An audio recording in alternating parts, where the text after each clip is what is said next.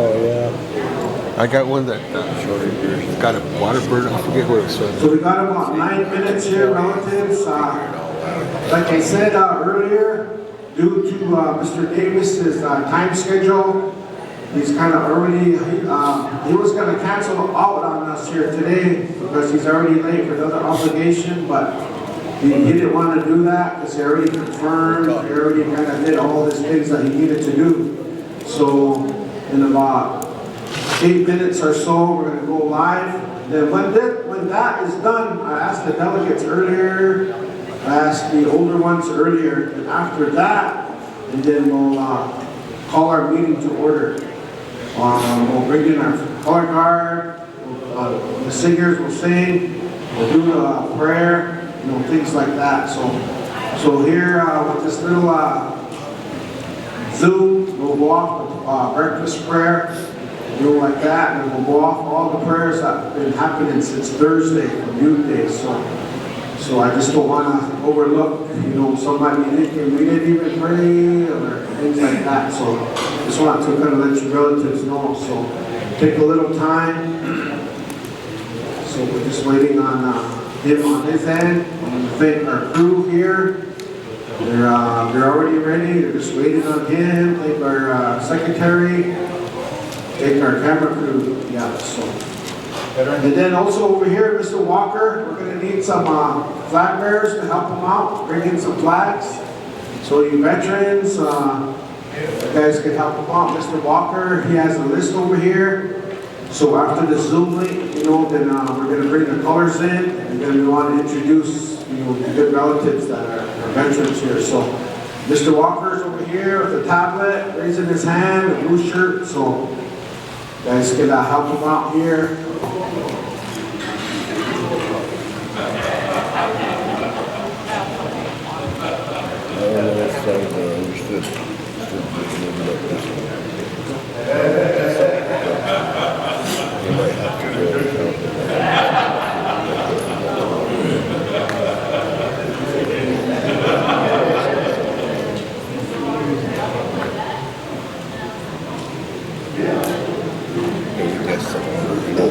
Is this who you're waiting for? There's Marissa. Yes.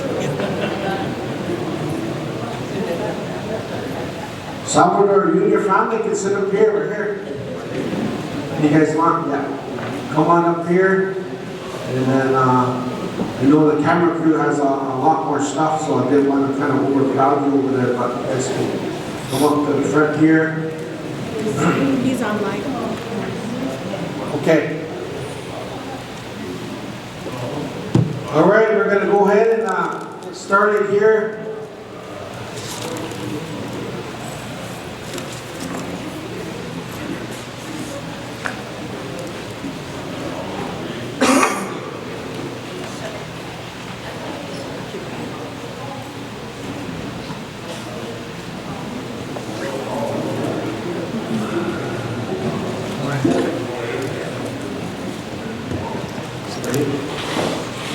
Okay. All right. Oh, that's Ryan and wait on Scott. Oh, that's not. I thought that was. So we got about 5 minutes. Ryan, don't be scared. You show your face.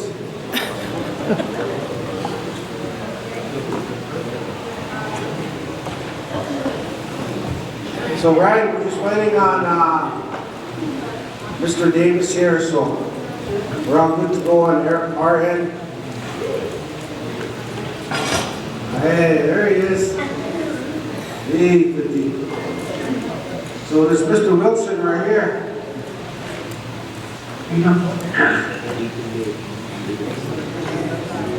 Ryan, we'll give you a chance here, maybe say a few words here, maybe what's going to take place.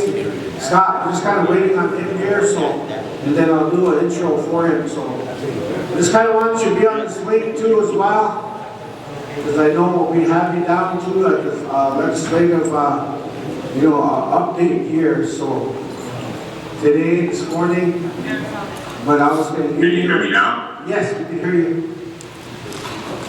I want to say good morning to each and every one of you. Hello for being there on time, and I'll do a little introduction for Scott, but I just want to give you guys a lot of appreciation and going along with what we've been trying to do these last 3 years. And as things get more complicated in this country, I'll be explaining a little bit more, but this individual that's joining us was the Indian Affairs Commissioner for Doug Burgum when he was the governor of the state of North Dakota. He's now the Interior Secretary, and he chose Scott Davis to be his Assistant Secretary of Indian Affairs in the interim until they could seat their permanent Assistant Secretary. So why I share that is this is the highest ranking tribal official in the United States government right now, the Assistant Secretary of Indian Affairs.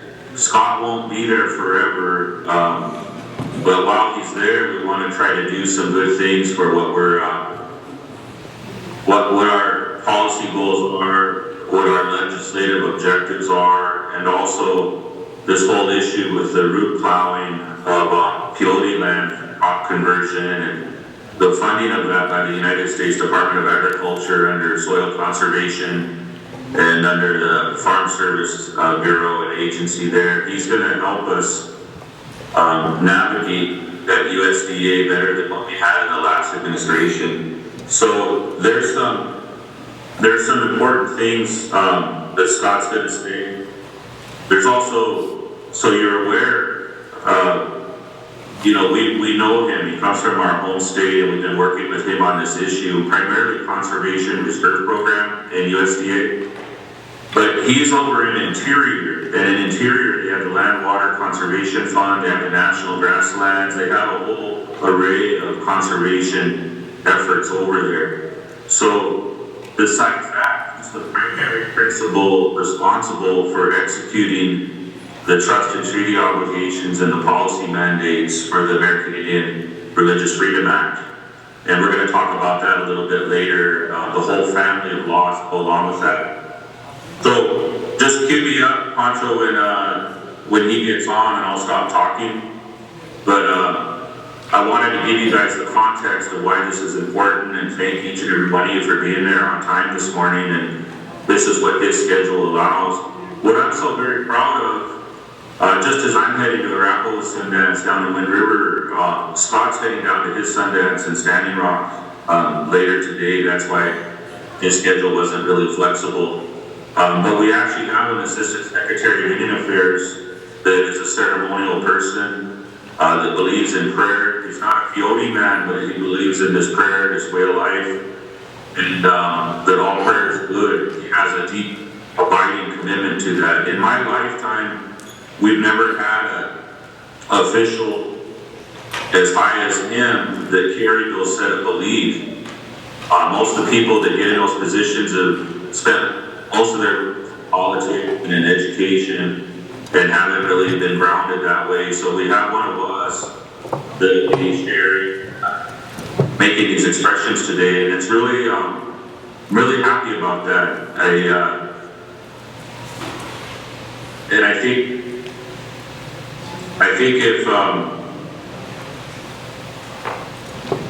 if we had a way to say how our prayers are being answered,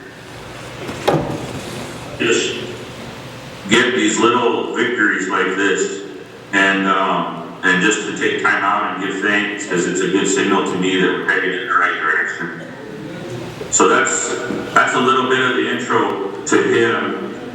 In Interior, they handle the Indian Arts and Crafts Act, they handle tribal historic preservation, You don't have to do nothing. they handle the co-management of federal lands, Oh, okay. Yeah. they handle the Native American Graves and Repatriation Act, they handle the sacred site issues, they handle all of that. Okay, is he on now? Yes, he's on. Okay, good. I'll go ahead and turn it back over to you, but good relatives, I love you. Sorry I'm not there, but I'm with you in spirit and via Zoom here, and I'll turn it back over President Brady Aho. First of all, I just want to thank Ryan for his little introduction there. First of all, Scott, can you hear us?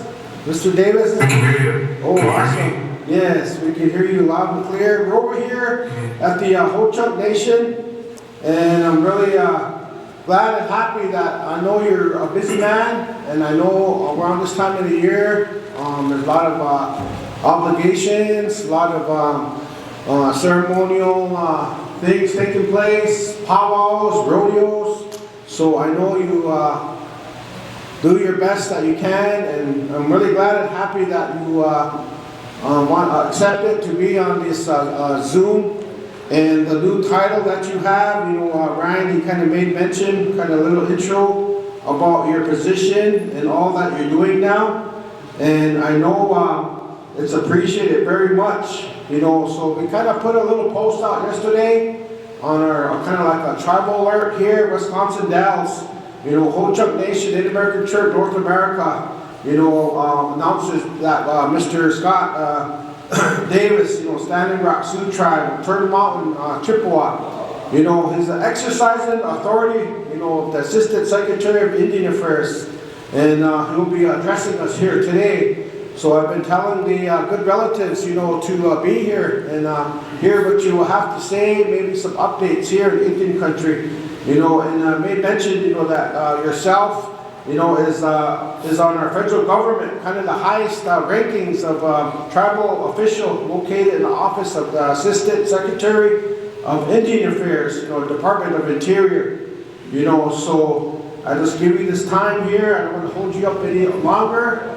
So we say thank you once again, Mr. Davis, for all your travels, all your ideas, and all your efforts here on behalf of the Native American Church of North America. Here we are today, trying our best to enforce the American Indian Religious Freedom Act. That's been for us here to utilize our way of life, and our holy medicines here. So I'll turn this time over to you, Mr. Davis. Thank you. Thank you, John. Can anybody see me on the video? No. No, not yet. Yeah, trying to get my video. Usually it's up and running here. Sorry about that. I don't know if it's on your side or my side, but I'm trying to, because I can hear you loud and clear. I just can't. I know you can't see me on my camera for some reason. Okay. 1 second here, if I can. I don't know if it's mine or yours or. I think it's his. Always computer glitches these days. So. Yeah. Looks like he has his webcam covered. Let's see. Okay, tell him. Mr. Davis, I think you have your webcam covered. Your webcam is. Where it is. Oh, it's just, yeah, I have it on usually. Let's see here. Let's see. Give me a second. Stand by. Give me 1 second. Sorry.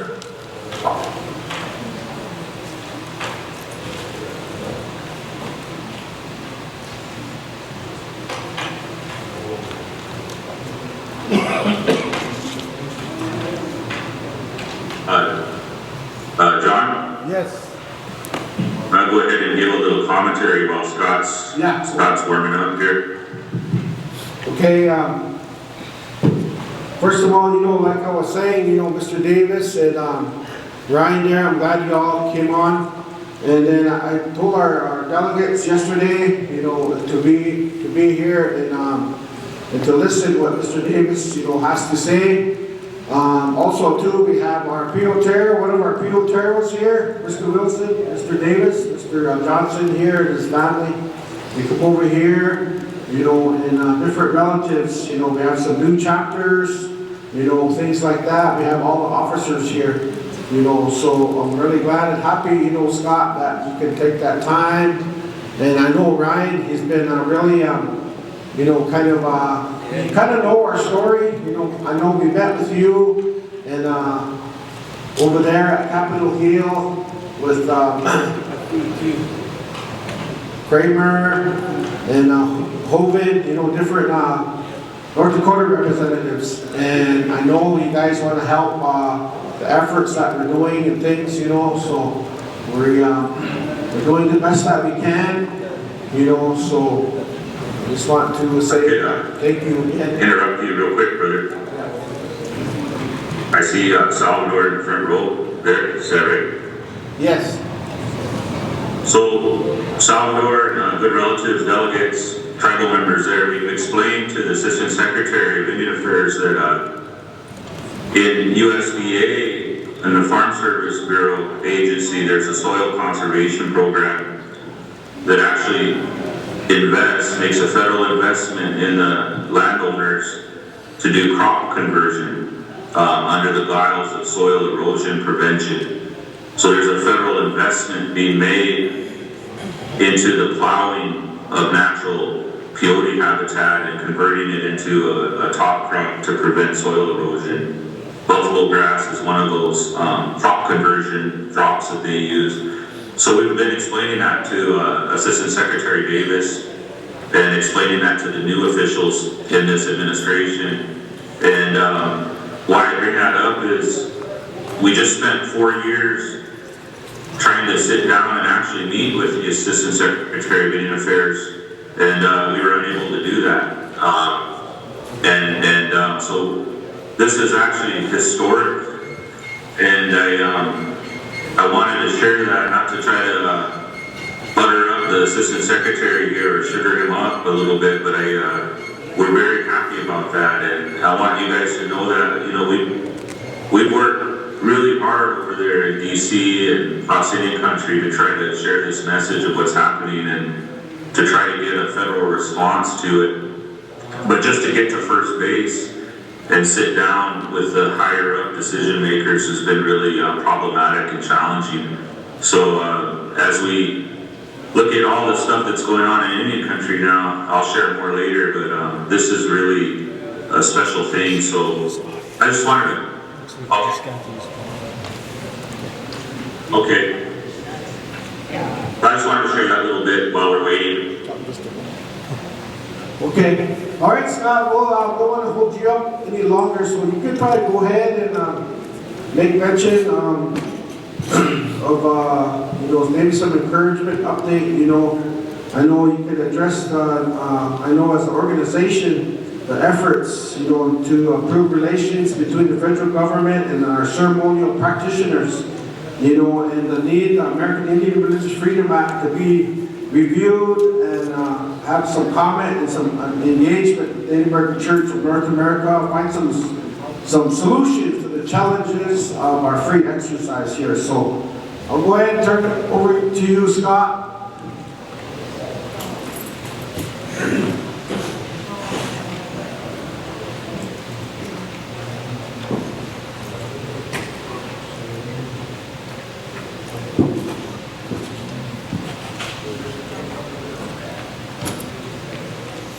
I don't know what happened.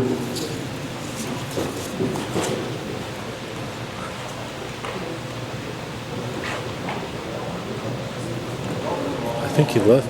You can just hear him on the audio too. We don't have to maybe. I know on our end it's good to go. I think that's Mr. Davis's camera just has it on auto there. So.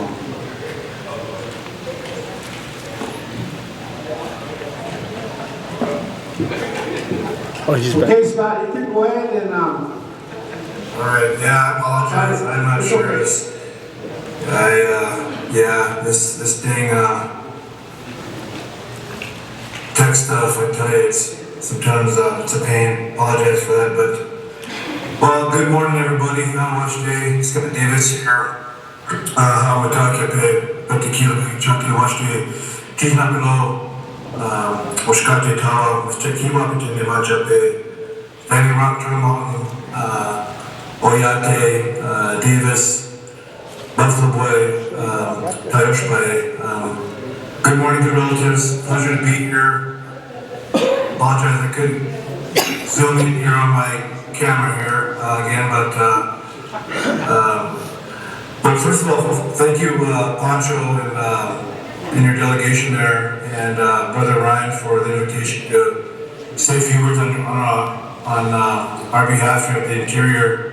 I started the Interior position about 3 months ago, in March 13th actually, and it's been quite the whirlwind, I must say. A lot of things going on, a lot of changes, a lot of directions going this way, that way, but certainly a lot of opportunity as well. Aside from your delegation here, I know living back home, wherever you come from across any country, you've probably seen a lot of different changes and things going on here and there, but I can assure you your relatives in our office are working really hard on a number of things. But when I was about a year ago, probably even more longer than that, I was probably even 2 years ago, Ryan and I, we talk a lot. We go way back, Ryan and I, and so I knew that he was very interested and very passionate about your Native American church, in particular, the summer ceremonies and things like that. So I've always known about Native American church. I've never practiced it, but I know a lot of my relatives do, and I think that's a good thing, regardless of our religious background. If you're a Christian, if you go to church, or if you're ceremonial, I know a lot of our Sundance are coming up here in this week, next week, in a couple of weeks here too. So regardless of those beliefs, I know as we as relatives really respect that, and really, for me personally, practicing my own ways, I've always never tried to judge anybody, any human being, regardless of their practices of their faith. So when it comes to you as relatives, what can I do to support you? And I think Ryan and I and Pancho have a couple ideas, just making sure that my office is aware, the Interior is aware of your efforts. That's pretty easy for me, because of the, like I said, the beliefs that we have as relatives. So right now I'm working with a lot of tribes. I'm over 170 tribal nations I've met with in our office so far, whether they're in DC or if they've met, or I've met out in the country. So that's going to continue. But I think the most important thing for me is just getting, how can I advocate for you in DC, in different spaces. So again, I'm going to rely on your guidance, Ryan's guidance, John Poncho's guidance to see what that looks like. I think there's some opportunities in the area of with the USDA. I've had some good times with them, and those have worked well, because when we talk about consolidation in some things, it's important that we work together with all of our federal agencies through the Interior, through my office, on what that looks like and the benefit of any country. So those are just things that we're working on in my office on those areas. So, but I know you've done a lot of work over the years. I know your organization has been around for a long time.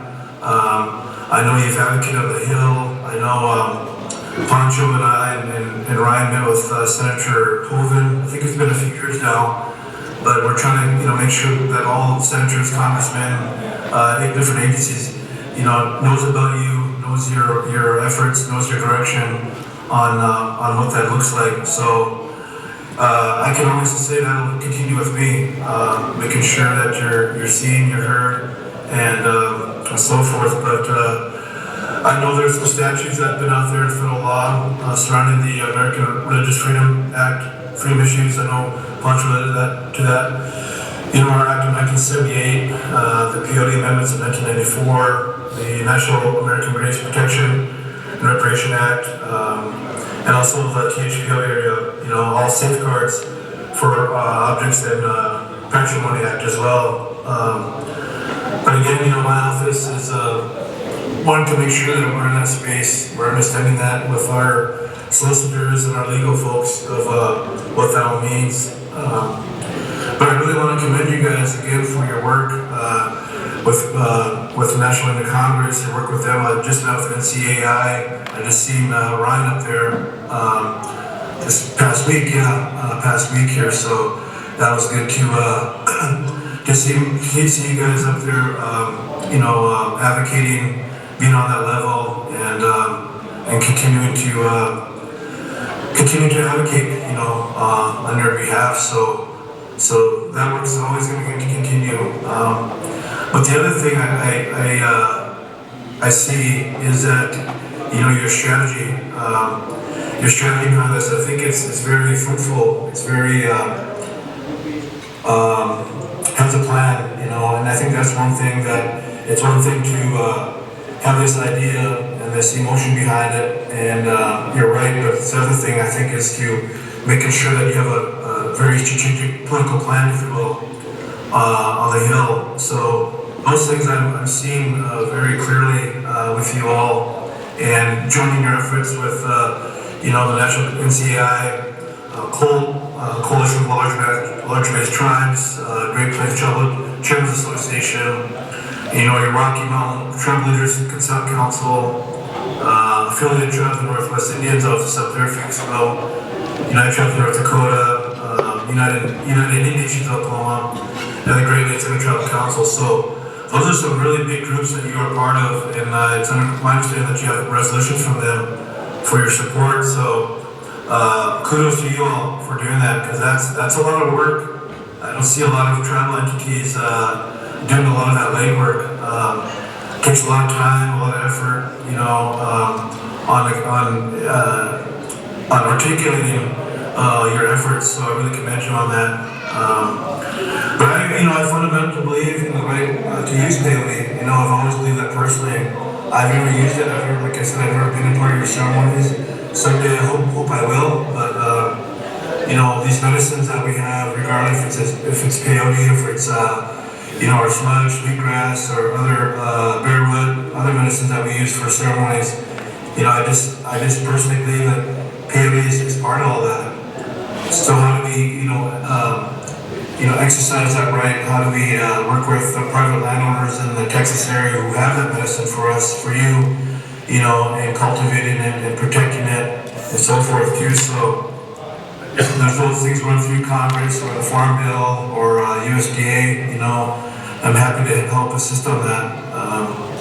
Because I think, especially with my relationship with Doug Burgum, Secretary Burgum, who I worked for 6 years when he was governor, he and I are pretty close, and when somebody asked me to join the Interior back in December, I was kind of a reluctant no at that time, because I'm not a DC guy, but here I am. I'm trying to do my best for our relatives throughout the country, and trying to get things to a level where they can be understood and heard. So utilizing my position in Poncho and relatives out there, I'm willing to do all I can for you through my position, and making sure that you're heard, and probably more importantly, follow through. What are next steps? What are some next steps for you all in advocating for you in the DC area and also throughout in the country and America? So again, I apologize for this camera issue here. It's just kind of bugs me here, but I appreciate the time, the invitation, and like I said, if you get to DC, by all means, come into the office. We'll meet. I'll roll the red carpet for you and do all I can to help you as a relative from Standing Rock and Toronto. So if you have any questions, I'll be happy to answer any questions or comments at this time.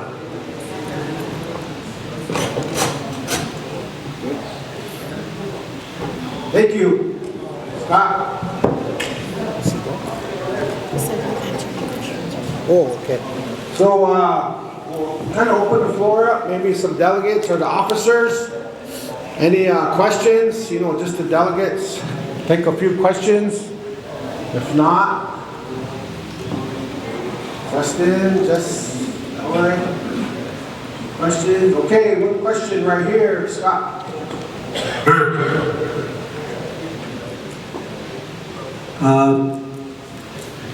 My name is Roland Paul Pelwick. I'm a Navajo, and my grandfather was I'm a grandson of that Navajo sovereignty, Americans, Indian sovereignty. His name's Paul L. Williams Sr. He used to say, if you go someplace, you know, he was a consul delegate for the Navajo Nation, 36 years.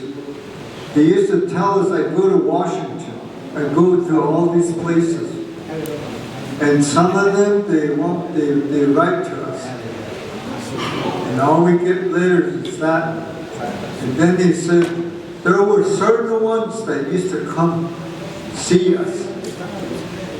And he said, we elders, we look into their eyes, their mouth, some of that. And then when he asks a certain question, they start kind of wiggling and some of that. And he used to tell us these. So a lot of it, I know, I taught for over 40-something years. I know technology is important, but they always told us, remember where you came from. So based on that, he used to say, somebody that actually gets there and looks at you, you converse with them, those are the ones that make you a priority. So I just wanted to explain that because where I'm from, they're saying the same thing about this peyote being displayed too much. And somewhere, it's kind of our own fault, but that reverency has to be a priority. So I just wanted to explain that. You know, just to mention it, it's the same thing over here where this convention is too. So that's all I want to say, share with you about what you're saying. You know, those are some thoughts to think about. So.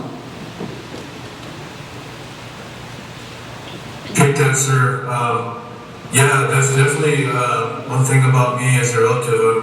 I'm pretty grounded in the work I do. I've unfortunately been in this government political stuff a long time, and sometimes it's very uncomfortable. But we have by grounding myself in my prayer, my family, and you know, places like this with you as relatives, always reminds me of why we do these things, right? You've been doing this a long time. Maybe not just with your church, but I'm assuming a lot of you as relatives do a lot of things back home. You serve on councils or school boards or power committees, or you know, you're doing something for the youth, you know, for the elders.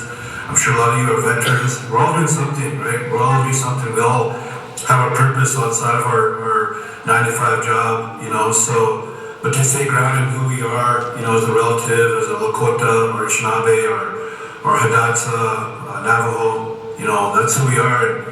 And I always say this, you know, Tekansha, God, Father God, you know, made us that way. You know, we're blessed in that way. That He made us who we are. He didn't make me a German Russian, you know, or an Irish man. He made me a Lakota man. And, you know, I think I'm the most luckiest person on earth to be born that way. So I give thanks, giving thanks of who we are, even though things are tough. Things are tough, but I think loving Tekansha, loving God, and following God's path, you know, following his, what I call his red road, his Changoluta. It ain't easy. You know, our ceremonies ain't easy. You know, they're hard. And being a relative together here, you know, life is kind of hard sometimes in any country, but it's fruitful. It's fruitful because we have relatives. We have that lineage to great ancestors, and we as relatives just try to continue this path in a good way, you know, with the help of Tekansha, with Creator God, and just do the best we can. So I'm glad you said it, Norman, for those words, because I totally agree. Okay, thank you, Scott. Appreciate that time. I know you gotta get down to Standing Rock, you know, so I know a lot of our, one more question here. Thank you, Mr. President. Mr. Assistant Secretary Mr. Davis, my name is Poke. Joe Hokie. I'm from Arizona. Also, my question probably would be a little bit more is it user-friendly what we have as far as the political climate is in Washington under the president? He signed someone from as the Interior Secretary from North Dakota or somewhere else. My take is we're talking about all these conservations and all these rights, etc., that we're trying to do, collaborate with different entities. Mainly, we have some peyoteros from the state of Texas that oversee these the peyote harvesting, which, as you know, our indigenous relatives are very, very dependent. That's a way of life. It's not a religion or it's not a church as we look at it. It's a way of life for us. What is the climate towards from the Interior Secretary towards the Indian Affairs at this time? Thank you. I'm not sure if you can repeat the question. I know there's a little background noise there, I apologize, but I talked about the climate in Washington, D.C., or, I'm sorry, repeat the question.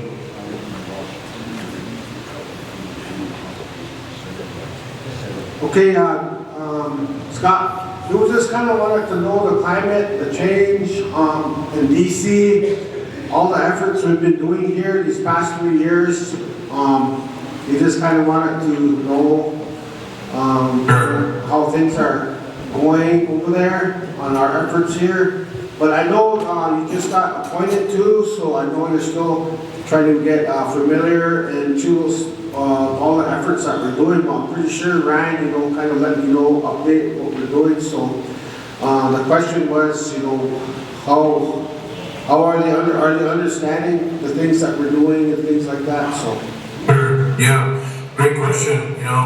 Like every election, things change. I think I started paying attention to this about in the 90s. When a new president came, Republican or Democrat. Things change. You have new secretaries, you have a new policy, you have new executive orders, all the above. So how does that fit us as in the country? Where do we fit into that cycle? And so that's why it's so important to continue your advocacy in United as a group, because regardless of president, I just in my consultation meetings yesterday with tribes, one was brought about our treaties. We all have treaties, and sometimes, obviously we grew up with treaties, we know our treaties very well, but a lot of times, majority of times, people in Congress, these agencies don't understand our treaties. And that's frustrating, because we're very adamant about our treaties. But so it takes a long time for a process for people like myself to explain, to teach, to educate, those leaders about our treaties and our rights, whether it's religion or certain obligations that the United States government has to us as tribal nations. So, but the climate is changing. I think it's kind of fulfilling its transition, I'll say. I think people are finally getting settled into their saddles a little bit, because now at least for me, I kind of found my groove. I'm busy as expected, but I like to be busy. That's one thing I do enjoy. I do enjoy being busy and working for our people, but I think we're finally catching our groove here, but still a lot of work to do. And you have another three and a half years left of this administration. I would encourage you to continue your efforts, keep moving, but always keep moving in a good way. I think those are things that's important on how I've seen good things get passed or get support, was doing things in a good way. Sometimes we get angry. I get frustrated, like the rest of us. I get emotional, but I think if we continue in a good way as relatives, we can be successful in doing these things together. So hopefully that answers your question, sir. All right, Scott, one more, then we'll wrap it up here. So we have the state of New Mexico. We have a little question here. Yeah. Hi, good morning, Mr. Davis. My name is Corey Davis from Shiprock, New Mexico. Thank you for taking time out and providing support and assistance and, you know, all of your endeavors. So hopefully we can see you again. Just a quick question. I'm looking at the agenda. It says you are the acting assistant secretary. What's the status of Mr. Kirkland III from Navajo? Is he still in the nomination process for the assistant secretary for DOI? Yeah, Billy, I know Billy for a while now. He and I did some work together for the last 4 or 5 years. Obviously, he's a relative from Navajo. Yeah, this the DC process stuff is kind of crazy. It took me almost 2 months to get onboarded, and I know Billy's going through the same thing. So I'm hopeful that it's either this month or next month that he'll be onboarded. But again, that's kind of a Congress scheduled hearing process. And so Congress meets, they don't meet, they cancel, they postpone, they kind of have this process, this crazy process of their hearings. So, but I know he's queued up. And I know he's ready to go. I talk with him once a week, and we're super excited to get him on board. So, because we can obviously need all the help we can get in our hallway. So Bill's going to bring a good value, a strong value of leadership for our people, and I'm sure he'll want to speak to this group as well at some point in time. Thank you. So it sounds like in the interim, we just kind of communicate with you. Oh yeah, for sure. Yeah, we communicate, we talk, give him updates, so forth, and so yeah, I think he's biting at the bit to finally get on board here and join the team here in the Asian hallway. Thank you, Mr. Davis. I hope. Pancho, Yeah. can you hear me, Pancho? I have a question. Yes, go ahead. Scott, as you can see, there's a lot of representation from the Dene Nation, Navajo Nation in our delegation there. I don't know if the other tribes are being shy or what have you, but perhaps you could kind of share with them the high level of engagement that President Nygren's had, Speaker Curley, the team representatives, and just kind of give them an overview. And tribes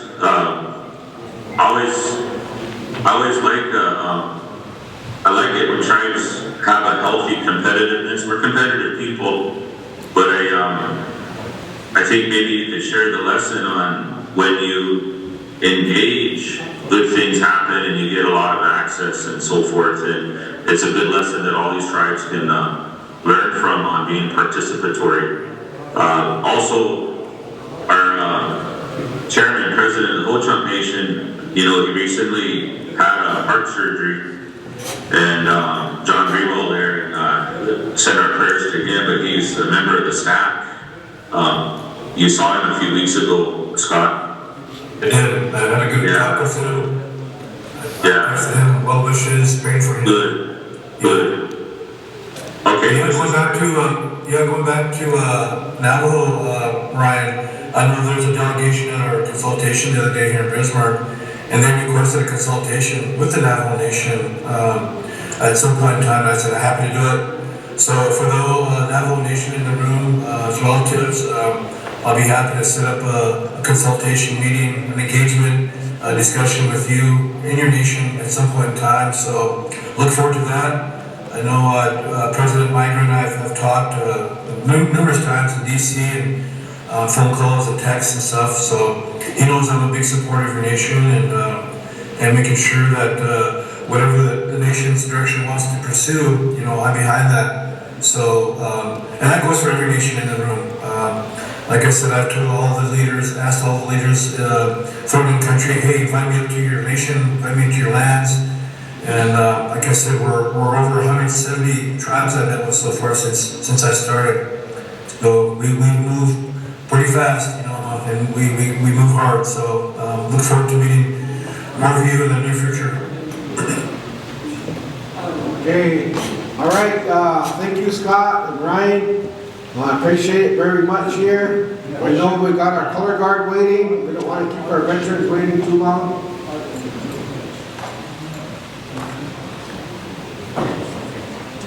Good morning, relatives, executive officers. I Javier Cervantes with Anawana Tapilan, Texas chapter. I'd like to, we're discussing among our members some questions, so I'd like to pass that over to one of our members. Good morning. Thank you for your time. I know you have to go, so my name is Daniel Vargas. I want to just keep this short, but we have some questions about, is there a way for us to know about who's participating in these NRCS programs, the soil conservation programs?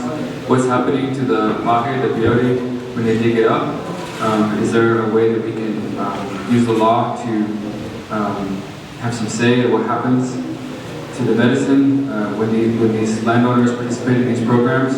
And would that be a pathway with that international law that we talked about yesterday, which the informed prior consent with the peyote being a sacred medicine to us, that these landowners need to consult with the nations, the tribes, before they're able to decide the fate of our medicine on their lands? Great questions. I think I would respectfully say if we can table those questions as far as policy and other areas, for a meeting. I'm inviting you to have your leadership in the room to be with me. And maybe I can get USD. I can't make any promises on that, but have leadership in my office to meet with your leadership and asking those questions. I think would be very, very more helpful, so we can kind of get into the weeds. And what I always say, give us some homework to do on those efforts, your concerns, and those questions. Okay, thank you, Scott and Ryan here. Appreciate it very much. And then I know a lot more have questions, so we're going to have them maybe put them down and present them to our organization here. And then we'll kind of shoot them your way. And so that way I know you're busy here, waiting to go here.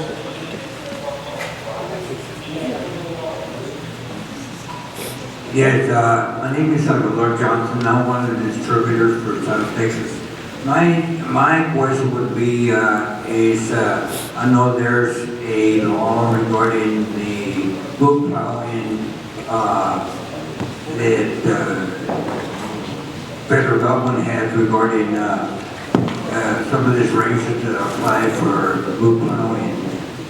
Is there any way that they can amend the bill where we can go ahead and make a map and say, okay, there's certain areas that you can book plow, but because of the second bill, he has to be changed to certain areas. Peyote grows very, very different from a lot of things. You might have 1,000 acres, you might have 10,000 acres. Let's say if you have 1,000 acres, maybe there's only 100 acres of peyote. And so if they need, let's say 100 acres of group plowing, can it be changed or amended this bill where they can tell the branch, okay, because some of the peyote grows in certain area that you all are requesting, it has to be moved to a certain area where, they do not disturb or damage some of the sacred peyote that we have. Yeah, I apologize. I'm not fully understanding your question. Pancho, you want to elaborate a little bit on that question? I think I understand it, but I want to make sure I understand it. Basically, amending. Well, amending, moving it from one place to the next. They say you have 1,000 acres here, and So he's talking about acreage on Pioteros. and if Maybe 1,000 acres. There's you have 100 acres of field, and a certain. plow this section here. So right now the destruction on these acres might be 1,000 acres, but when you want to like plow it up and do things like that, so is there some kind of legal, some kind of way that they can stop the destruction and things for the landowners? So basically, what we've been advocating for all along. So kind of, before they go mess up the building ground or destructive of the land, you know, maybe awareness to our members to go pick it, basically, or the Pioteros can go. Yeah, so. Yeah, Ryan and I talked about this, educating me on this. To me, you know, I come from an agricultural state, as Pancho does, you know, and we got a lot of acreage up here. Some farmers and ranchers choose not to touch their land. They put it into what we call a CRP plot, where it's protected. It's used for different purposes, and maybe that's what you're relating to, sir. But I think those are the programs that really need to be looked at. Instead of cultivating it or even destroying it, you know, how do we save it, preserve it for the purposes of peyote? And I think those are the things in the Farm Bill. In fact, our senator, Senator Hoven, is a senior senator on that Farm Bill. So I think, you know, instead of plowing it up, but you're still maybe paying that landowner for that land, like a CRP program. I think those are very, real areas that we can pursue together, making sure those lands are protected. So hopefully I answered your question on that part, sir. All right, okay, thank you, Scott and Ryan here. So we'll have a good rest of the day. Thank you on behalf of Native American Church of North America here. So, thank you. You bet. Thank you. Welcome, Jimmy Butch. See you soon. Thank you. Okay, 9:43. Let's give them a good round of applause there. We're going to go ahead and start our flag, bring our flags in here. So thank you, veterans, patiently waiting. So at this time, so we'll go ahead and sing a Native American Church flag song. So at this time, relatives can help me out.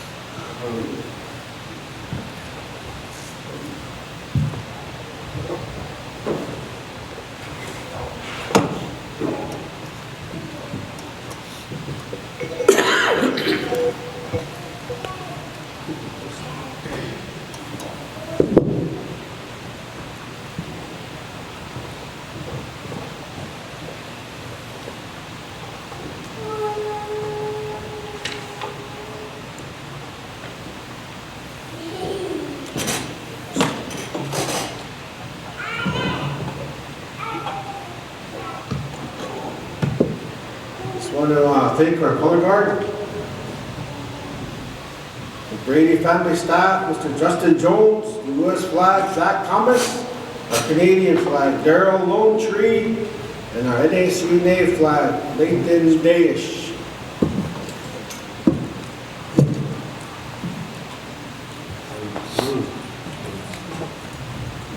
Okay, I think our color guard, our flag bearers. So we call this meeting here back to order here once again.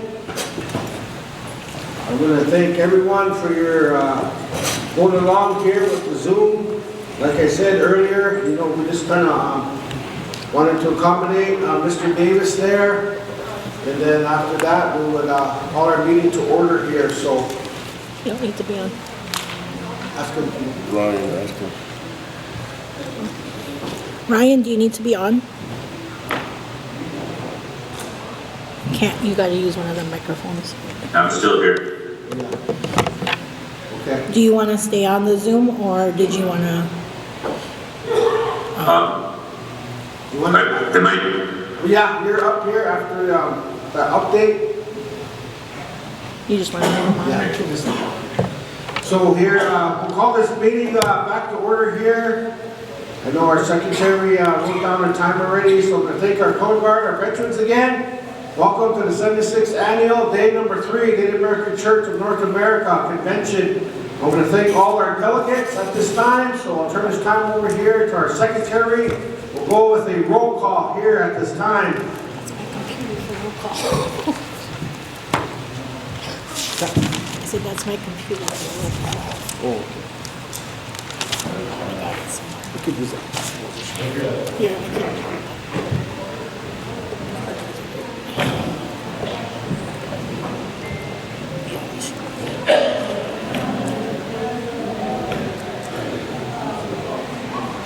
Good morning, everybody. We're going to do a roll call here, starting with Salt Lake. Cove Red Valley. Dene Chapter, NACNA. Fort Berthold. Lakeland Ceremonial Teepee. Monument Valley. NAC of Omaha. State of New Mexico. State of Wisconsin. Wisconsin Dells. Oneida. Ancient NAC of Pine Ridge. NAC of Shanto. Steamboat Canyon. Yanawanatapila. What is it? NAC of Wyoming. Stony Ceremonial Fireplace.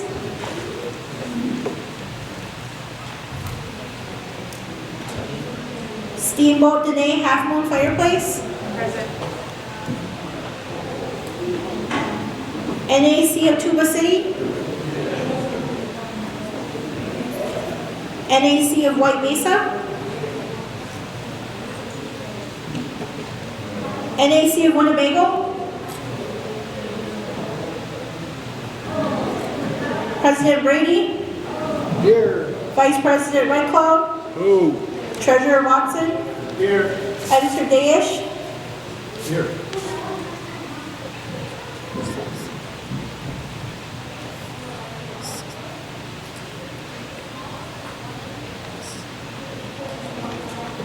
Thirty-two.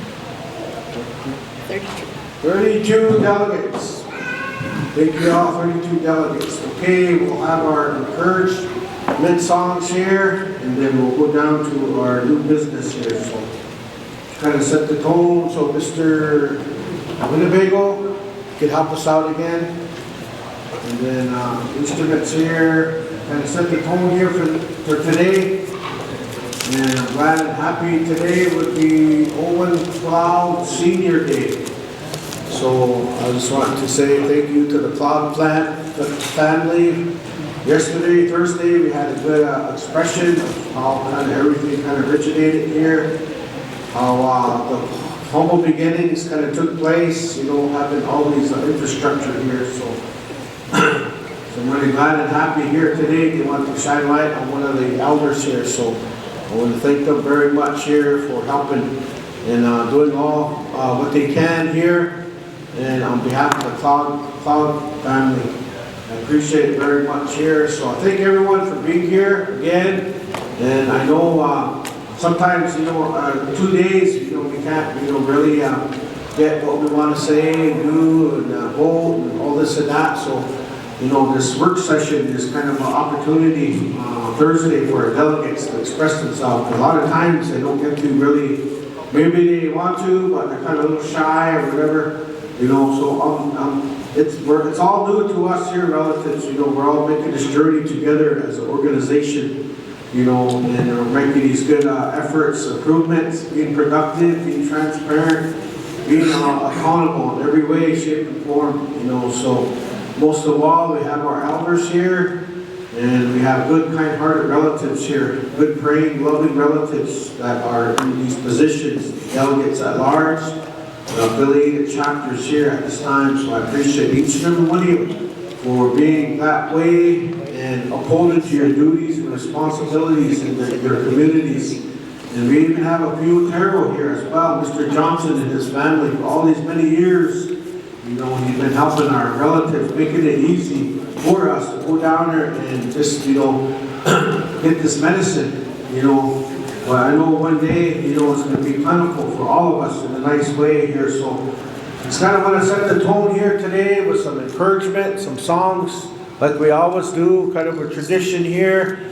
So that way the spiritual kind of resonate our minds and our hearts here today.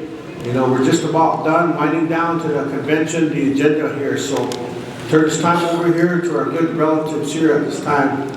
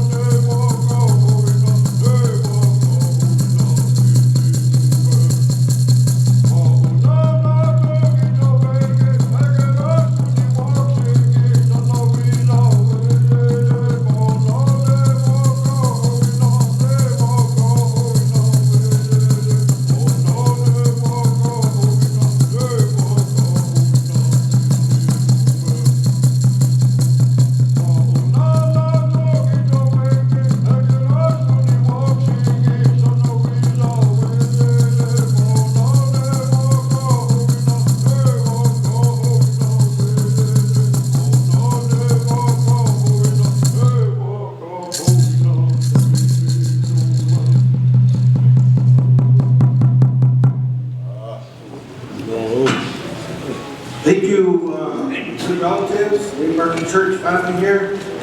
Appreciate it very much.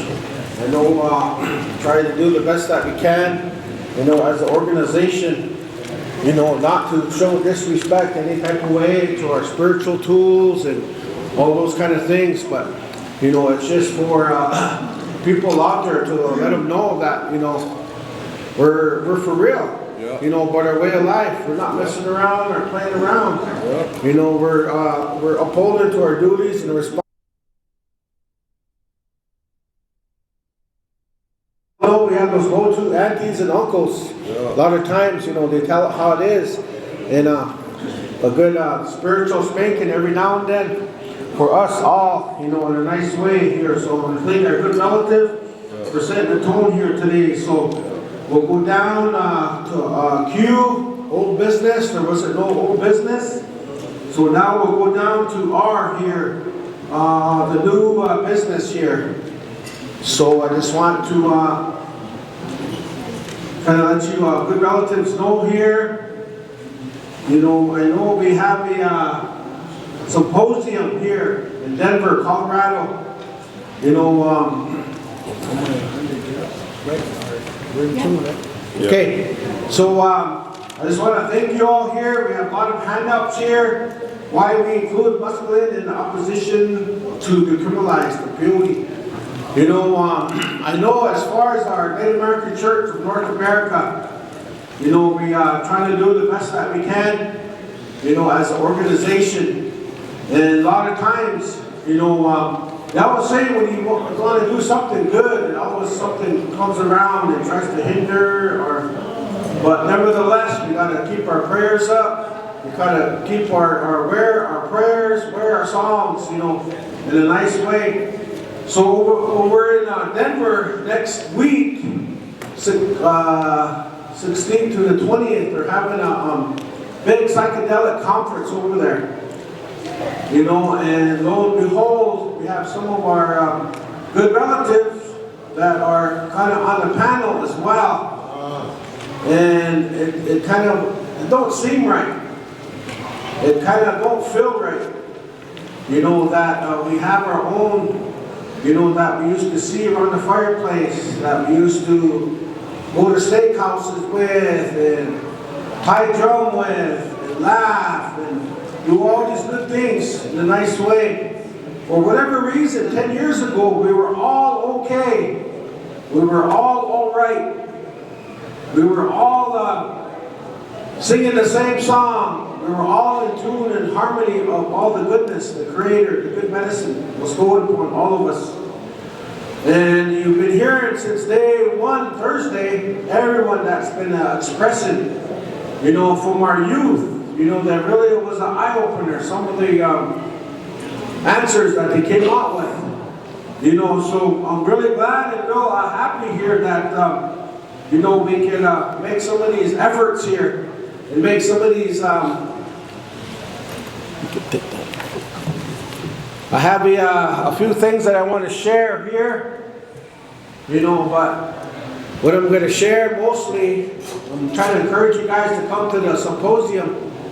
You know, so Tuesday on the agenda, we have some of our folks, our relatives, you know, that are on the panel talking about peyote, talking about our good, wonderful medicine in the midst of all these big funders and, you know, non-native. And it seemed, I don't know, maybe you guys are consent to it. Maybe you guys might like that, but me, myself, from what I was taught, or you could just take it, I'm just going to read this right here. From what I was taught and what I was, how I was raised, you know, was through the A-team. My uncles, you know, all the good relatives where all these fireplaces came from. So I thought, you know, man, we should go over there and have some kind of rally up our ceremonial practitioners, rally up some of our tribal leadership, you know, kind of get everyone over there, maybe some senators. So we have an agenda, we have some senators, some tribal leadership, Southern Ute, Mountain Ute, you know, that are going to be there. Our legal team's going to be there. Our camera crew's going to be there. And then some of our spiritual leaders will be there as well. Sundance people and Sweat Lodge, whatever ceremony. Now it's just not our peyote. It's just not our medicine. It's all our ceremonies and all our medicines are on the line. You know, people saying they're ready to go to war. Yeah, we've been in war, spiritual war, all along. I don't know how it's been going, but, you know, we've been battling this from day one. You know, we've been battling, you know, all this negative vibe, this energy, when it comes around our ceremonies. It's not good, especially for our younger generation. Like my sister was saying the other day, you know, roadmen, sponsors, we got to keep track of what's happening in our congregation, know what's going on. We don't want people to be coming in any type of way or going out and bringing in a different smell with them or different energy about them. It's not good. It's not healthy. And that good spirit is going to probably say, you know, oh man, these guys don't need me anymore. That good spirit of this good peyote is going to leave. It's going to be gone. Just like my late brother Chet Stoneman said, it'll be just like a vegetable there. Here we are praying to it and this and that. But it'll just be just a vegetable, you know, sitting there. But whose fault? Our own. Why? Because we're not speaking up. We're not voicing up. You know, and I don't want these elders in here feel any type of way to know and get discouraged in thinking this medicine is going to be in dispensaries, like maybe on a Walmart shelf, like that plant I showed you yesterday. I bought that at Walmart. Of all places, Walmart. It was called a rare cactus, and it looked like a peyote chief, a star cactus. I didn't bring it here today because I'll go get it at lunchtime. But see, that's I don't want things to be like that. I don't want us to be taking gummies or pill forms and things like that.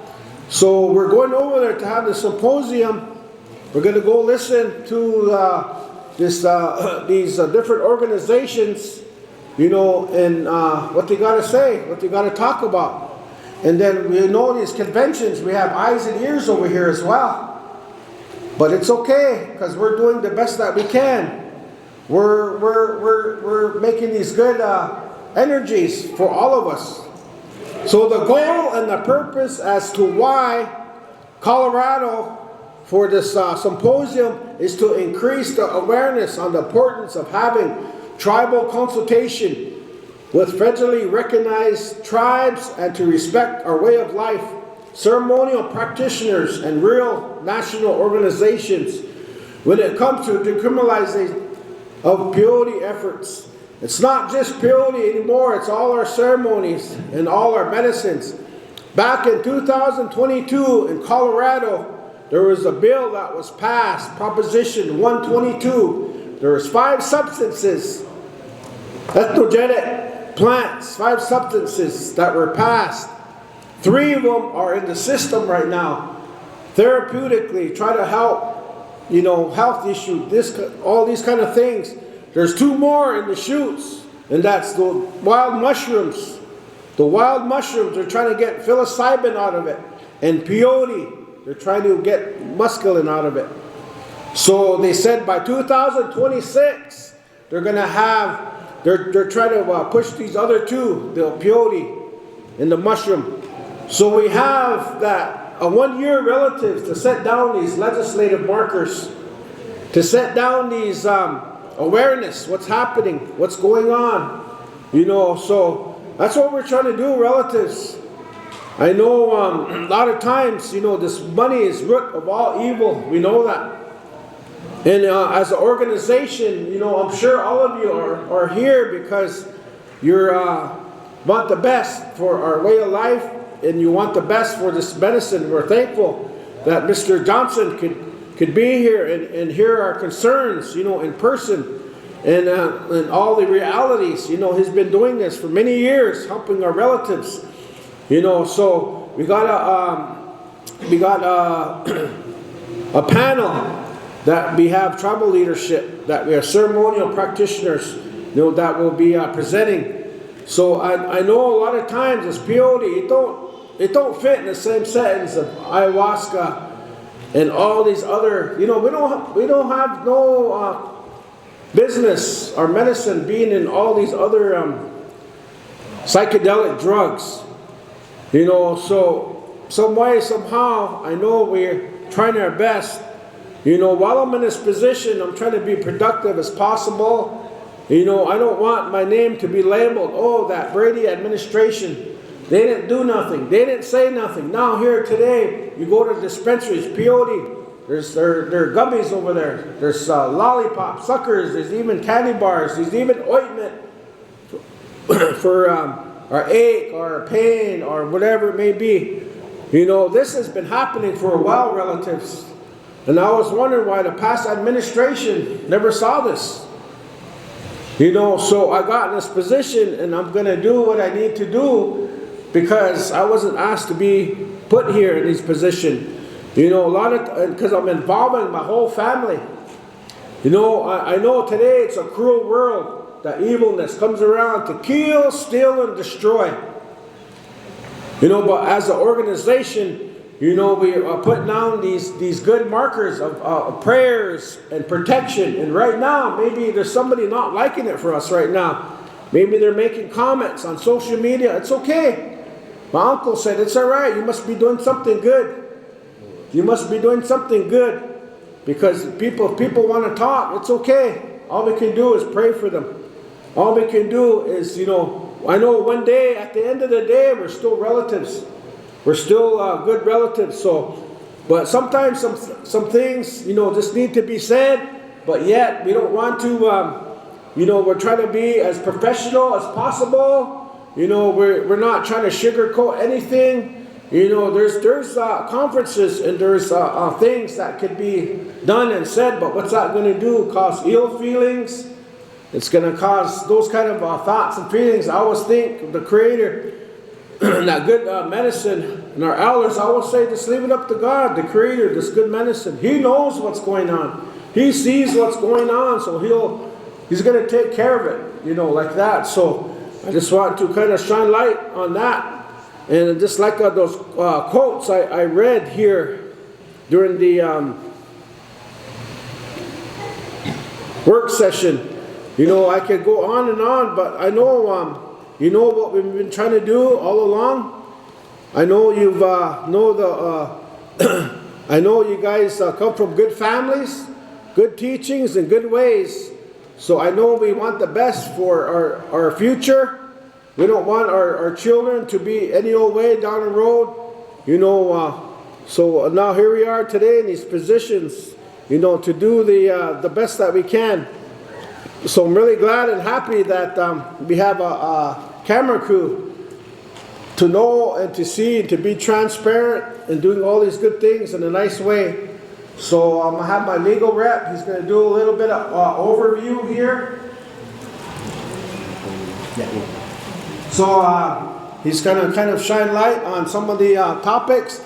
And then just keep in mind too, relatives, I know sometimes as delegates, we've been sharing what we've been doing. And we've been sending all our information to our delegates at large for them to tell their chapters what's going on, what's happening. So I know we can't, email everyone individually or text, but, so I just want to let you know what's happening, what's going on. A lot of times these things, what we're doing, what you see, it's all out of pocket.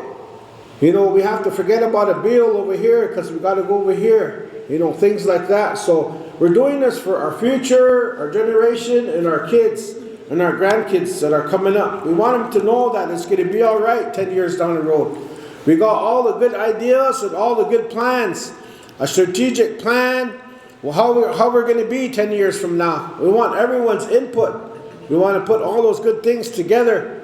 And I want you all to feel included and all have a part in this good document that's going to be taking place. So we got about 4 or 5 years of congressional records and testimonies and all these kind of things, So I'll turn this time over here to Mr. Jones here. He'll kind of shine light on some of the overview of this whole,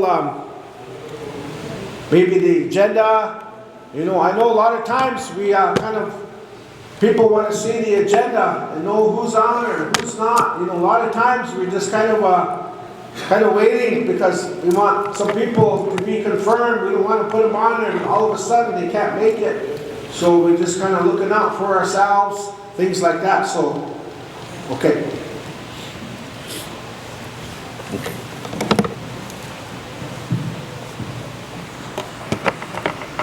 Good morning again. As my brother has stated here, there's going to be a gathering next year or next week in Denver. And when he got whiff of, when he got a notice that there was going to be a nationwide psychedelic conference, a convention, and they've been holding that for several years now. And it is comprised of different organizations and different practitioners, I guess you could say, of so-called psychedelic therapies. And the bulk of the psychedelic therapies are therapies, methodologies, and other things that they're doing in either to help patients and other people that have problems. And one of the methodologies and one of the things that they're attempting to use are what they call psychedelic drugs. And these are drugs that have been outlawed, that are on the no side. From yesterday's presentation, they've been on the no side for quite some time because they're what they call a Category 1 substance that is outlawed and is deemed as a criminal substance by the federal government. And so that has been there deemed as such by the federal government. So as time went along, the states adopted what the federal government had. And so they deem it as a illegal substance. And so there are narcotics, LSD, a whole list of what they call Category 1. And so they have begun to take some of that and utilize it for their therapies. And they're saying that it helps a person, it makes them well, it makes them tolerant of whatever problems that they have, and it is a source, a way for that therapy to even be more effective. So one of the substances that is there is peyote.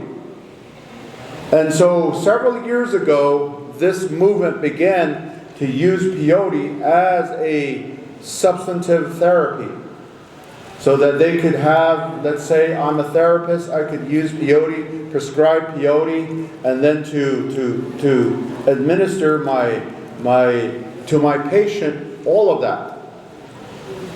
And when we got whiff of that, that's when the direct and just outright opposition started from this organization, Native American Church of North America, and we stated that this is not right, this is not correct, you cannot do this, you need to leave this medicine alone. And so the movement really began like that. And it wasn't just quiet, we were just outright public about it. And saying, those of you that are doing this, you need to stop this. You need to quit this. Because you are infringing upon something that we hold very sacred. It was not meant for you. It was only meant for us. And so it seemed like that movement began to go and began to take some momentum. It gained momentum as we went along. And of course, if you want to get to a substance, if you want to get to something, you're going to be devious about it. You're going to find a way how you can get to it. That was the question that they had. How can I get to that? How do we get to that? I still want to have it. I still want to use it. And so one of the mechanisms that they came up with is the fact that they separated mescaline out of this peyote. And so that was the deviant, shrewd way that seems to be where they're going with it. They were saying that mescaline is separate from peyote. Peyote is already protected, it's this and that, we're not bothering peyote. But we want mescaline to be okay. Little did they know that mescaline is the essence, is the spirit and the body and the soul of peyote. Mescaline is peyote, peyote is mescaline. In our interpretation, in our belief system, in our thought processes, it's as one. But in a non-native thought process, in a non-native process, they have the ability to separate it. That makes us distinct and different from the rest of the world. And so that's what this is all about. This is what the essence of what this whole argument is about. And so if that can be possible, that means that our whole sense of stability, our whole security to maintain this medicine is going to be not good. So that has been the bulk and soul of this movement that we've had. It has nothing to do with church organizations. It has nothing to do with NAC organization or individuals or anything. That's what the issue is today. Pure and simple.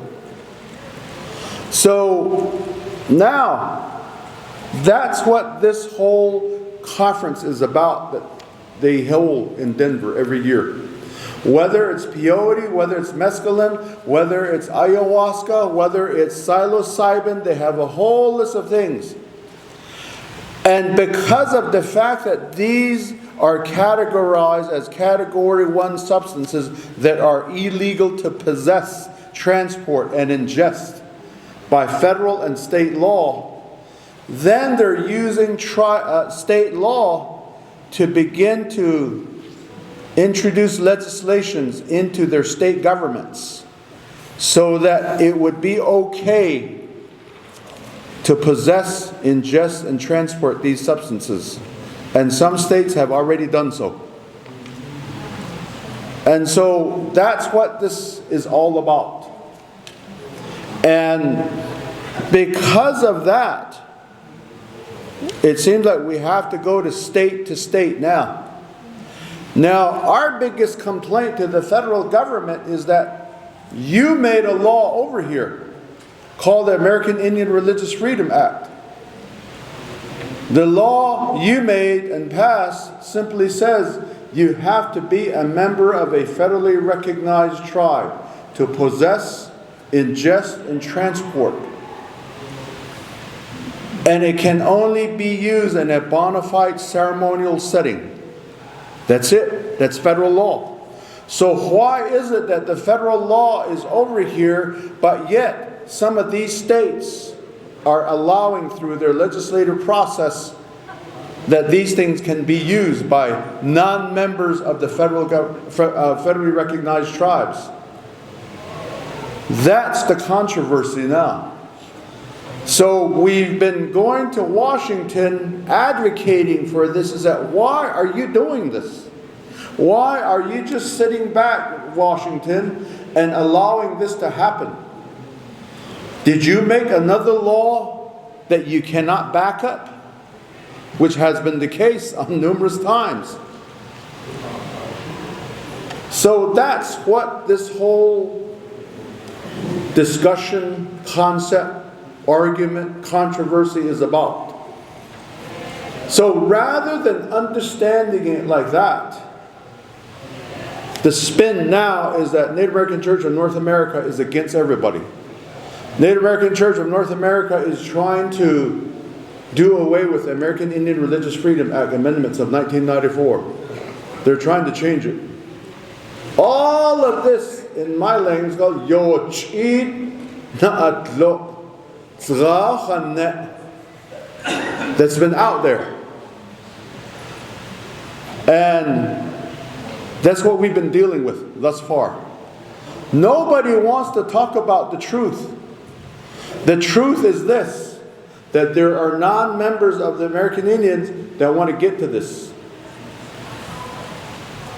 One of my sisters, she's out there, she sent me a picture at the Arizona State University powwow this past year. I was trying to find it in my phone. And it's a peyote lotion that was being sold there at the powwow. Those are the kind of things that are already out there. So it's just not a rumor, or it's just not something that we made up. It's already out there. And so that's what we're dealing with today, my relatives. And so in either to tell the other side of the story, that's what prompted this symposium next week. To tell the other side of the story. To tell the real side of the story. So one of the things that we inserted into the agenda next week is that, again, you heard my presentation yesterday. I talked about tribal government involvement. Where are the tribal leaders in this movement? What happened to them? Where are they to say that this is wrong, this is not right, this belongs to us, leave our medicine and ceremonies alone? It wasn't meant for you. It is protected by federal law. But when you get onto the nations, we don't even have tribal law that says that. We need to change that.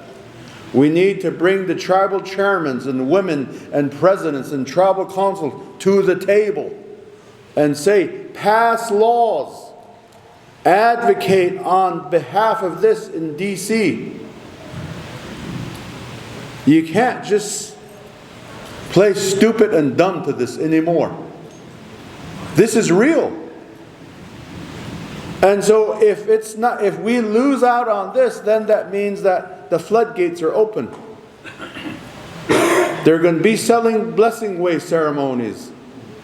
People are going to be buying in Germany Sundance ceremonies. Yeah. We already have an invasion of non-Indians wanting to learn, in our case, blessing way ceremonies, 5-day ceremonies. Oh. My son over there, he's the president of the NACNA Association. He has to deal with that.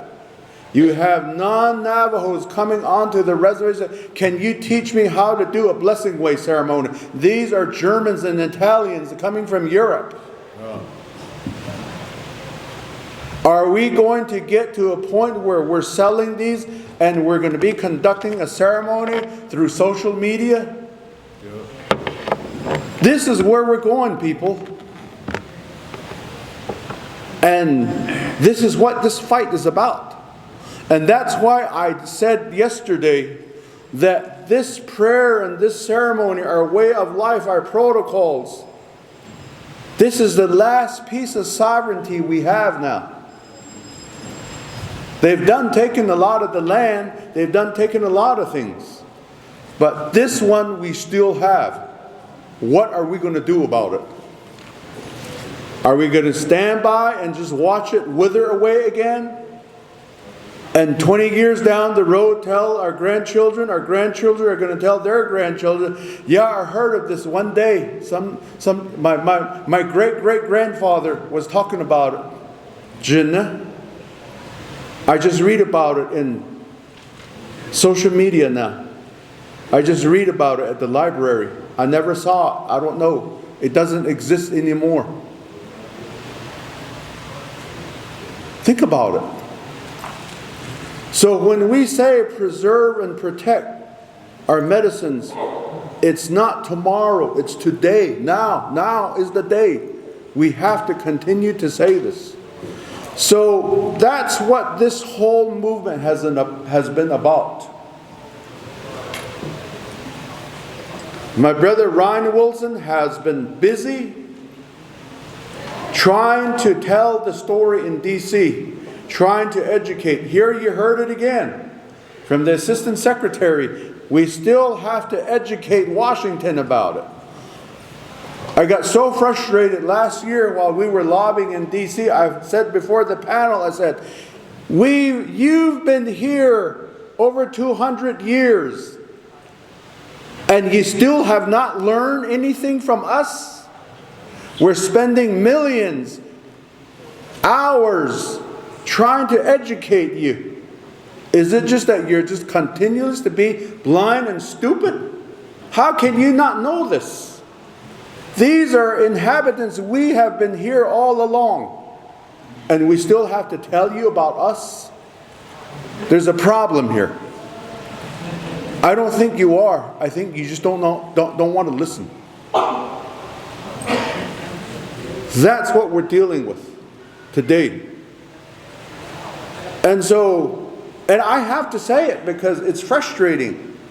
We worked on a really good, what we call an executive order. We thought that the Biden administration would be all eyes and ears. Wow, Democrats, we have an opportunity here. We even have a Native American Secretary of Interior. Now is the time. Let's do this. So my brother and I, Ryan Wilson and I and others, we put together an executive order draft. Brought it before the Biden administration. They kind of just went along with us. Yeah, it's good. Oh, yeah, good. Guess what happened? At the end of the Biden administration, they pulled it. Said, we can't do this. Why? Why could you not do it? It's all before you. It's in line with your policies. It's in line with your administration. Because they said that we cannot endorse a religion. We cannot endorse a religion. We're trying to be constitutional here. It's called the Establishment Clause in the United States Constitution. There's a separation between church and state. Well, I guess for the last 4 years you didn't learn a damn thing. We've been telling you that we don't separate our churches and our states. We're as one, as natives. We've always been as one. We don't separate. Prayer, spirituality is the essence of our existence. It is who we are, is what we are. Maybe you do, but we don't. And that's why they killed it, took it away. Of all people, now is finally an opportunity. You have a Republican administration that are there. There's an initiative on spirituality and prayer. Do we have hope now? I don't know. But it certainly sounds better than the last administration. So, people, my relatives, Democrats are not always conducive to what we want. I'm not a Democrat. I'm not a Republican either. I'm blue and red. I'm Native American Church, Peyote Way of Life. Remember? Yep. Red and blues. We stand right in the middle. We believe in this earth. We believe in this sky. That's who we are.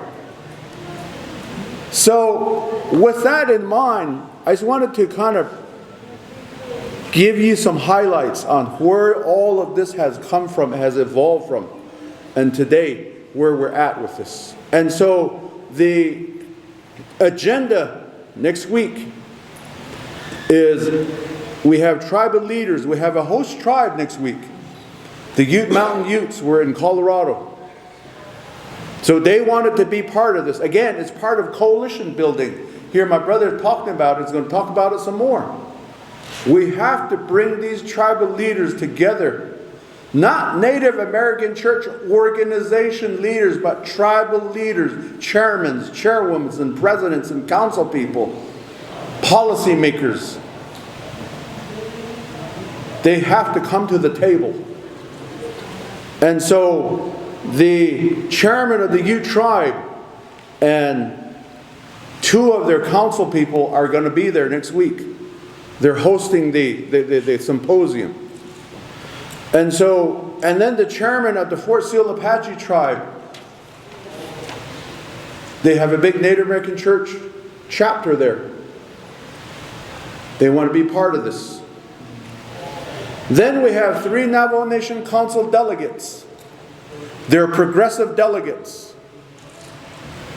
They have endorsed this. They followed us to D.C. They sat on the panel over in D.C. They talked on behalf of all of this. So they have committed.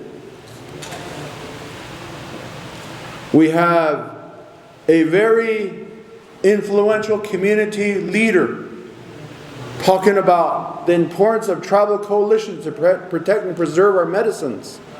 He's on the agenda. Then we have a women panel, because a lot of times it's just us men that yap and yap and yap. Perhaps the voice of women, they could be our co-equal and maybe even be more effective than us men. So they're part of the panel next week. So we have all of that. And then we have in the state of Colorado, they have legislation introduced, and they're trying to make some of these substances legal. They're down to 2. They've managed to pass legislation on 3 of them. They okayed it. But they're down to 2. One of them is mescaline and peyote. So the Peyote Way of Life Coalition have been advocating in the state of Colorado, so the president is going to do a report on their initiative of trying to kill this legislation in Colorado. And so Frank Dace Jr. is the chairperson, and he's on the agenda next week. And then on the second day, we have finally a tribal government that passed a resolution opposing all of this. Is the Northern Arapaho tribe. The chairman himself is going to bring the legislation that they passed, and he's going to present that to the Native American Church of North America and say, this is what we are doing to support all of you.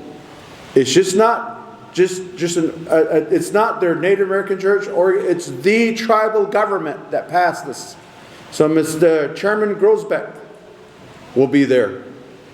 And then our Vice President of the Navajo Nation, Rochelle Montoya, has been a big supporter of what we have been doing.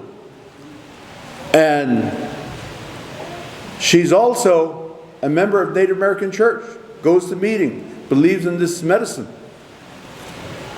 And she's part of this. Tawny Knight is another council person from Ute Mountain. And then we have a panel of individuals. They're actual ceremonial practitioners. We have a medicine woman. We have a person from the Fort Sill Apache tribe. We have the NACNA Association, who will be there. We have Philip Whiteman, who was here yesterday. And then we have 2 or 3 more that are unconfirmed yet, but this is what we have thus far. And in the afternoon, we have and he presented down at the youth conference here Thursday. He's a licensed counselor.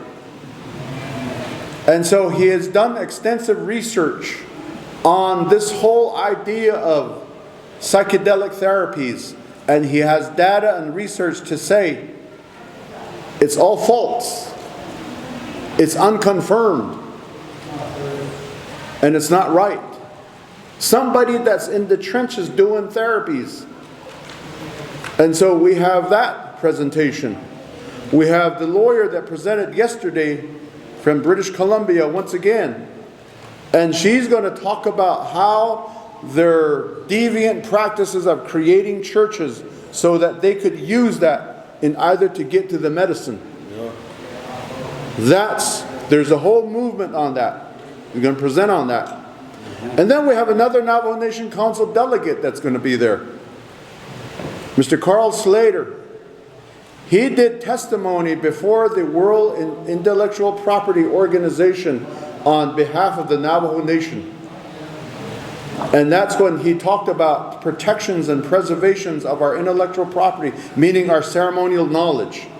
Our ceremonial, what is sacred should be secret.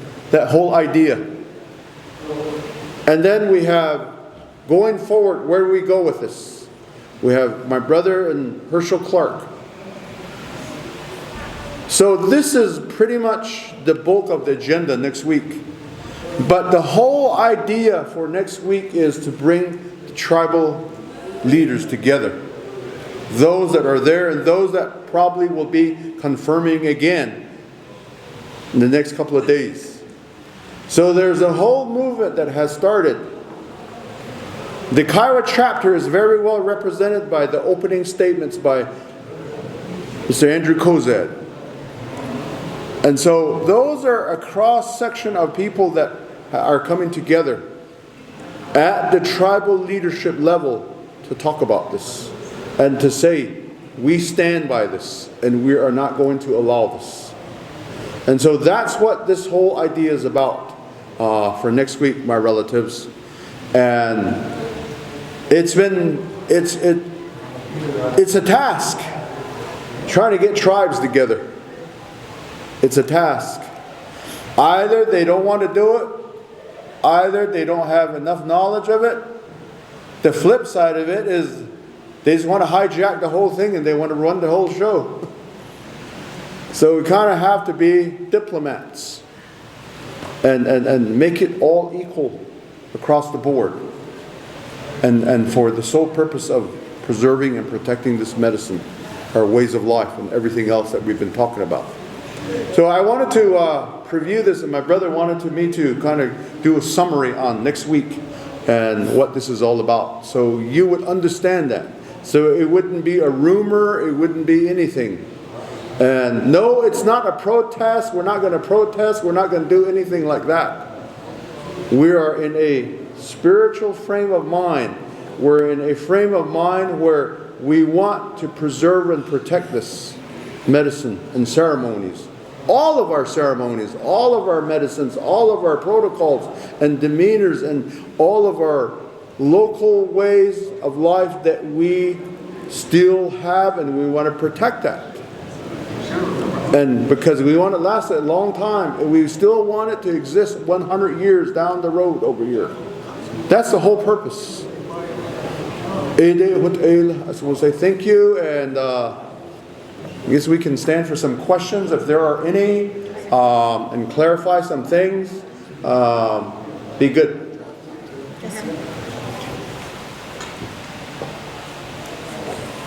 I just had a couple comments. As you're talking, first of all, the status lead. My name is Gina Paulus. As you were talking, I was looking up flights. From where I'm from, I was looking up flights. I can probably take a couple days off to stand up. That's what I've been talking to, stand up when I'm talking. But one of the important themes of this group, it's real important to break it down fundamentally, how they're going about it, because they're taking angles. They're looking at challenges and they're taking angles, and they're trying to find the obstacles that are going to be in their way. And what they're doing with those obstacles is they're making it look like they're friends with the obstacles. So as we're sitting here today, you, me, and our peoples that believe in this medicine, we're the obstacles, okay? That's what we are. And so the important theme of what they're doing is the most important relationship between the psychedelic movement is the many indigenous communities. And they're trying to connect what they're doing so that the indigenous communities that preceded what they're doing, the ones that participate in ingesting that medicine and using it for ceremonies, the ones that are impacted by it, those are the ones that they're making to appear to be their friends. So when they talk about their agenda and when they talk about what they're doing, they're using play on phrases and technology that they're using and the words that they're using. They're making it seem like they're real friendly. They're talking about, they want to address, and they're in coalition with indigenous knowledge keepers. They're part of this, indigenous knowledge keepers. They're using voices from the Amazon. These are indigenous people that have been unaffected by colonization, but yet they are, due to all the pollution that's destroying their environments, their ecosystems, their biodiversities. They're the ones that are directly impacted by pollution and things like that. They're having sessions to explore ancestral healing practices. That's what they're doing. They're breaking out sessions and they're talking to some of our indigenous leadership about healing practices. Their attack seems like it's friendly, but they're getting right to the core of who we are. They're getting right to that spirit they're trying to take from us. That's what they're doing. They're also talking about bioculture conservation, and they're talking about indigenous sovereignty. Like, they're not telling you, we're going to take that away from you. They're telling you, we're going to work with you. We're friends. We're good relatives. We believe in what you're doing. And so they're using these kind of phrases to make it seem like they're friendly. They're even talking about sacred plant protection. How as they're taking it away from us, they're going to protect it. But so far as we've seen as Native people, you see the lands when you're driving by, parts all over the country where they have clear-cutted, taking all the trees down, where they're digging in our mining and fracking down into the aquifers and taking away our clean water, where they're polluting the rivers and the land so you can't plant. But in here they're saying we're gonna talk about the sacred plant protection, and they even offer this up, 150 million in donations to advance their research. They have $150 million to play with. Some of us are living check to check, but they have $150 million in donations to advance their research, to change drug policies, meaning the one that affects us, the use of our peyote, and to evolve education. So in their practices, they're making it sound real nice. Oh, we're going to evolve education. We're going to teach people. We're going to get into the indigenous sovereignty. We're going to explore ancestral healing practices. No, what they're going to do is they're going to take it and they're going to use a language that they want to use to make you feel like it's a good thing. But it's called stealing. Stealing our identity, stealing our culture, stealing our DNA. They want us to take our DNA right out of our bodies. That's what they want. They want everything. They don't want to leave us with anything. They want to take that spirit that we use when we ferment that medicine and we talk to it. They want to take that spirit out of that medicine that we're praying with and leave us with nothing. They've left us with nothing since that Mayflower hit Plymouth Rock. That's what they've done. And they're really good at it. They go to all these other third world countries and take everything from their indigenous people and leave them with nothing. Yep. This is no different. This is no different. They want it, but they're saying it in a real nice sounding way. They're still going to be exploiting the indigenous practices. They're still going to be exploiting the earth, the environment, the plants, the water, the air, the relationships that we have with all of it. They're going to exploit it. But this is the irony of it all. This is the irony with climate change, with how they're polluting the environment. They want to know from us, how do we fix it? How can we use what you guys know to heal the earth? We want that too. We not only want what you have, we want the gold, we want all the minerals, we want the oil, we want all your clean water, but after we destroy everything and leave pollution behind, we want you to teach us how to clean it up. We want you to teach us how to relate to the land and earth.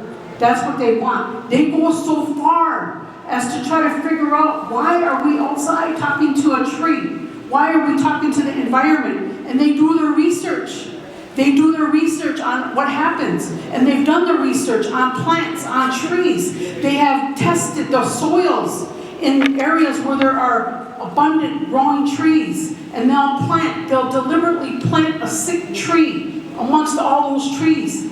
And then they test the soils, and you know what they're finding out? They're finding out that those other trees are talking to the sick one underground, and they're sending that sick tree all kinds of nutrients from the healthy trees to help that sick tree live.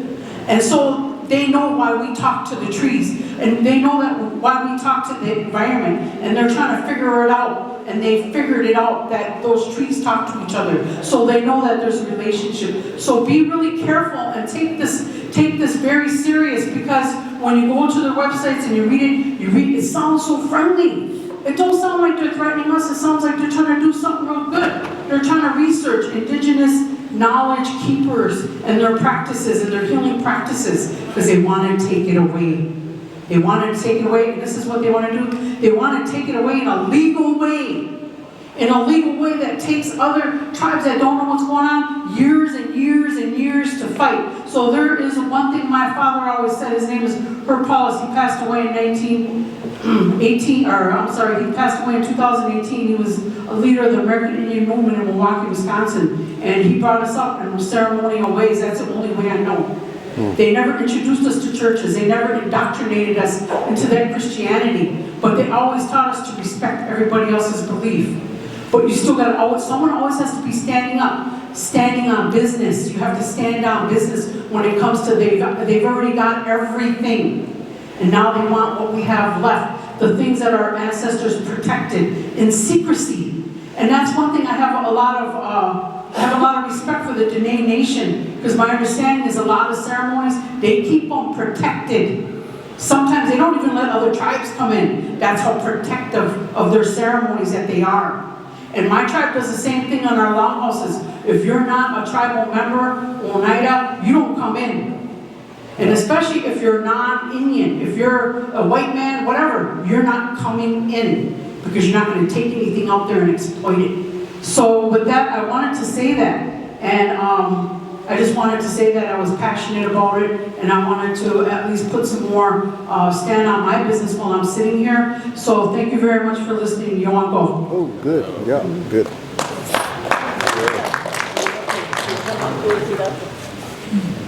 So, point of clarification, what is it you guys want? Are you guys announcing that you guys are going to do this for us? Or you guys want us as delegates to, that's all. I just truly have a question. Are we taking the lecture? You guys are going to do this for us? Or do you guys want to vote? What's the point of clarification?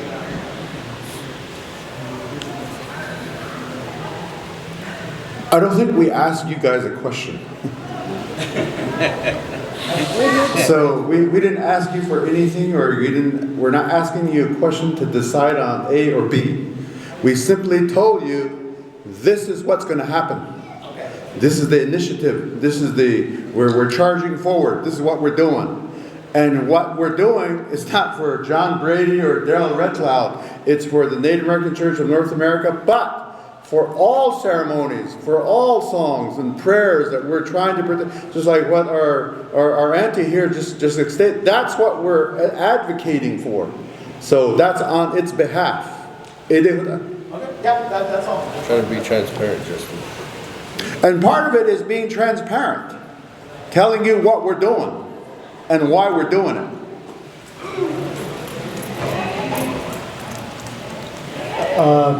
One thing we keep saying is preserve, and some of these, just 2 words, but when they were dealing with the Navajo, the American Indian language, somebody from California came, they did that in California and other states when they came to Arizona. And I talked with the lady, the Attorney General, and I sent her this one. It's Title 25, and it's called U.S. Codes. And every 50 states are supposed to abide by it. So what they used was they have this policy, and it's under 25. It says 25 ES Code, Declaration of Policy. It has everything that has to do with the tribal government. Whatever they decide overrides the state.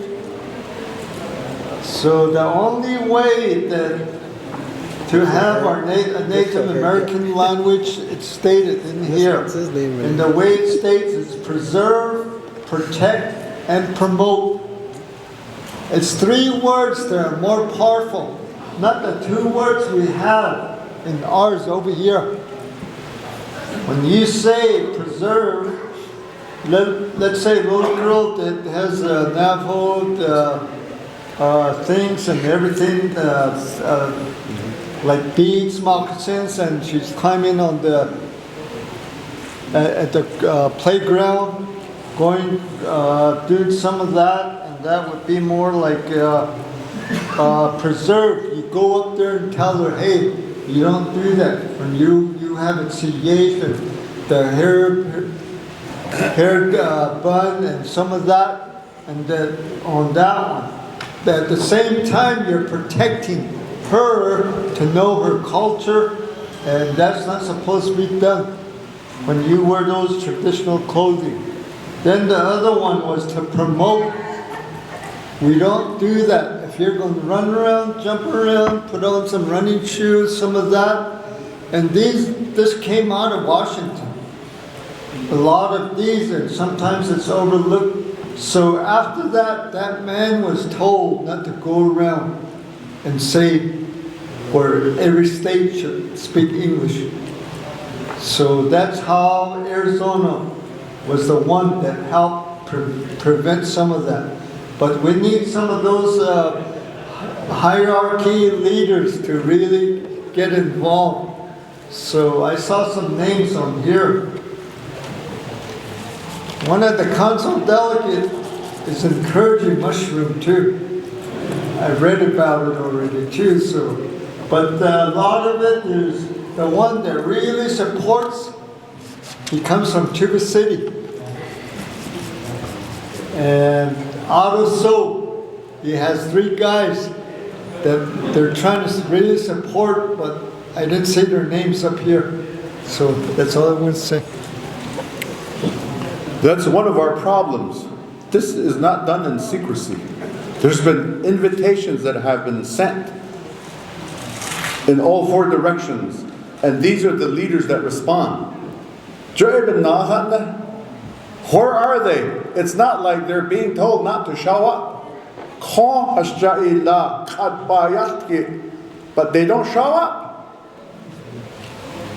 They're hiding back there. I don't know why. But these are the ones that say, hey, I'm showing up. I'm going to say something. And so that's the spirit that we're looking for. Not the ones that need to be, hey, I need to be sent a special invitation, maybe.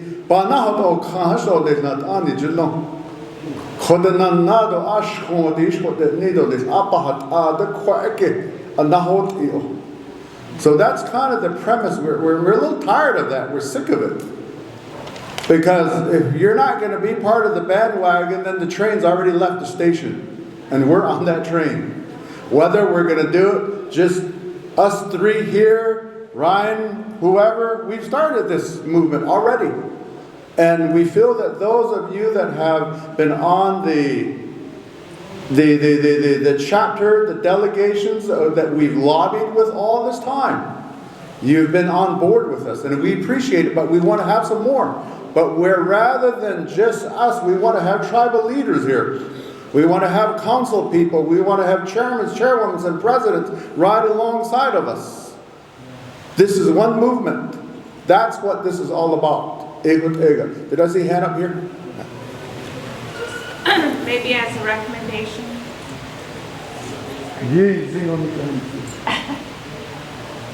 Thomas Utility was maybe as a recommendation, I've heard you say, you know, you want the leadership here from tribal organizations, but we also have to look at maybe the unity group, the youth, approach them and then ask them, you know, to be a part of this, because they meet every year on a yearly basis.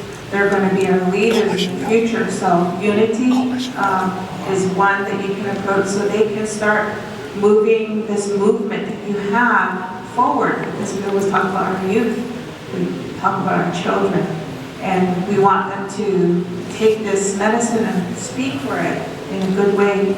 So once they have that information, they can, you know, help move that forward. Thank you.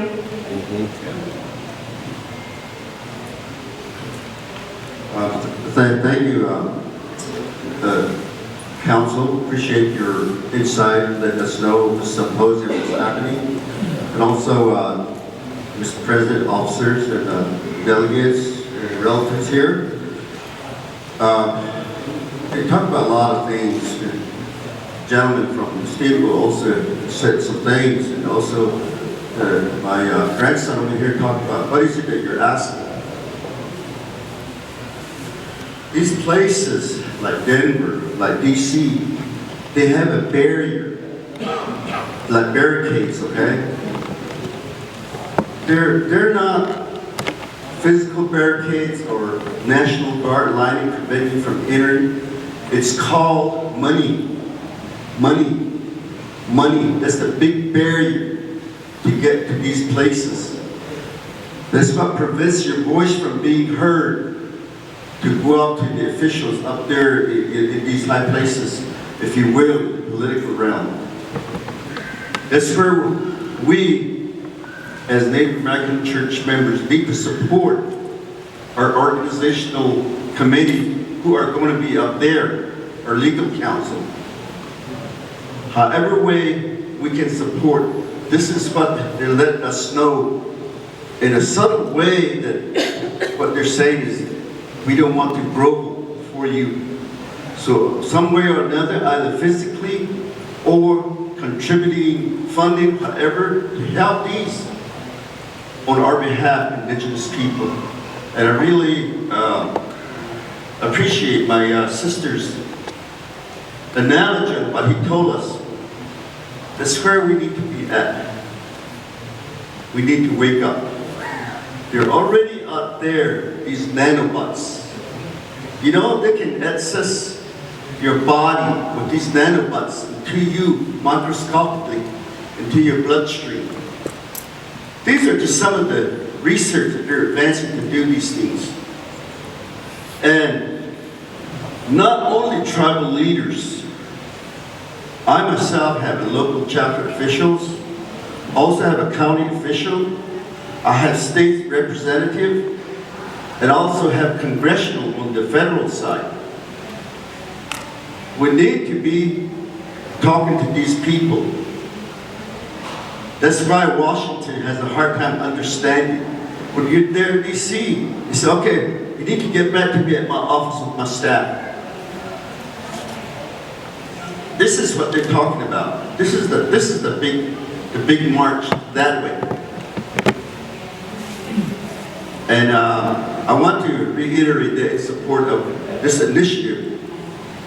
Unfortunately, I have a little issue I need to take care of. I want to go back up there. I want to see it. I want to contribute in some way, support my church. A long time ago, I started using this medicine. It kind of really made me start thinking about a lot of things, awareness. And there was an elder there that says, you know, just don't stop eating peyote right here. Maybe you might learn how to pray. Maybe you might learn how to sing. Maybe you can pick up that instrument.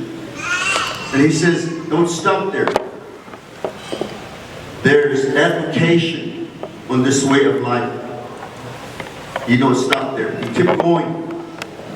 And I commend these people that take time to serve in these leadership positions. Also, you as affiliation delegates, I appreciate that time contribution that you're doing. I know we have a lot of things we need to take care of back home, but we take that time to be out here and advocate for our way of life. That's my message, gentle folks, relatives that are here today. Probably there's live streaming there. My name is Joe Holgate. I'm representing White Mesa Natural Art from Tonalea, Arizona. Thank you. That's the lotion that they were selling at the powwow. It's out there, people. Good morning, Mr. President, officers of the American Church of North America, delegates. My name is Salvador Johnson. I'm one of the oldest peyote distributors in South Texas. I am what they call a Mexican. We believe that we are as much indigenous as anyone sitting here. My ancestors could go back hundreds of years in this land. I've been selling peyote, give and take, a little over 50 years. I've been involved with peyote over 60 years. One thing I have to say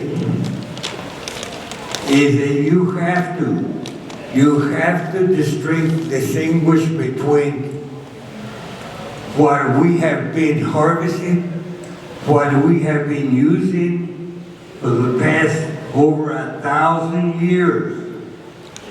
Okay? It's something that God put here in this earth.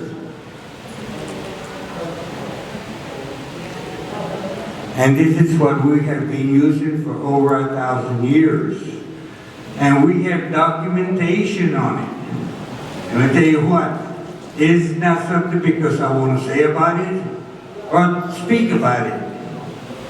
We have documentation because the Catholic Church was the first to ever outlaw the use of peyote.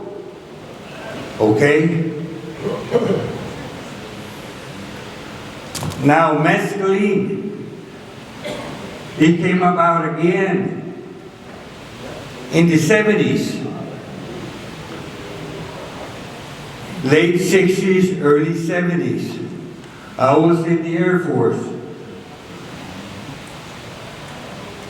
It started with the hippie movements that we had in South Texas. We had thousands of them. And that was the reason that they outlawed the use of peyote. The federal government outlawed it and then said, okay, this is what we're going to do. They had one of our representatives from South Texas by the name of, he was a state rep from Payson out of South Texas, from Laredo. He wrote a bill. The bill is exactly the same bill that the Catholic Church has. Okay? During the probated years, nobody could use alcohol. So he wrote it the same way that the Catholic Church has it. The only way that they could use peyote was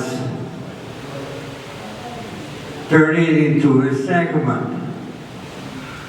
What the federal government did is say, okay, we have thousands and thousands of acres in South Texas that has all this peyote. Now, what are we going to do with it? What they did was say, okay, because most of it, I say 100% of the land in South Texas that has peyote is private land. And most of that, I'm telling you, multi-millionaires. So they said, okay, what they have in the gardens, in their ranch, is a plant it is not PO.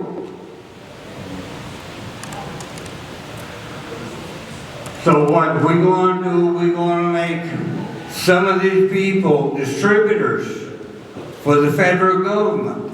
We're going to give them a federal license and a state license that is in the 70s. So whenever we go out and harvest peyote, in other words, they're saying as soon as these people tamper with this plant, then it becomes peyote, then it becomes Schedule I substance. And they did it because during the hippie years, there were a multitude of people, hundreds of them. What I'm trying to get across is we have to distinguish between the reality of what we've been using for over 1,000 years is something that God put here in this earth. Now we have all these people, all these biologists, chemists, or whatever you want to call them, and saying we are at the same category or the same intelligence as God. So now they're cultivating all this peyote. Now, is it peyote?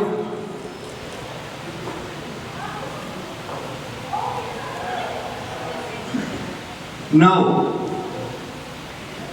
It looks like it, it tastes like it, but it will never will be peyote.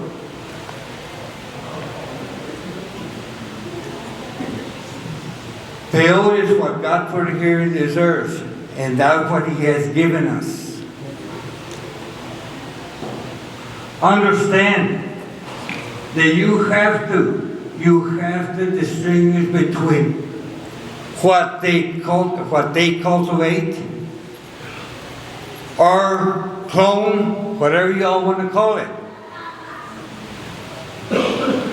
But it can never be peyote.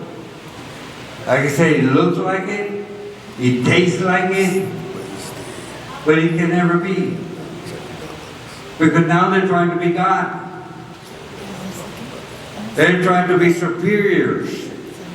Just because he has a degree in biology, chemistry, anthropology, or whatever you want to call himself. Understand that whenever you or anybody's around some of these people, you need to understand that it is not peyote. I am going through some cases today. Let me tell you, I was sued by the federal government.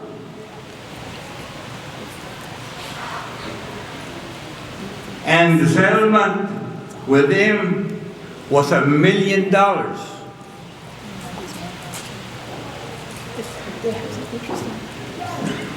Anybody has $1 million?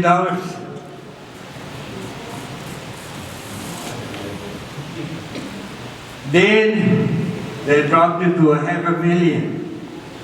I've been at this for about 3 years. They dropped it to $500,000. About 3 months ago, they called my attorney and dropped it down to $250,000.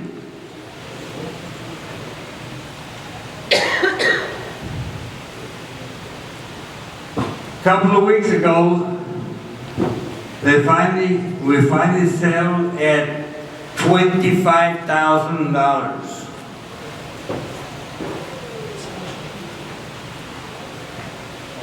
Why? Because a harvest pail.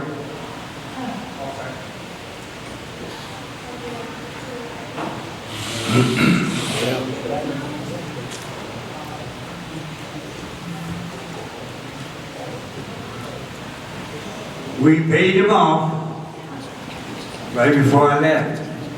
But that is why I'm telling you. You have to identify between two different things. Not just because it looks like it and it tastes like it, it's pale.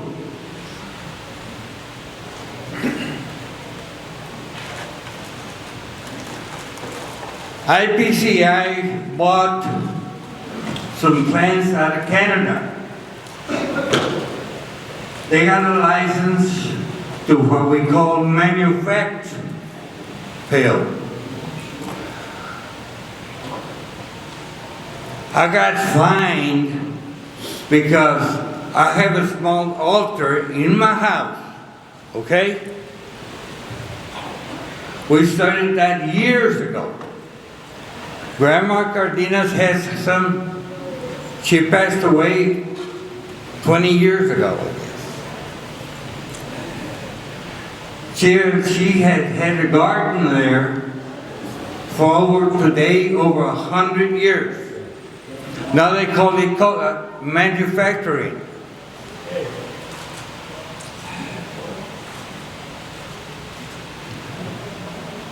IPCI got a license to manufacture, to bring pale out of Canada.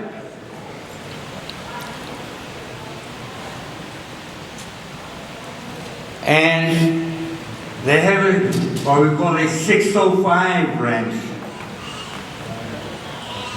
They planted it there.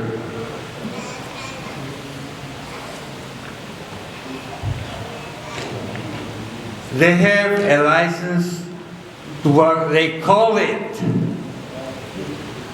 a nursery cultivation, highly regulated by DEA.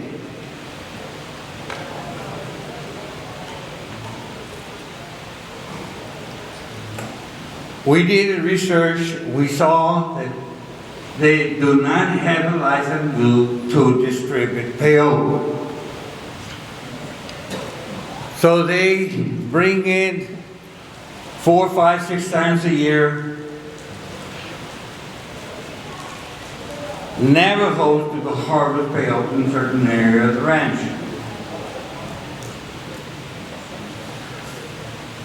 They want me to make sure to keep my records up to standards, up zero, what we call it, tolerance on it. But then let IPCI bring people, native people, as they call them, to come harvest peyote. They don't have to keep records.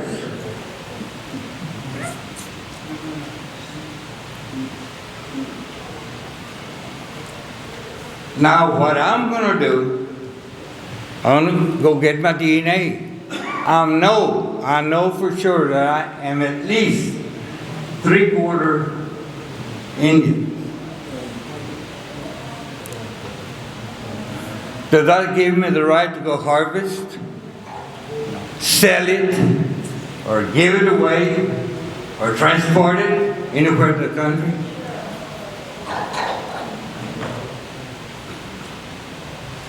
To me, I guess so.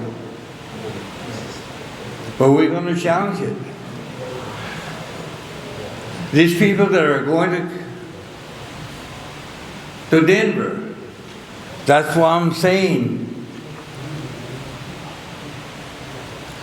What are they talking about when they are trying to extract mescaline out of peyote? Is it something that a peyote that we have been harvested from South Texas? Or is it something that looks like it, tastes like it,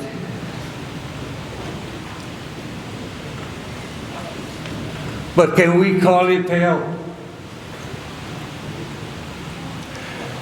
That is the reason that they pass a lot of things in Washington and other states because they are not educated in what we call payout.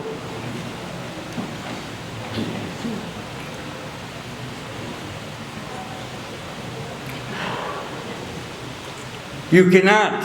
It's impossible.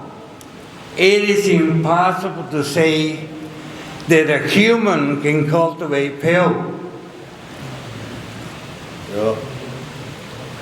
It can never be the same. It can't. It's not the same.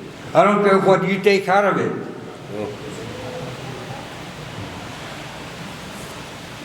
I've been at this since Robert Billy Whitehorse was president of the Native American Church of Navajo land. Since Dr. Sloan, Elmer Blackburn, Emerson Jackson was the Native American Church of North America. I was in Montana, Navajo land, here in Wisconsin, Nebraska, name it. North Dakota, South Dakota, Wyoming, you name it, I've been.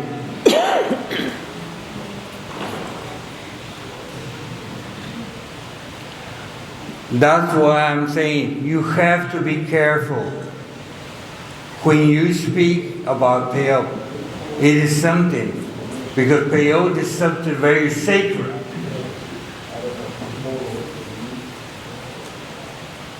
Because the only one that we can say, put it here in this ground, was Jesus Christ himself.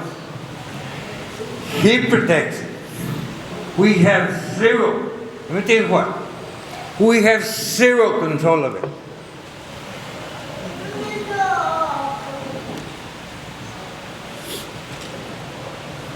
I can only tell you what he gives me, and you will only buy what he gives you.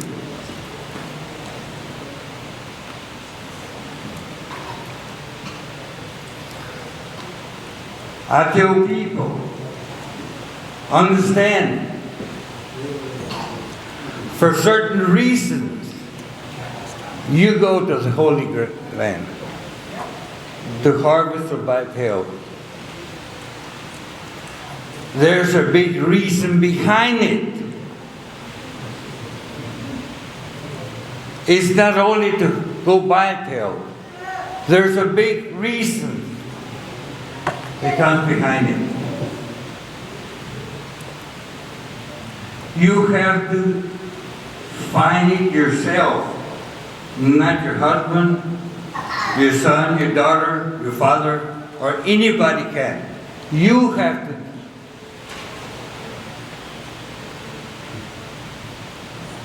Because when you come, there's thousands of people that want to be in your shoes. It's a place that is very holy. So you have to understand that you need to find out what is the reason. What's the big picture behind it?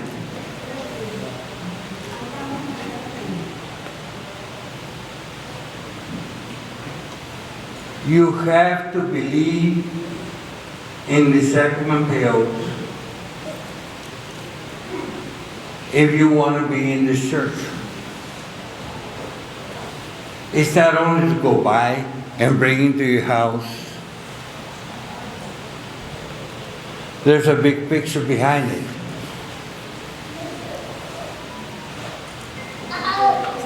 Because if it does not do what it's supposed to, find another church to go to.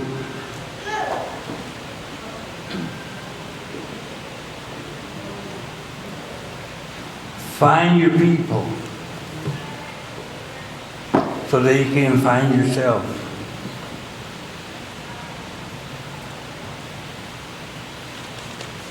Okay? Just remember, distinguish between what is right and what is wrong. Peyote is something that God put here in this earth, and God is what you all have always eaten it. This is something your grandfather, your father, your grandfather, your great-grandfather, and this peyote will be here for another 100 years. Guarantee you. Thank you. We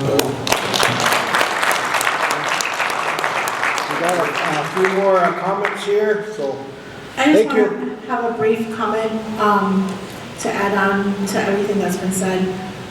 So I looked at the conference that's happening, the workshops that they have, the people that are attending.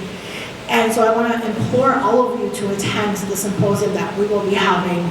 And I want to thank the gentleman on the committee here and Justin for putting this together. But I implore you to attend if you can. I know I'll probably be out there with my auntie if I can make it, but I want to just empower all of you, because I was reading the workshops and the people that are going to be there, and they have, you know, a lot of white Western education and things like that. But let me remind all of you that you have just as much education in your own spiritual belief systems, and the knowledge that you hold is very, very important to what we're trying to do here. So I know some people might look at those titles and think there's something, those titles mean something, but they don't, because you all have a spiritual knowledge that is priceless. So when we attend this symposium, to remember that, you know, that you're passing on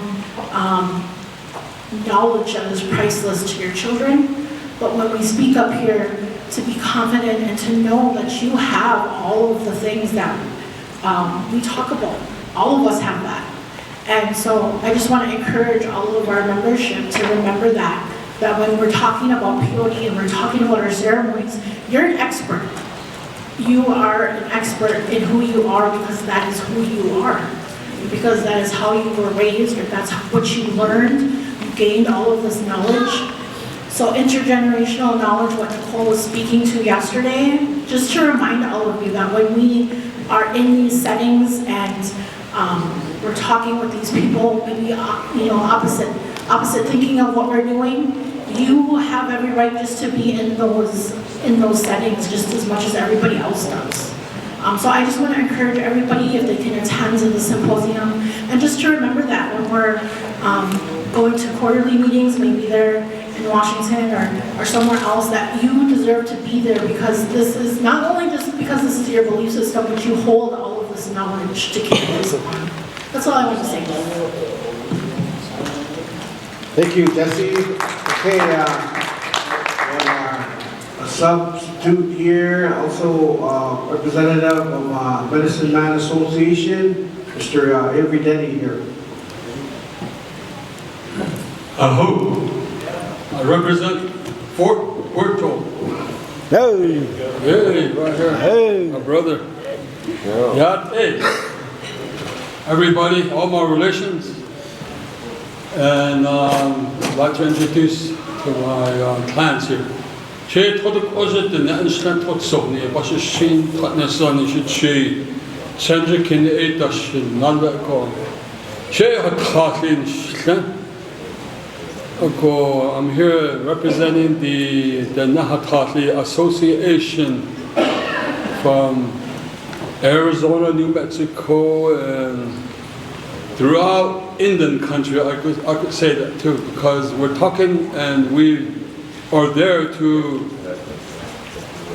behold the laws of the nature, the fundamental laws, and as indigenous, and we were already here. And as traditional healers, and there are stories that relate to the emergence of all these plant animals. They were here first, and I can assure you that through our language, our belief, there are songs and prayer that was handed through times and generation, and we still have it as traditional practitioners, healers, we call hatchis.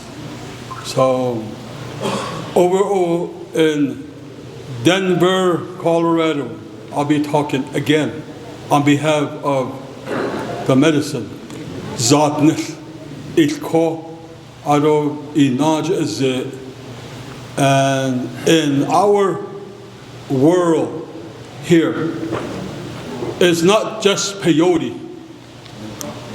There are over thousands of different herbal medicinal plants used for the mind, the soul, the heart, and physical, and spiritual,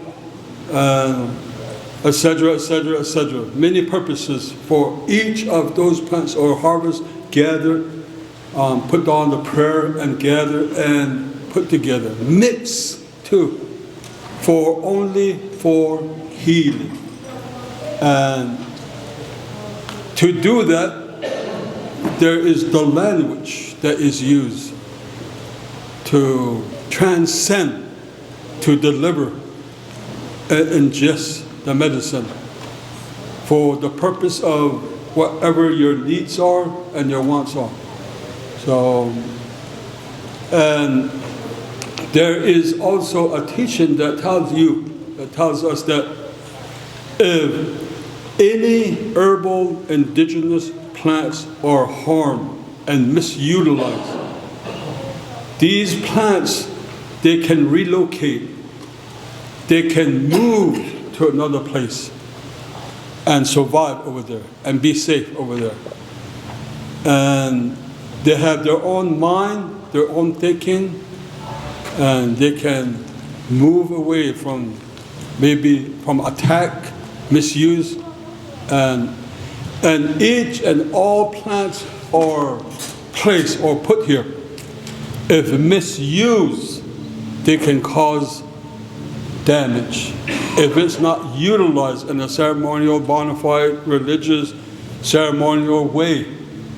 For example, just take the tobacco. It's already mishandled and it causes cancer now because it's not used in the ceremony. You just buy it at the store, and when you smoke a lot of it, it's going to kill you. Cancer. Okay, take corn. It's already manufactured and made into alcohol, a beverage to get high or get drunk, and it's called a booze now. It kills now. But if you use the tobacco in a proper way, in a ceremonial way, and the corn used in a ceremonial way, then it gives good blessings and good health. So, and it's really something that's, that you have to know.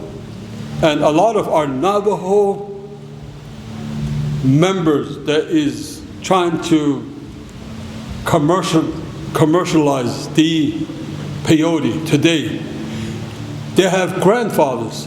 They're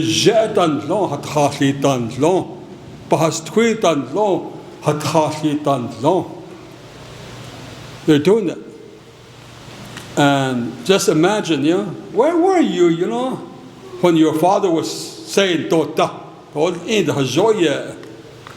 and where were you when your grandfather said Tina Harat Bahaya Tina Besod Zindot on Harat Enalia? But Aban says a Kisla. Dear Digin Gonalia Bahasan Batilzan Tota Nat Eta. So it's not something to play around with, not something to utilize to make profit. So this money that is being produced or to use the peyote does not go to the medicine itself. There's not a peyote bank over here for all the inhabitants in the ground of all the medicine. It's a human profit, kind of like manipulated idea of making profit. So, that when you harvest this or when you cultivate, you just give it tobacco, corn pollen, whatever, and you get it for that specific reason to be used in the ceremony. That's it. That's the payment right there.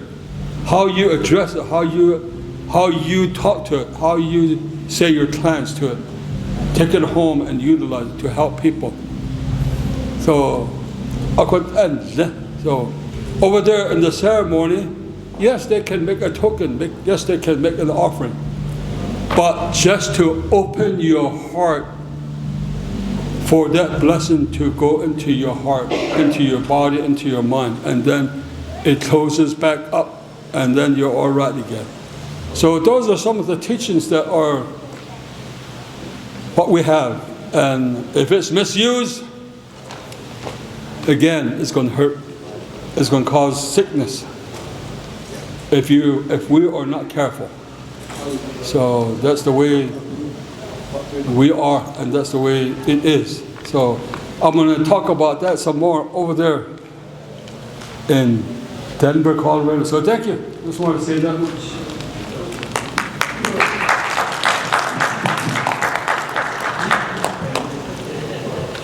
For thought-provoking reasons,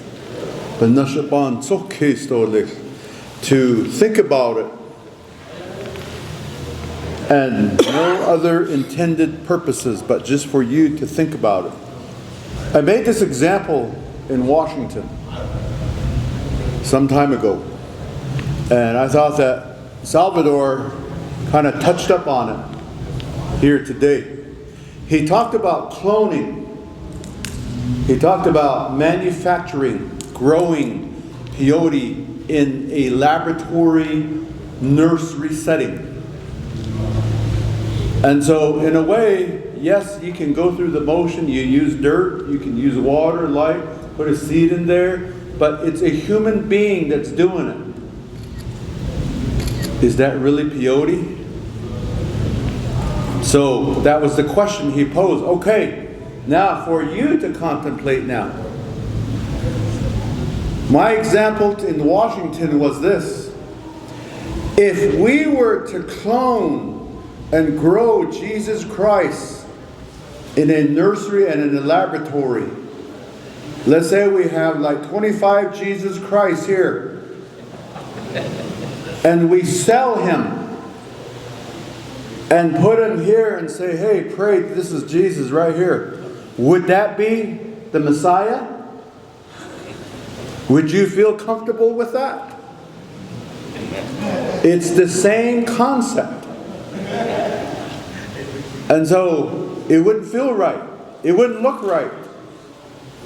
It would be not right. That's our point.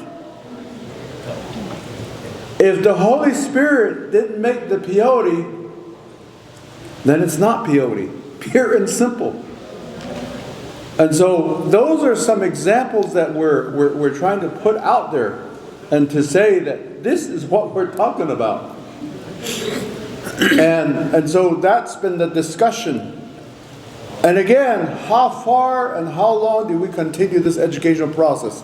We've been trying to educate the non-natives for over 200 years now. Just like the example I made earlier. And here we are again. But the crazy and stupid part about it is that we're trying to do that. It seems like to our own people that grew up like that know something about it. Just like Mr. Denny says. Your fathers, your grandfathers, they were practitioners of this. So then why are you going the other way? Does it make any sense? And so those are some concepts that we're talking about. Yeah, it's uncomfortable. It's easy to get offended and insulted about it. But that's just how the truth works, isn't it? It's not supposed to be comfortable. The truth is not supposed to be comfortable. The truth is not supposed to be all rosy, sweet, and lovable. Especially if you're guilty. So those are some things that we're dealing with today. And turn it back over to my brother here. Okay, thank you, Mr. Jones here. And I know it's almost lunchtime here, and pretty soon here next door there'll be a big wedding dance going on. So trying to kind of wrap it up here before. I know lunch will be here. So I want to thank everyone for your good comments here. So it's always good to hear on. So just like State of New Mexico was asking what we want out of all of this, we're just letting you know what's going to happen, what's going to take place. You know, so I thank you all for hearing us out. We're trying to be accountable and trying to be transparent as possible. So I thank you. So just a few more minutes here. I just wanted to share from these past 3-4 years from what I gathered, you know, kind of different places that we went. You know, sometimes I really felt good, humbled, and honored to be expressing ourselves where our relatives done once upon a time. You know, all these old-time pictures, you know, where they advocated, the late, I don't want to be saying names because I'll be leaving somebody out, but you all know who they are. You know who all advocated in D.C., do all this legislation. You know all of that. You know, so from this 4 years, you know, from what I gathered, you know, I know through all the goodness, this unity, you know, strength and unity is our spiritual foundation. Protecting our ceremonies, preserve our sacred medicine, sacred sites, traditional foods and language, protocols and etiquette, and our way of life is sacred. Our ceremonies are being exploded, and our culturally appropriations. Mainstream interests are using our ways of life and medicines for profit. Native American Church of North America, about 4 years ago, we started this journey advocating. We started this journey that we were no longer talking about our holy medicine anymore. Science calls it Luphophorua williamsii. Western education calls it peyote. So we're just not talking about our Native American church ceremonies. Now we're talking about all our ceremonies in all forms of medicine, sacred sites, traditional foods, and language. We all still live by our cultural protocols daily, all year round, all the 4 seasons. All our ceremonies regulate our lives today. Certain things we can do and cannot do. Ceremonies regulate our lives at our home. There are sacred ceremonies with us daily. Our prayers and our songs that makes us. All these are not religious. We cannot use the Western definition into this anymore. It does not fit our ceremonial mindset, way of thinking. It is present with us all, every day. What we talk about is ceremonial and sacred. What our tune now is ceremonial. Every day. We got to change the word, the vibe, the energy now, here, today, in our everyday thoughts and feelings, our ways of life.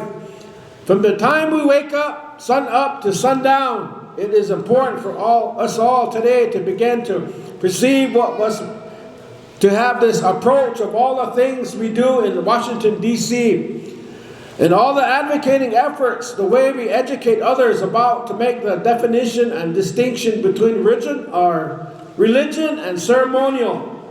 We're thankful that we have a law today, American Indian Religious Freedom Act of 1978 and the amendments, a federal law that aimed to protect the religious rights of our American Indians. The American Indian Religious Freedom Act of 78 had to provide it shall be the policy United States protect and preserve American Indians' inherent right. Protect and preserve as natives. Freedom to pray, sing, perform, exercise their ceremonies. The whole intention of an American Indian Religious Freedom Act was designed to restore basic civil liberties and allow American Indian people to practice, protect, and preserve inherent right, belief, and expression and traditional rights. We all know before the American Indian Religious Freedom Act and the 94 amendments, that our 1978, the permits or traditional use of our medicine and all the religious purpose. Today we need to get back on track and remind the government we have a federal law that protects our native ceremonial rights. It is a law that's just sitting there with no attention to it. There's no enforcement of the American Indian Religious Freedom Act. Native American Church of North America today is reminding the federal government to uphold to their federal trust responsibilities, something that has happened for 40 plus years since the law was designed. Now people in Capitol Hill are scared and worried to even talk about American Indian religion and ceremonies and sacred places. Now they're telling us it is the Establishment Clause, like my legal just mentioned. But we're reminding the congressional staff they have a preliminary power over the Indian affairs, that the statute isn't a made-up law. It exists. It's legislative vehicle. Some way, somehow, maybe a fund preservation. Sometimes that means protection of sacred sites, medicine security. You know, Washington, D.C. is caught up in this Establishment Clause, separating church and state. The government cannot be a part of prayer, or the prayer cannot be a part of government. If that is the case, like I heard my good brother here say, one of his relatives, why do we work on holidays? Christmas and Easter, we should all be working. Our way of life is the last of our sovereignty identity we have left. We have been advocating for a protection for our way of life. Don't bother our medicines. Don't mess with our ceremonies. Leave it alone. That's been our message all along. We aren't asking for much. Our message has been addressing to the state, federal levels, Senate staff, congressional leaders, House of Representatives, executive branch. American Indian Religious Freedom Act is being abused daily. If there's an issue, there's no office to call. It's the only law don't have a budget. We need a unity. And we'll strengthen our efforts and have our tribal government to get it across the finish line. We have support from the National Congress of American Indians and all the intertribal regions, organizations of federally recognized tribes supporting the protection efforts, just to name a few. Closing this religion conversation, we're not going anywhere. We all need to start the conversation back to ceremonial, which the term ceremonial is all over here in the American Indian Religious Freedom Act. So I just kind of wanted to express that. I could go on and on. I know everybody's getting hungry here. So I just wanted to kind of shine light on that, kind of what I've been gathering. So that's why we're having a symposium, relatives. I know you get the point, the hint, but we just want to, for the listening people out there, you know, so basically our violation of our sovereignty rights, the purity of masculine are not commodities. Any attempts to patent, trademark, or authorize, commercialize elements of the purity of religion violates tribal sovereignty and our cultural rights. Okay, I'm just going to put a comma there until next week. You know, so I want to say thank each and every one of you. I wish each and every one of you can make it over there. You know, it'll be nice. It'll be nice if you guys can make it there. I know you guys are hard workers and taking a lot of time off and things like that, but we got to do what we need to do here today. You know, so I just want to say that to you good relatives. Kind of on a symposium, so I guess we'll put a calm. You guys want? I know we didn't do a break, and it's about lunchtime, so I'll turn this time over to you. Okay. Okay, Texas. Motions for a break. Second by Steamboat. All in favor? A break. 10-minute break. 10-minute break. I know you guys are getting hungry and we're just about done here. Those opposed? 1, 2, abstain. Okay, motion break time. We'll reconvene here right about noon. So right about noon, the lunch should be here. So we'll reconvene. When we come back, we're going to go to our discussion of recommendations on coalition building, Mr. Darrell Red Cloud. So. Please, we're going to do roll call. Salt Lake.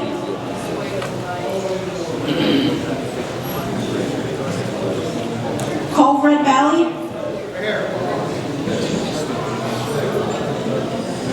Dene Chapter, NAC.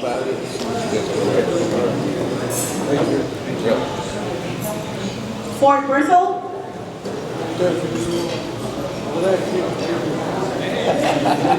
Lakeland Ceremonial TV.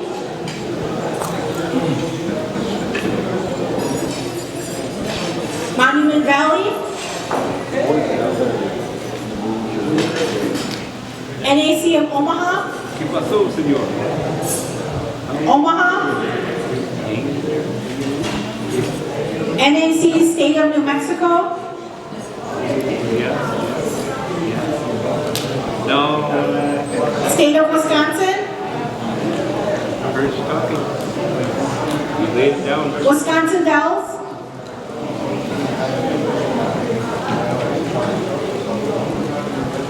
Oneida.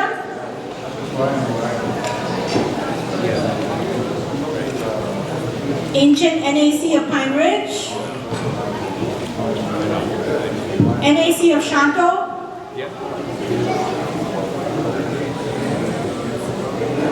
Steamboat Canyon. Yanawana Takila.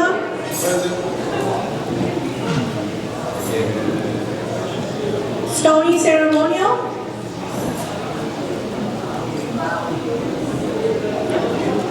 Steamboat Dene Half Moon.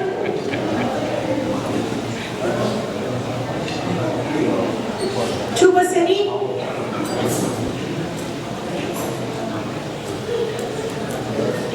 NAC of White Mesa.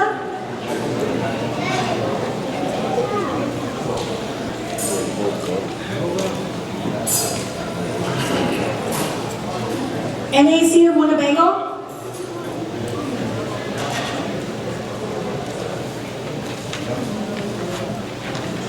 President Brady. Vice President Red Cloud. Treasurer Watson. Editor Daesh.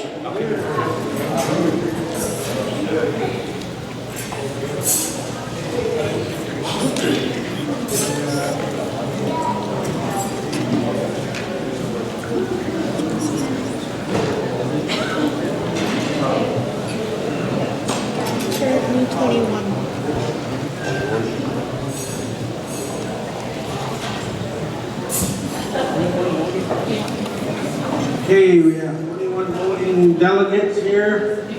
I know we don't have anything kind of pressing issue here to make a vote on or anything, just the next year's host. But I know everybody's kind of slowly coming in here, so thank you all once again here on behalf of the Native American Church of North America, the 76th annual. I thank everyone that talked this morning, from Mr. Scott Davis from the Assistant Department of Interior Indian Affairs. Thank him, and also our Legislative Chair update. I was trying to get him to give an update, but I guess he lost service or lost contact there. But he pretty much explained, his thought, his feeling, his energy on the updates. But nevertheless, he's still continuing helping the good relatives on the tribal efforts here. He's been doing a lot of consulting now, him and his soon-to-be, so I want to thank them for all the efforts that they're doing here. So we'll go on down here. We already had our symposium. Now we'll go down here, still on our we'll go down to our next topic, discussion and recommendations. During our work session, this coalition building, this unity, collaborating, was mentioned at the work session of Mr. Our Vice President here. So it was so awesome, so good, so idea, the good vibe and energy that one of the delegates was wanted him to share the overview, the whole purpose, and how good that we can distribute these efforts, for being the eyes and ears out there, and give our delegates some maybe homework, or give them some opportunities to make this organization even stronger with all their efforts. So I'll turn this time over here to him here. Mr. Rector, we appreciate him very much for his vice president position here and all his duties, responsibilities. And I know he goes above and beyond. I know he's a family man, he's an educator, he's a roadman here, and he's a tribe and community here. So have your good, kind attention here, Mr. Darrell Rick.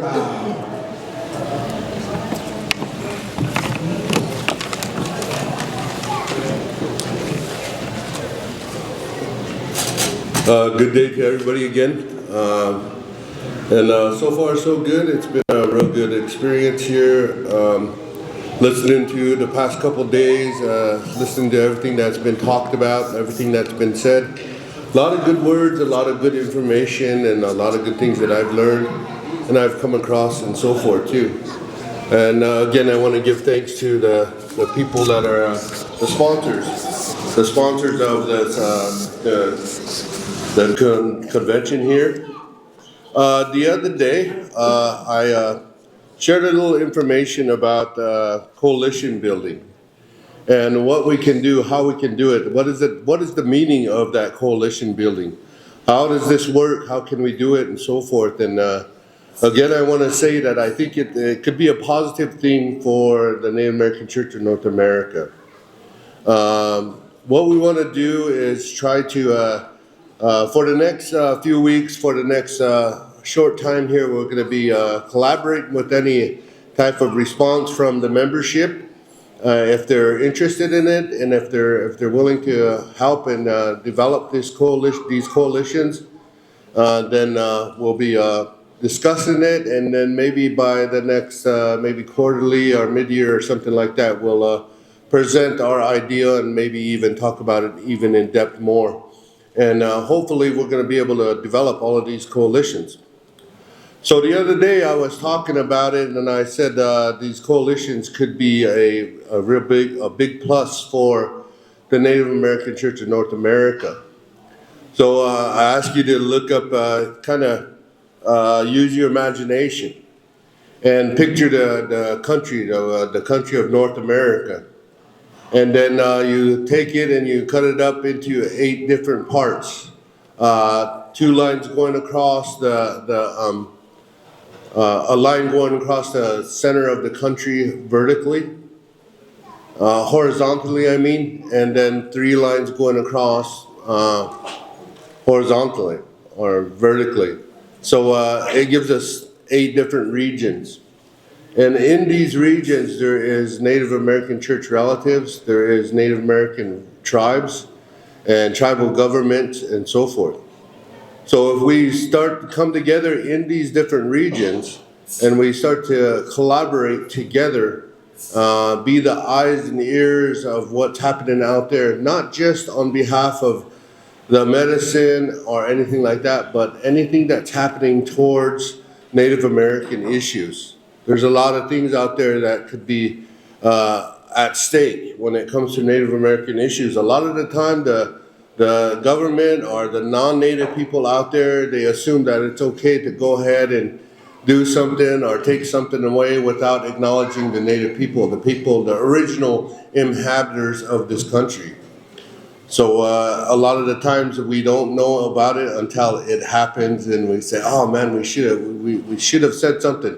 They shouldn't be doing that." And then we start try to put up a fight, but it's already too late. They already did it, and it's almost happened this go around too. But luckily we got all you good folks out there keeping an eye out and so forth, to where we know what's happening with our holy medicine, our sacred medicine, and so forth. So, whenever you're building a coalition, let me see if I could get this plugged in here up on the screen. Can I get the screen up here? Shane? Buddy? Cameraman? These coalitions, there's an example that I would like to share with you all. I'd like to share this with you all and kind of give you guys try to clear it up and give you a little bit more better understanding of what we're looking at.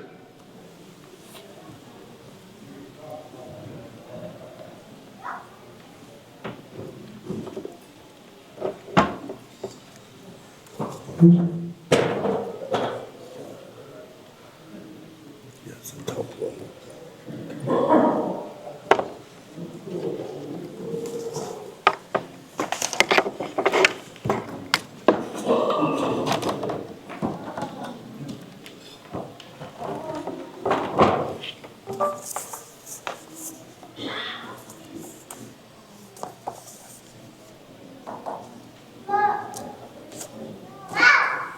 Yep. Okay. So yesterday I went over this to you as well, and what we got going on up here. These are steps to develop a coalition, and the wordings in these squares. I mean, the bigger squares to the bottom are kind of hard to see. I'll be reading those. Whenever we're developing these coalitions, these are suggested steps that we take to develop these coalitions, and this is how they would help the people. This is how we would help the organization. Keep in mind that we would like the Native American Church in North America to be the main hub of these coalitions. Whatever data, whatever information you collect while you are in these different regions throughout the country, we would like to keep the Native American Church as the main hub. So you bring in that information back to the Native American Church as a whole. So the first step, it says, the first step that we would take in order to develop a coalition, define the problem within each, whatever the problem might be, and we all know today what the problem is today, and it's going to be presented next week over in Colorado. That is a big problem. And there could be other problems that are happening within Native Indian country, just to use that phrase. There could be other little small issues within different tribes and so forth that we might be able to apply those coalitions to, supporting not only the Native American Church but other organizations.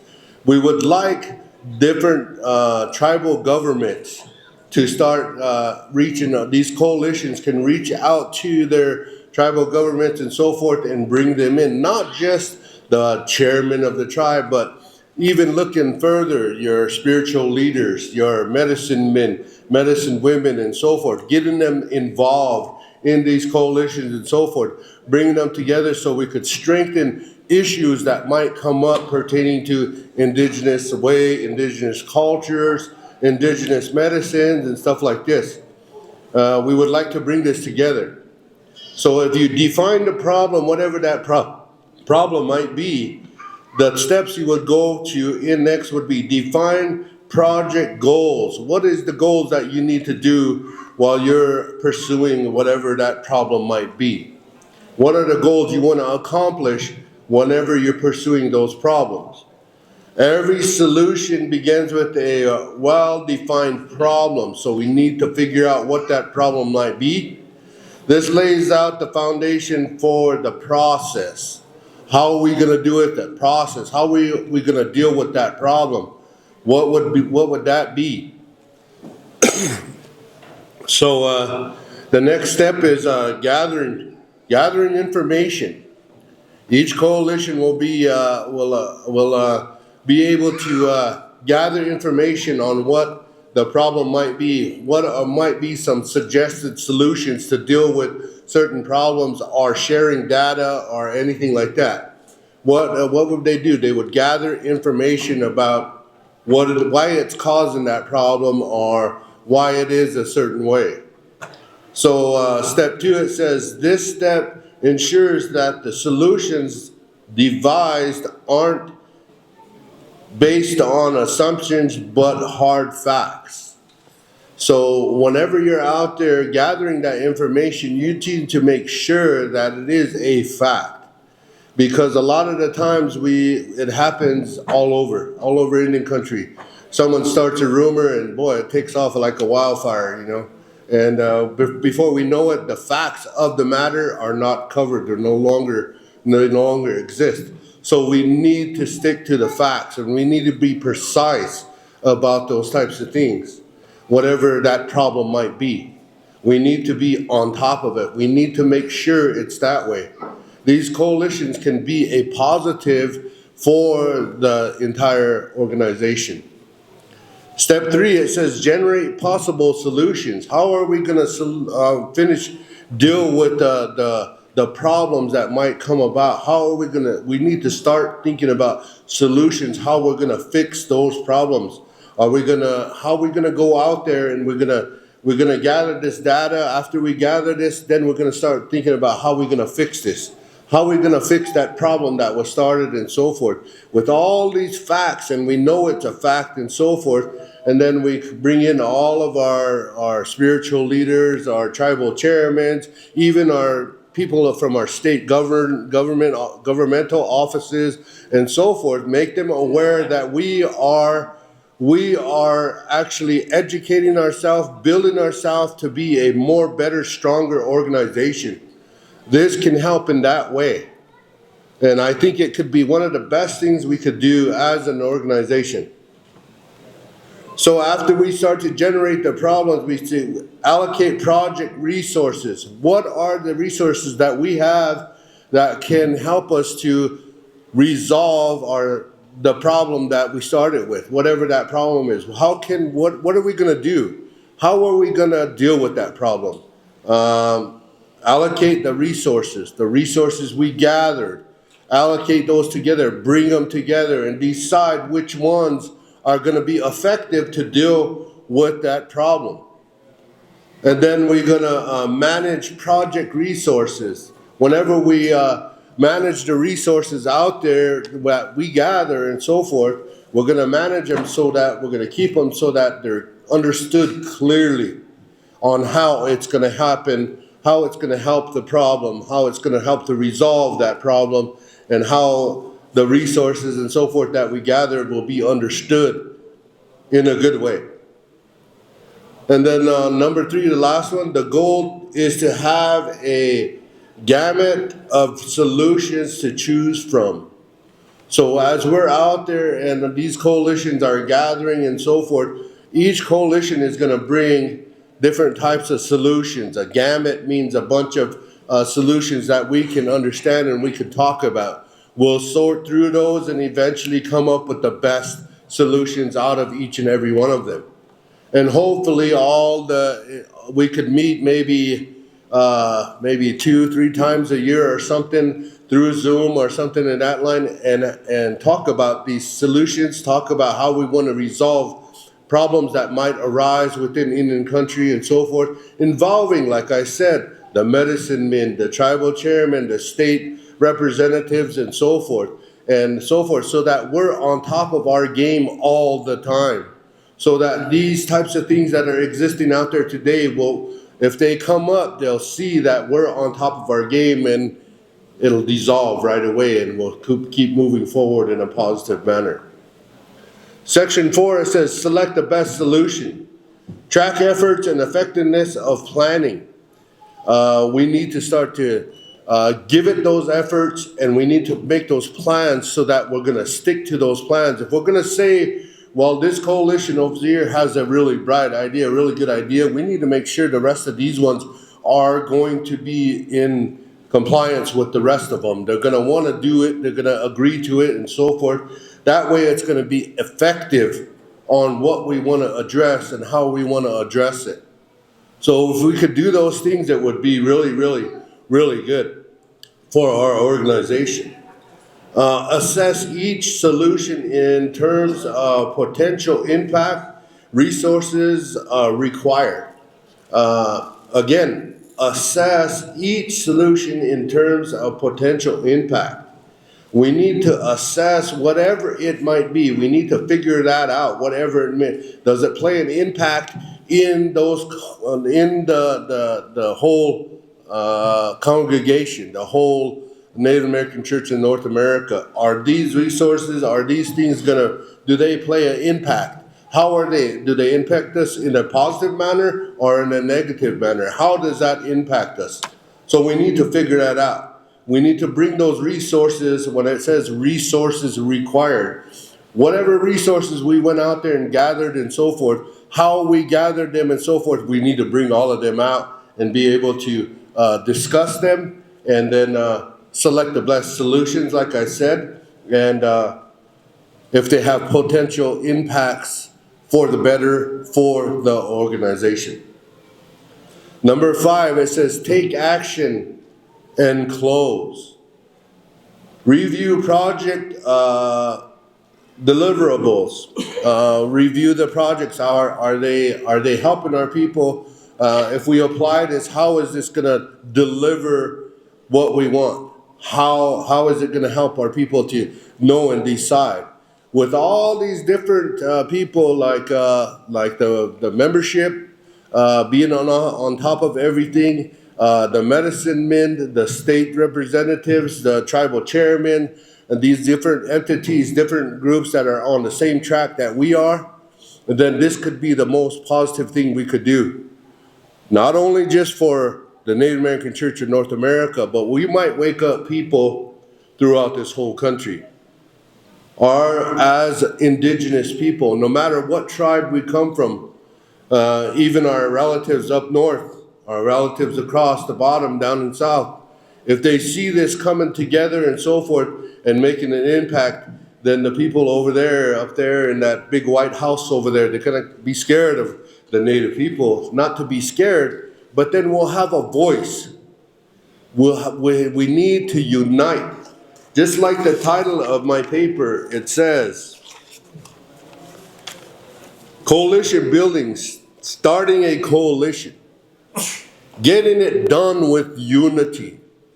We need to unite together with the same message, the same thing. And by developing these coalitions, it could be really impactful for all of Indian country, all of Native people, indigenous people of this country. It could be something that could be the best thing that we can do as indigenous people, is to start these, bring those people in that need to hear this, and bring it all together. It's time that the indigenous people stand up and say something, and these coalitions could sure be something that could help us, because each and every one of us is really smart. Each and every one of us know how to protect and provide for our children's, and we know how to take care of Mother Earth. Like I said the other day, our people, we were doing these types of things long ago before they came to this country. If you think about it, amongst our people, we had our societies that had their roles to do. That some of them were hunters, some of them were gatherers, some of them took care of their homes and the teepees and the lodges and things like this. They all had their roles and they all worked together. Our leaders came together under one lodge and they talked about what is the best decision for our people. Which way are we going to go with this one? How are we going to do it? So those things exist within us. It's natural within us. So we could come together with these coalitions. It could be one of the best things that we have, that we can do for not only the Native American Church in North America, but all indigenous people throughout the country. So again, I want to try to define some of the steps that we just went through. Number 1, define the problem. We went through that. What would be the problem? Number 2, gather information. Gather all the information to try to resolve those problems and so forth, and work together.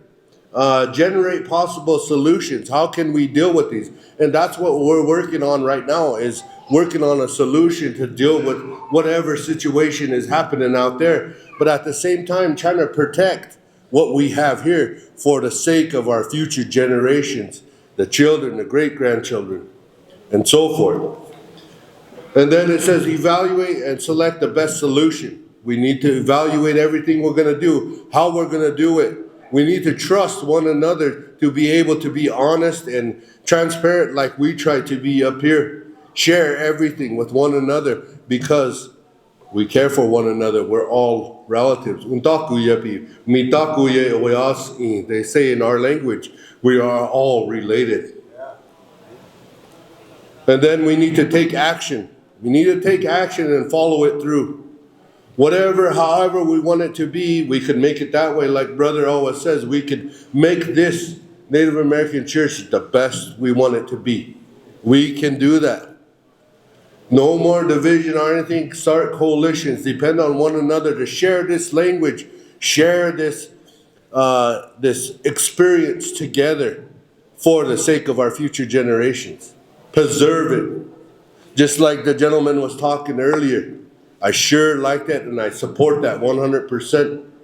Once you remove that medicine from its natural habitat, it's no longer peyote anymore, he says. Might look like it, might taste like it, but it's no longer sacred. That's really meaningful to me. That touched me right here in the heart, just to hear that. And that's what I stand for today. So I hope you're understanding me. Could I get a ha-ho or something like that, or a yay or something like that? Yeah. That's how you're supposed to acknowledge your relatives when they're trying to share something good with you. That's the way we do it where I come from. Acknowledge those things. Okay, why are we going to start the coalitions? Why start coalitions? Learn how to organize a group of individuals and professionals around a common cause. Work together to achieve unified goals. That's what we need to do. We need to work together to bring it together so that we can make that, we'll have that voice over there where it needs to be heard. If we're all broken up, and that's what they wanted to do. They wanted to break our people up and do that and all that, and so that they won't have to deal with us. And it seems like that's what they did. When they came up with the American Indian Religious Freedom Act, it seems like they came up with it, which was beneficial, but then they put it on the side and hoped that the Native people would be quiet. We don't want that. Brother's saying we're just trying to strengthen it, revise it again, and be able to talk about it more. And the presenters yesterday stressed a real good point on those topics. So in simple terms, a coalition is a group of individuals or organizations with a common interest to agree to work together toward a common goal. If we work together towards that common goal, things could be good for our people, our organizations, and so forth. And that includes everybody, our medicine men, medicine women, chairmen, statesmen, spiritual leaders, spiritual women, medicine women. All of this can be good if we seek that common goal together. Coalitions may be loosely associations in which members work for a short time and achieve a specific goal, then disband. It could go that way as well. We could come together and then make a statement, figure out the problem, deal with the problem, and have that solution to that problem. And if it's going strong and if it's going good, we could continue in that path. But if we think that we accomplished our goal and we want to dissolve it and then leave it at that, then we can do that as well. You're not tied to it, but we want to make sure that you understand what we're talking about when we talk about coalitions. And it says, why start a coalition? Coalitions are crucial because they can significantly impact politics and society. By joining forces, the members of a coalition can combine their power, ideas, even personals to achieve things that they couldn't do individually. This teamwork can be a game changer in winning elections or creating new laws. And additionally, last page here. Coalitions are effective in bringing together diverse viewpoints, which can lead to even more innovative ideas for addressing significant problems. It's not that we want to deal with problems all the time or anything like that. It's not that there's a lot of problems out there, but the coalition, the idea is to bring everybody together so to avoid these type of problems from popping up. That's what we want to do. We want to be on top of them, on top of so we're aware. And these coalitions throughout the country will be the eyes and ears of the indigenous things that need to be addressed in this country. Could I get a ha-ho or a yeah or something like that? Yeah? For people like us, joining a coalition ensures that our opinions are heard loud and clear. It's tough to make a difference on your own, but when you're a part of a larger group with those same thoughts, you're much more powerful. This is why coalitions demonstrate the power of teamwork. Whether it's ensuring a particular leader is chosen or working to address a community issue. So the coalitions are very, very positive. I would say they would be a positive for the Native American Church of North America. If we decide to go that way, like I said, we'll be talking about it some more. We would be entertained with your ideas, your questions and so forth. We'll do our best to try to answer those questions if that's the route we're gonna take. And I hope that we could come together in that way so that we could avoid things that come up like this when it comes to native medicines. The indigenous people, since time immemorial, we utilize plants and plant medicines for physical, emotional, mental medicines to live in this creation, with creation. We're not above creation or below creation. We're part of creation. We paid attention to the sacred beings that walk upon Mother Earth, that fly above our heads, that swim in our waters. We pay attention to them because they've been around longer than us. They eat the medicines, they grow. They live healthy because they eat the plant life and things like this. They're all of this, and we're part of that creation as well. That's why we are the way we are. We talk about Creator, we talk about Mother Earth and what it provides and how we must walk in harmony in this creation with creation. That's how it needs to be. That's how we need to be. So I hope you understand me. What I'm saying, it comes from the heart. Comes from my heart. Thank you all very much again. Have a nice day.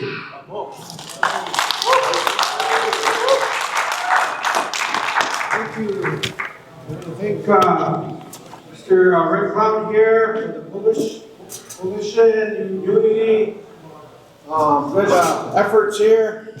Okay, Steamboat. I'm Violet Christie, and I just want to say that supposing you're happy and nothing, something called you to be. So thank you for that, and thank you for the invitation for the coalition, and if we can initiate similar of what you're doing in Denver this week at our grassroots level in our homes, I think it's awesome. Thank you.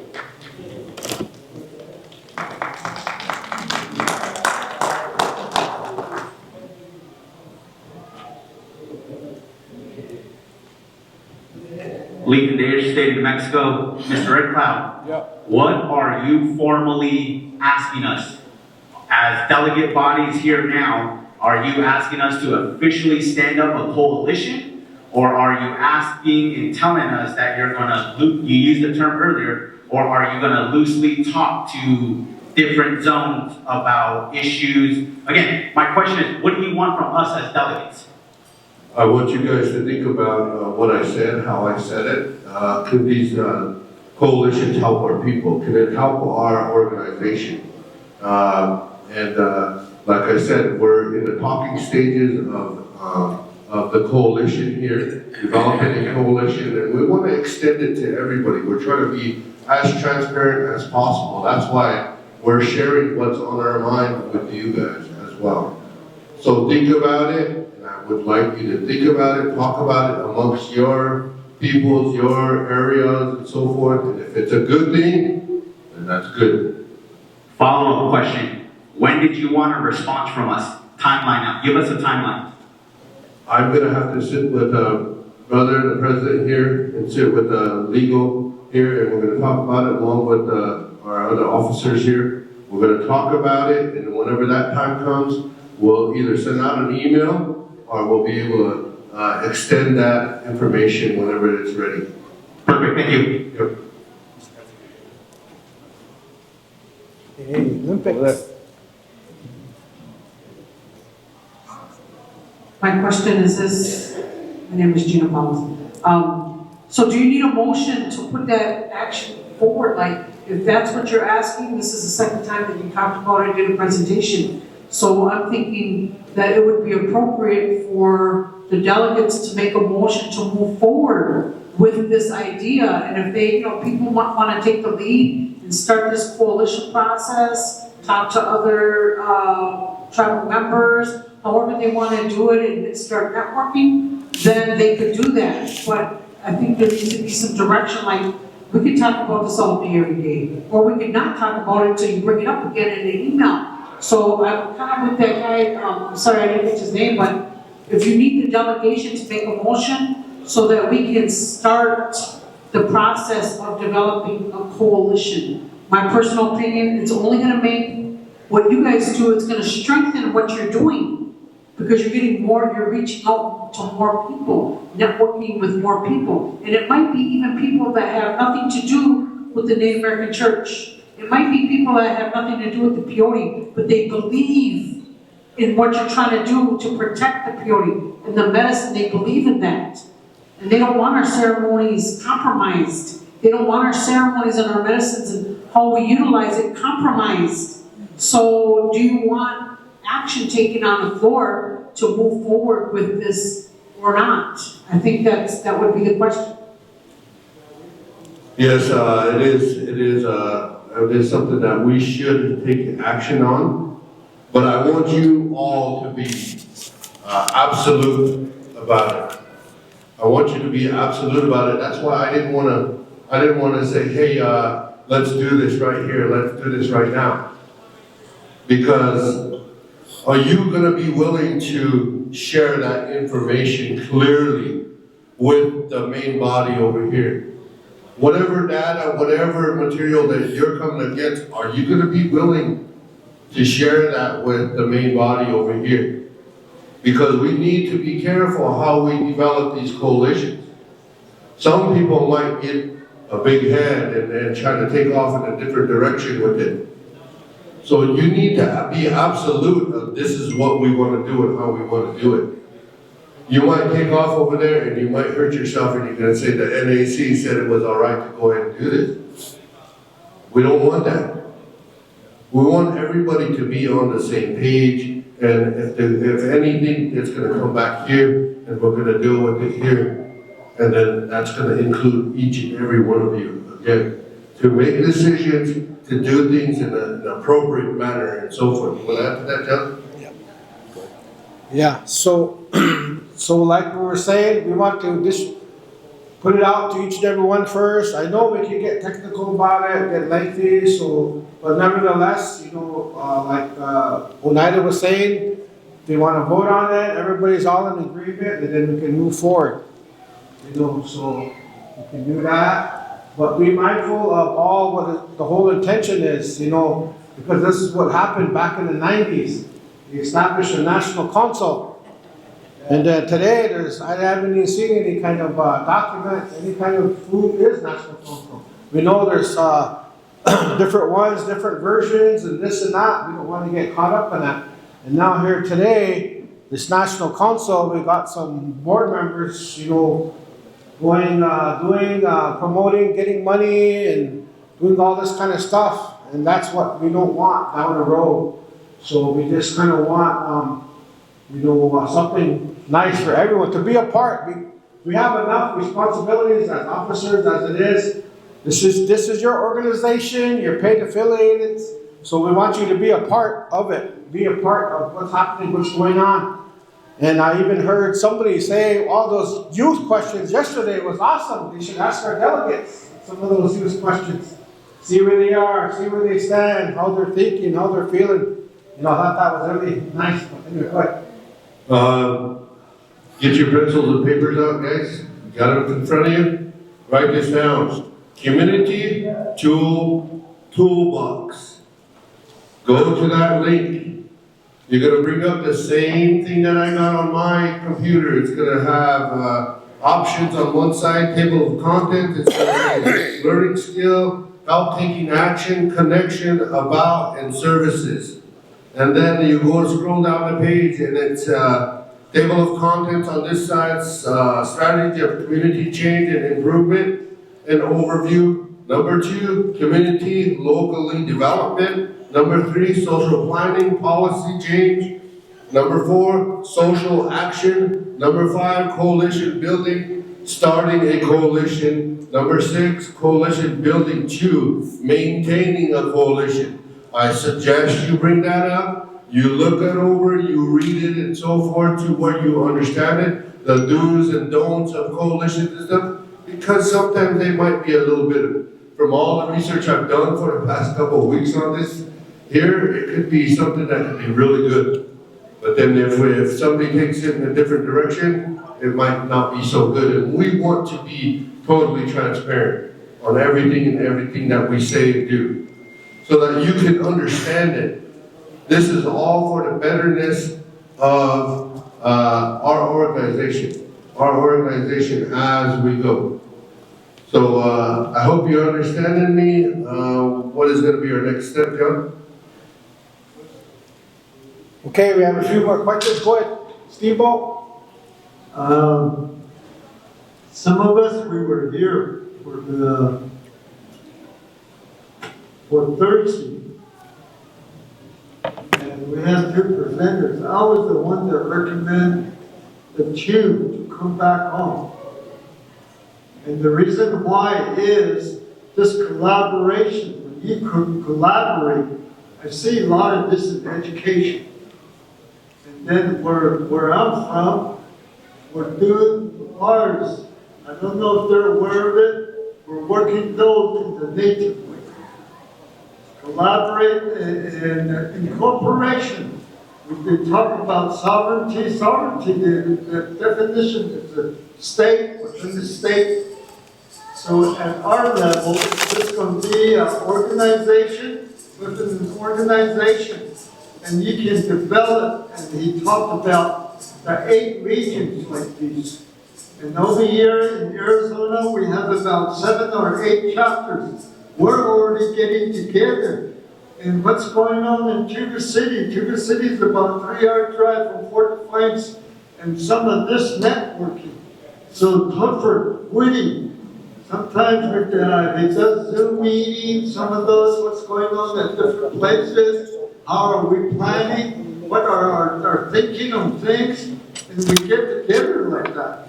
So this incorporation is not getting somebody from the outside and bringing them in. So and then I listened to sovereignty from our lawyer over here and thinking we could develop this. Like I want to know what's going on over there at Omaha. So some of them, they only have 1 chapter, 2 chapters, and the delegate at large. In Arizona, ours is 7 or 8 chapters. And you're talking about 300 miles apart. So far on with Arizona, it's kind of working, and we need to do that. I want to know what's going on with Oneida over there, and some of these, and we bring it back to the organization over here. So that's what it was for. There was sovereignty involved, and some of these, so we share ideas. What's going on? How can we help our executive officers, delegate at large?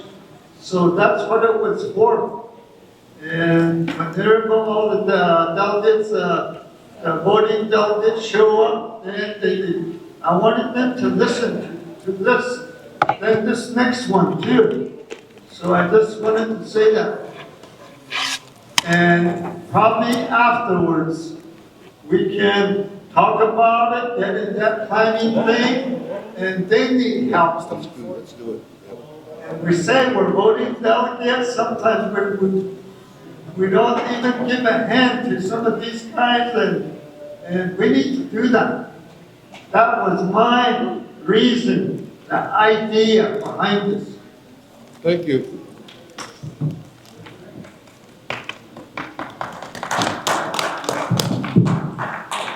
Good afternoon, Christian Olson, NAC Shanto.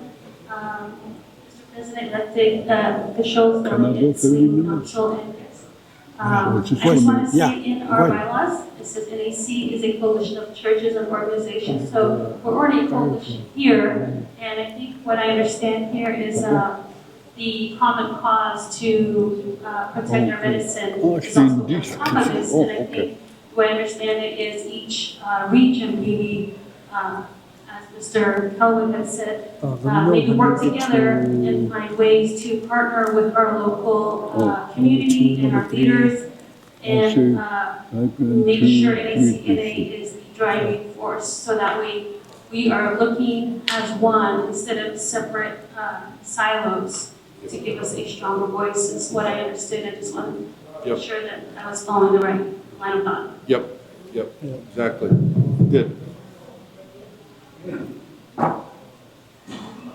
Sometimes I think we get too caught up within our own little domains here, within the organization. The premise behind my brother's project here and some of the ideas that he brought forth, the premise behind that is to start building coalitions outside of our Native American church organizations. So that was the whole premise behind this. Like, for example, we can do a coalition with, like, there was an excellent idea that was brought forth earlier. Let's begin to work with Unity, the youth organization. That's a coalition right there. Maybe we need to start working with some of the other coalitions, other organizations, such as the Buffalo Revitalization and Protection Organization. That's a coalition right there. We can bring that together.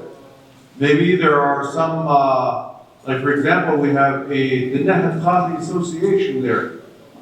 That's a totally different organization, but we can build that coalition together. So the more organizations we build that coalition with, then we make our organization stronger. Our voices can be heard even louder because we have one more resource to carry our voices like we'll carry their voices. So that's the whole idea behind this. That's one. Number two is to streamline a lot of what we're doing here within our organization. Because let's say, for example, all of the Great Lakes chapters can get together here and begin to collaborate on certain things. The Wisconsin chapters, the Minnesota chapters, likewise the Southwest chapters, even just the Navajo Nation, we have more than a dozen chapters that are there. So that there's a collaboration that's happening that is more formal rather than just okay, well, what do you guys think of Tuba City? What do you guys think of Greasewood? But it's a more formal type of a practice, I guess. But that doesn't dissolve or absolve or change your chapter status or your chapter affiliation status. It doesn't change any of that. It doesn't change any of their delegates according to the bylaws of the org. It doesn't change any of that. So it's just a more organized collaboration. And I think that his outline was very much in line with that. It doesn't talk about creating new organizations or anything like that. It's just a more streamline of collaborating with one another and then helping out one another. That's really what it's premised upon. If I can help you with wood, it's good. She can help us with medicine, and then they can help us with food. Then we're going to have a meeting. It's really what it's premised upon, to begin to share these ideas.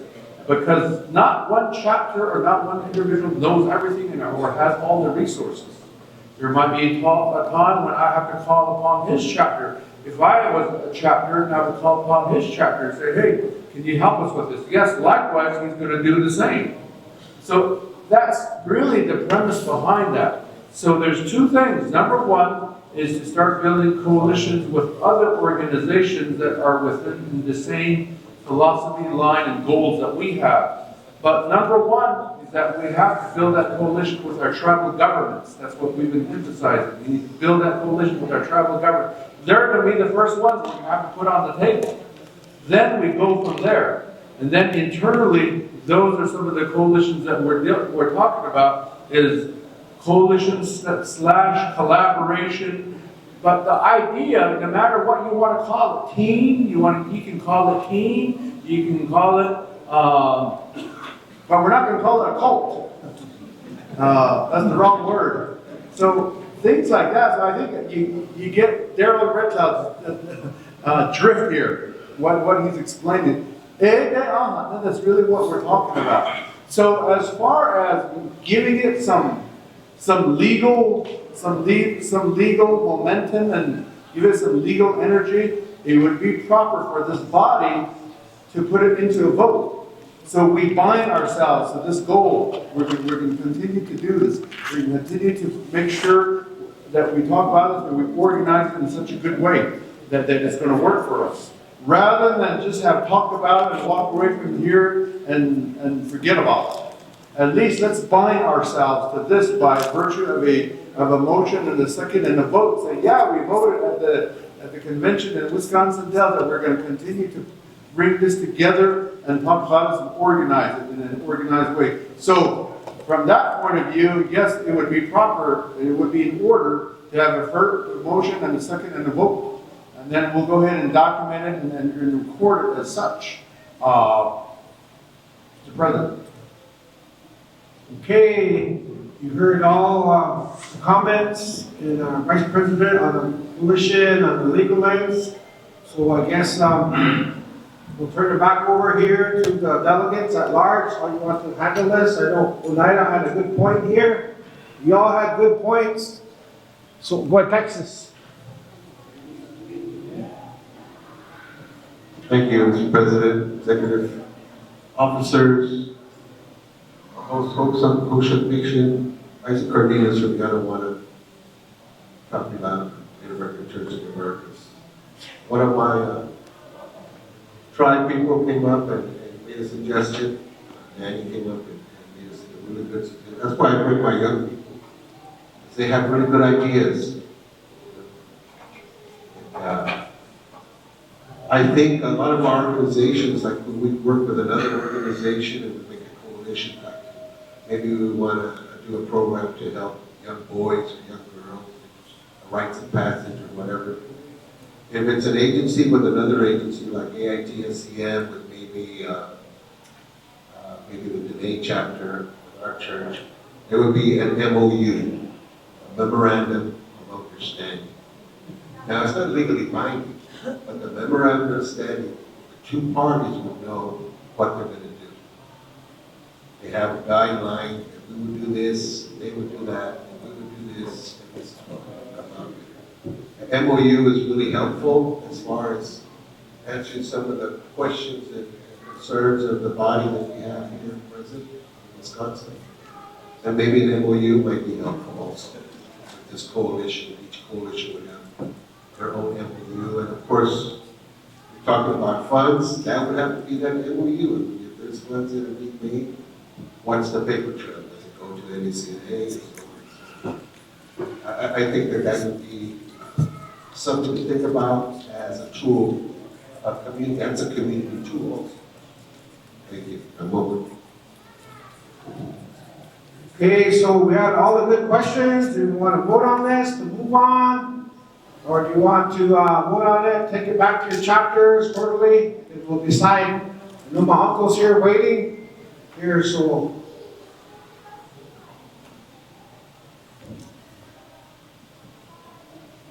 We could make a motion, but that one was brought up. And then I was thinking about this one, like the one from Thursday, the sovereignty, and over here, the collaboration. Then the one on this is, he has a topic, I was thinking all those three could be bundled up. but I don't know, it's really up to you if you want to vote on that collaboration and start the planning stage, some of that. And over here, when you were saying MOU, there's memorandum of understanding or unity. So it's really up to you. And I myself, I was thinking, why just leave it on the site? Why just talk about it? Let's put some action into it. And that's, I'm kind of thinking, before I hate to interfere with my uncle over here too, part of our Navajo teachings. But I was thinking maybe until after he does his presentation, maybe some of what he talks about, maybe it might make people think a little more to something. Mr. President, if we're all looking for direction, and I agree with how you wanted it, Mr. VP, is we'll, as delegates, informally do our homework like you just told us. And then we'll wait for your memorandum of understanding to be published, signed, and distributed to us via email to better understand and to better understand templates. We'll do that. We'll be proactive with you. No, it's not a motion. No motion, just a comment there. We're not really looking for,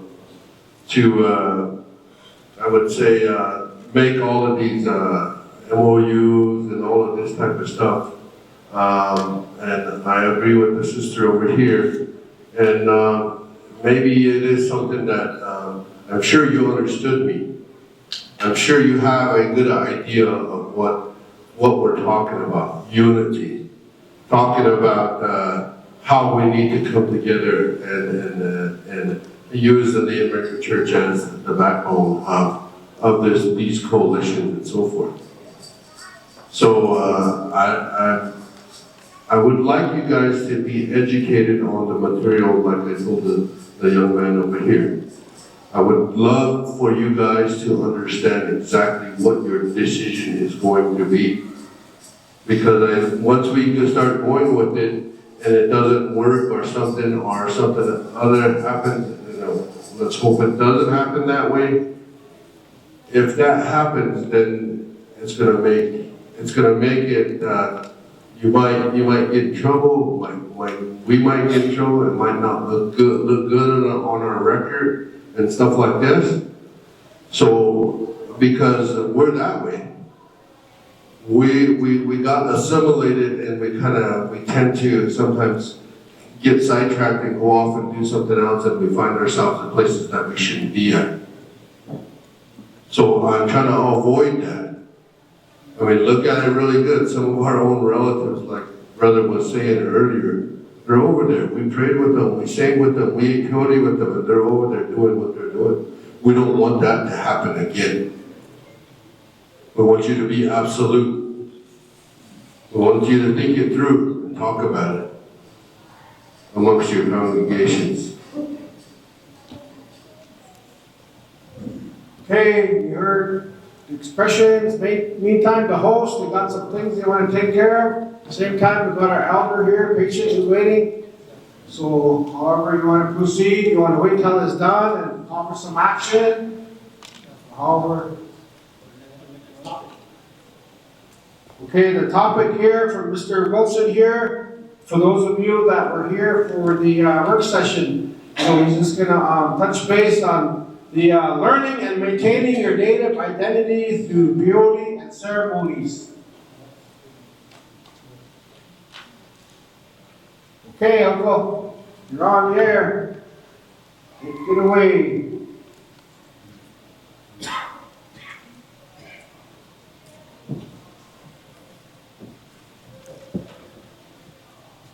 Good afternoon. Hello. Extend my greetings to all the members of Native American Church of North America, peyote ceremonial way of life, extend my greetings, respect, and love to all of you here this afternoon. And we're in our 76 years annual convention, and that's good. Extend my appreciation to the executive and board, everybody here, out there, relatives listening, that I guess you know my main topic is learning and maintaining self-identity through peyote ceremonies. So here I want to explain how our holy divine medicine, peyote, connects with our native language. I guess we could say holy medicine, peyote, but we were told as Navajo to leave the English language out of your ceremony. And so for Navajos, right there in 1939, 1940, some of our medicine man leaders questioned, how do we address this holy medicine? But to make it short, there was a man named Chester White and some other medicine men said, we're going to call it a Zepanata Chikan Nchitiyin Shama. And so from that time on, that's how we address this holy medicine in the form of a spirit of the mother, because it was a woman that found this holy medicine, peyote, and it was a woman called Wiyahtiyin. That's how Apache language. So this story came from Lapan Apache. They called this woman that found peyote, Wiyahtiyin. We say Chikshahtiyin. But that doesn't mean that, certain individuals found the peyote, but this woman that found peyote represents all of us. We're in one unity. That's what I'm going to talk about a little bit of some of these stories. So I want to talk about a little history, real short stories. Anyway, this woman found this holy medicine because of confusion and the fundamental laws that control and constituted these native people was way out of control. They started to do things they shouldn't be doing, abusing one another, killing one another. And so this lady wandered off to wilderness, and that's how she came up on this peyote. It's a long story, but I'll leave right there. So it was a woman that found it. So that's how come our forefathers' knowledge and story says, in the beginning, the Great Spirit, our Creator, gave us a way to glorify Him in His beautiful creation. To glorify Him, He created this holy medicine, peyote, and He gave it only to the native Indian people. Nobody else, okay? Only the native Indian people. And right there, they say, the color of your skin doesn't really make you unique. It's your native language that makes you unique, intelligent, and beautiful. Learn your language. Talk your language. Don't talk English language in ceremony. If you want to talk, go to the trading post or town, talk it over there. But in your ceremony, all your ceremony, talk your language. That's what they said. That's the way I heard it. Okay, so it says that this holy medicine that he created became our holistic spiritual connection with him and the divine holy people we say. Along with this holy medicine, we were given our prayers, our songs, our faith, our love, hope, charity, and our sacred instrument. Our Creator gave us a certain special water to drink, food to eat for survival. He gave us a language, identity, in a certain way to dress and to understand and respect our natural order of life. And he gave us a special natural ethics and moral laws, principle, and standard to understand and follow and believe in him and his divine holy medicine. And they say that because the Great Spirit, our Creator, knew that one day in our generation we will lose our native language, our sacred identity, and maybe we'll be coping and copying somebody else. So that's how come he did that. And they say that when the holy medicine was created, it was given its own special ethics, moral laws, principle, and whatever it is that's going to make it unique and special.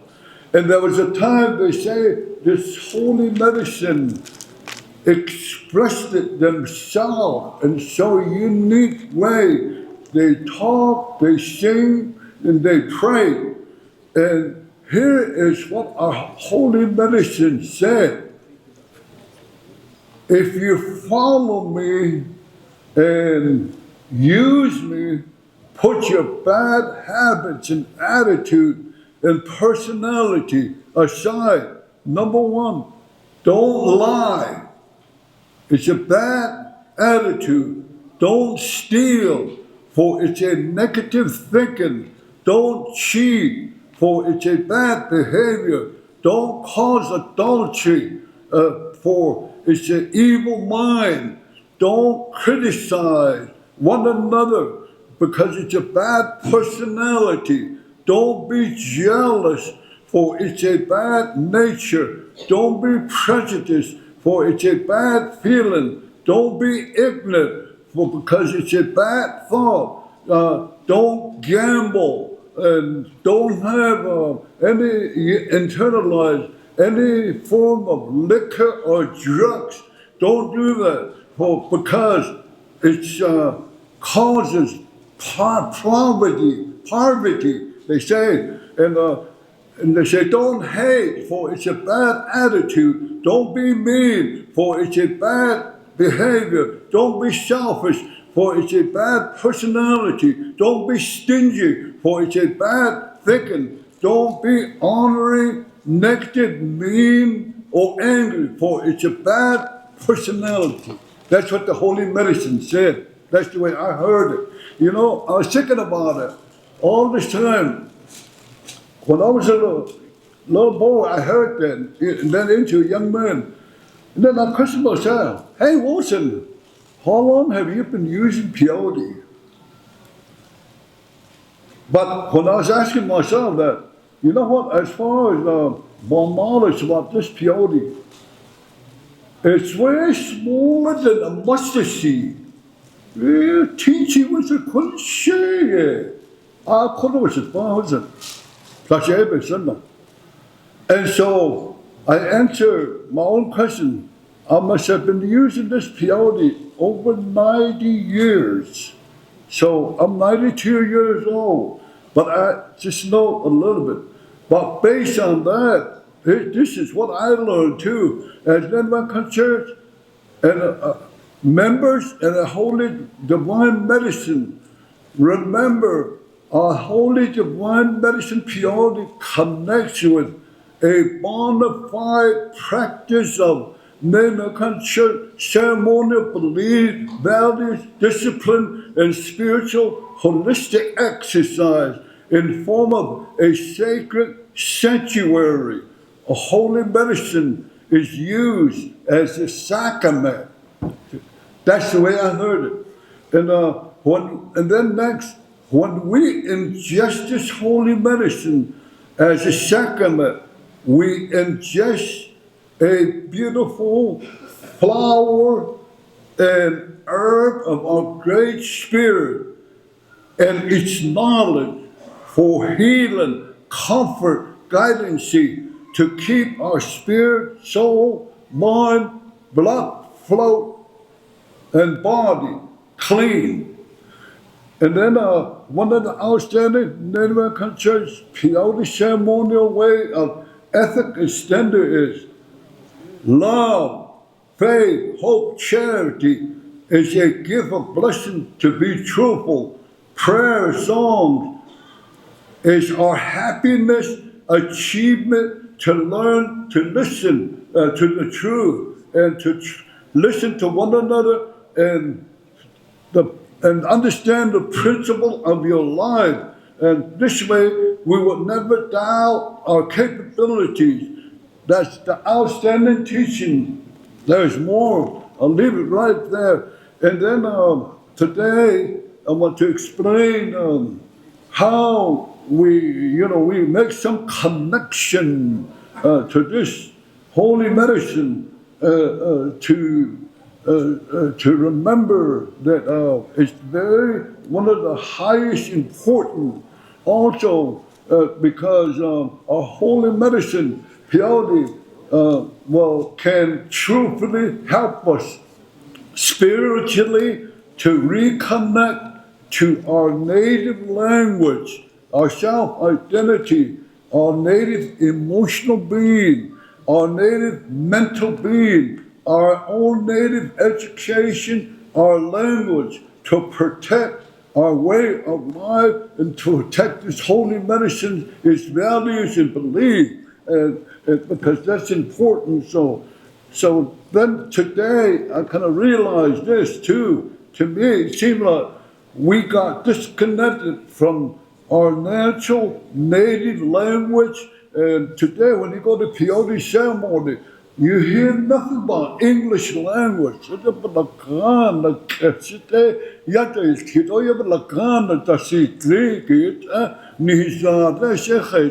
Let's begin to implement our native language into our peyote ceremony. And then we were told, don't ever put English language into your songs and your prayers. But it seemed like it happened.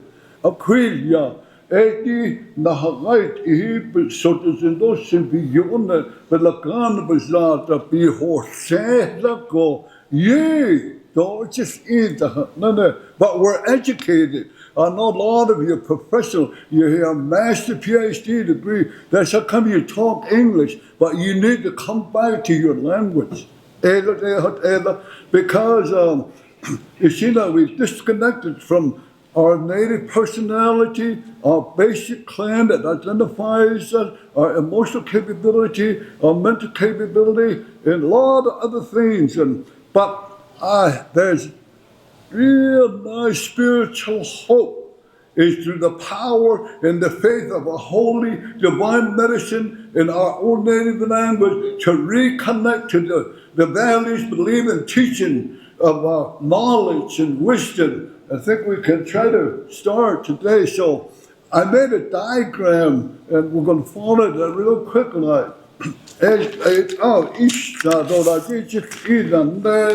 So the first one, that middle circle, it's very important to understand your birth. That's your self-structure. And through that, it connects with your language and that holy medicine. And then it goes to the east, and that's your critical thinking. So we use our native thinking positively, and we can analyze alternative solution through the use of Native American Church holy medicine's principle of logic and the creativeness process of our native mind and our mental activeness and our native perception. We can use our native mind to develop ability to synthesize and integrate information and ideas, to develop ability to or identify acts from opinion, action from opinion. Then learn terms and facts from our neighbor country teaching to develop capacity, making a wise decision to build leadership relating to neighbor country church. And the second one, I call it planning. And as a member of Neighbor Country Church, our holy medicine, we have to demonstrate the quality of planning. We got to plan. Nahata, hajo, yeso, denizeno, yenitao, bekehenitao, nenahasaido, lis, nitzeno. Planning and participation from each one of us to honor one another as a member of Neighbor Country Church is to define our personal belief and discipline, apply our choices to demonstrate our self-awareness and our personal skill, work, cooperation with all members of Native American church member that is out there to really try to communicate. I think that's the highest important, and also to plan that our Native American church and our Holy Divine Medicine is our discipline of our native learning. We learn values that makes our learning and our life beautiful. This is where our planning of Native American Church of Learning comes into action, and we make preparation by that understanding and be positive with it and not question it or argue about it. Put it in place. That's the way it is. Now the third one, I call it conditioning. So ashtehodorizo hajo bezdorizo judicial kotaga behatin stela judinozi condition. As Native Church member, condition ourselves is Native Church competency based upon our basic quality of our life and its outcome, meaning to demonstrate our self-direction, our vision, our goals, based on our personal values, consistent with our native moral standards, ethics of Native American Church, and our holy medicine. That's the way I put it. And then number 4,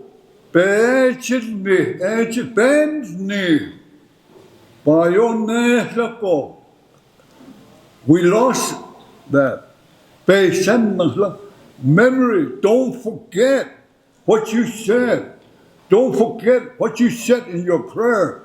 Don't forget what you mentioned in your song. Don't forget what you said in your sacred sanctuary. Don't forget yourself. Don't forget somebody. Don't forget somebody that's important to you. Your memory is important. So Native American teaching can help us to identify our wants and needs, to establish our Native American church plan for our future, and develop respect for our holy medicine, ourselves, our people, our children, to learn to plan for our generation and how to protect our holy medicine and Native American teaching.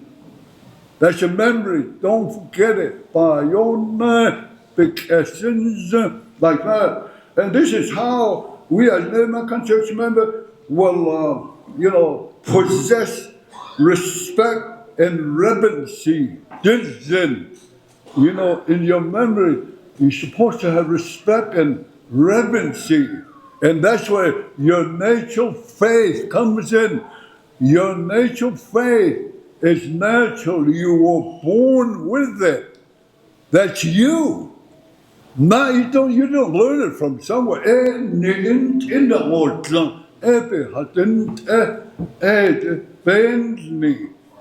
Memory.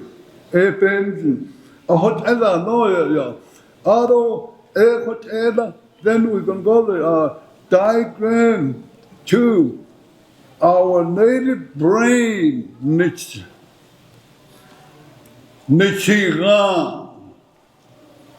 Our native brain connects with our native perception. So, there, in our diagram to the east, I said, our perception of understanding connects with our holy medicine and to conduct ourselves spiritually with the power and blessing of Native American Church.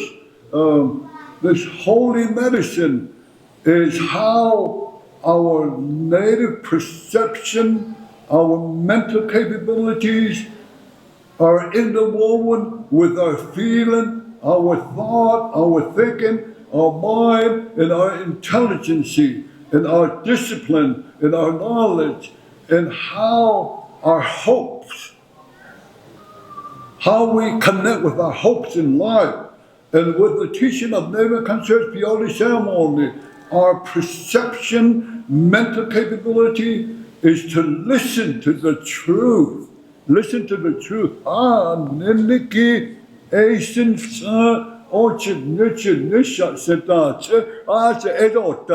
don't listen to negative things.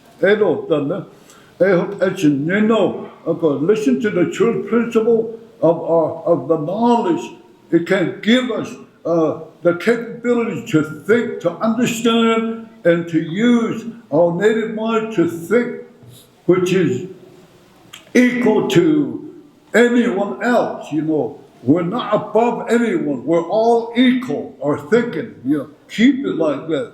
And this is our thought of mind are in peace with all creation, our medicine, Native American Church. This is how we develop a good attitude, a good behavior, an effective ability, compare different ideas, meaning we can compare different ideas so that we can learn one another, believe and accept one another.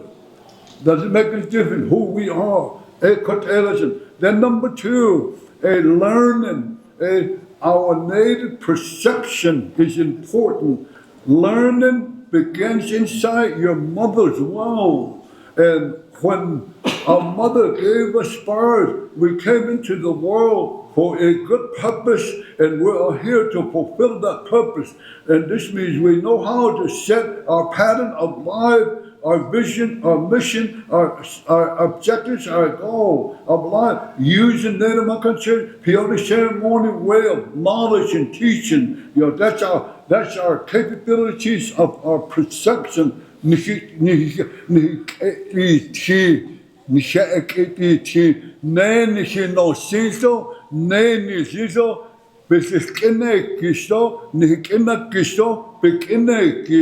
That's our perception. Native American Church Peyote way of learning it identifies us. Native American Church of Learning is identified as a formal success. It's a formal success. We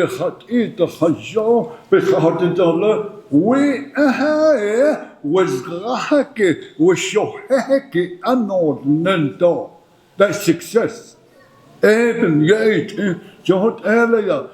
American Church of Learning will teach us to decide to develop something that is positive, so that a good attitude will come into existence, and a good behavior and effective choice of goals that will help us reach a positive level of spiritual motivation, and then social motivation, and then spiritual and social comprehension. Number 3, I said, condition. You know, it can condition you.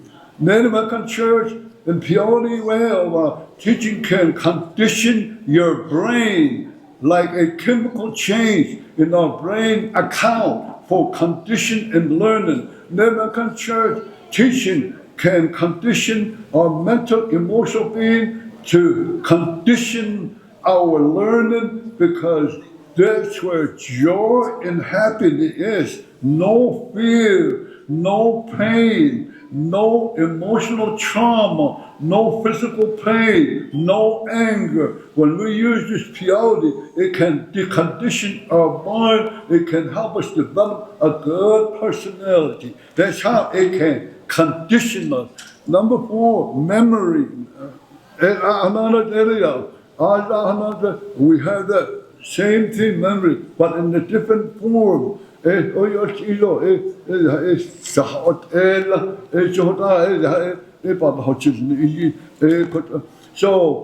the faith of our memory and our cognitive development and our consciousness is our mighty courage, strength, our educator, our knowledge, and our know-how. This is the very reason why our holy medicine can help us to understand that our native memory of things are rooted in the faith of our memory. It's rooted in the faith of our memory. For these reasons, when we reconnect to our 4 areas of our memory, we heal and we come back to our true self. And that's number 1, understanding our native brain and mind of intelligence, understanding the element of our perception, and then goes on and on. And then the next one, diagram 3, feelings, which is chi. Thought, shoya, which is chi. Atta, which chi. I think you to understand your feeling, to understand yourself. Native American Church, the only way of feeling and thought is needed to clarify, to understand our native way of thinking, to reconnect with our mental and emotional ability. Using our Native American Church teaching and our holy medicine teaching, we can learn to use our native feeling to help us to redevelop our faith, our hope, our love, our understanding, our plans of life, to redevelop a positive mind that relates to our native way of thinking. It can help us to reconnect to our native language. Then there's our thoughts, that's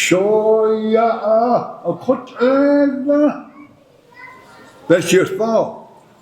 Our Native American Church teaching tells us that our native thought is in form of a spiritual discipline, a social discipline, because our native thought can help us to understand our native moral laws, standard principle, fundamental natural law to protect our holy medicine and to protect ourselves. That's how come it's like that. Then we have our mental capability. Our Native American Church teaching says that our native emotional capability is already custom made for us, because our mental development explains we are born with our spirit, our soul, our mind, our blood flow in our body. That's our faith. Did you know that our faith is our spirit, our soul, our mind, our body, our blood flow. That's our faith. For this reason, we have feelings, thought, thinking. We can see, taste, smell, hear, learn, understand, and that gives us preparation to develop, to have that self-sufficiency, self-confidence, self-love, and we know there's prosperity. That's what we want.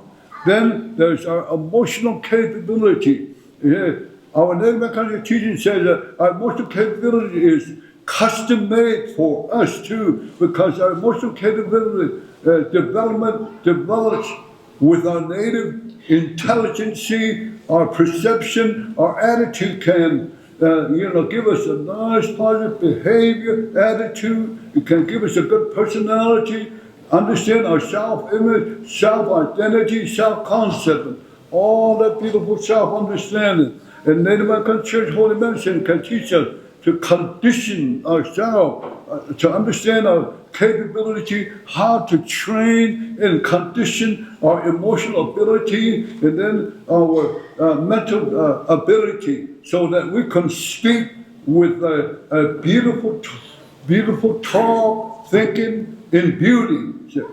That's the way we're supposed to walk and think and live. Diagram 4, our native attitude. How many of you know that you have a spiritual attitude, social attitude, common attitude, and physical attitude? How many of you? Did you know that all those 4 attitudes becomes one, and it's our prayer, our song, our faith, and our commitment. So it's good to understand. They say that our Native American Church says our holy medicine purity can control our native attitude. For this reason, our positive attitude relates to our spiritual identity, and we can experience the force of Native American Church teaching, moral laws of our Great Spirit, laws of the holy people, laws of nature, and then laws of divine element that's out there.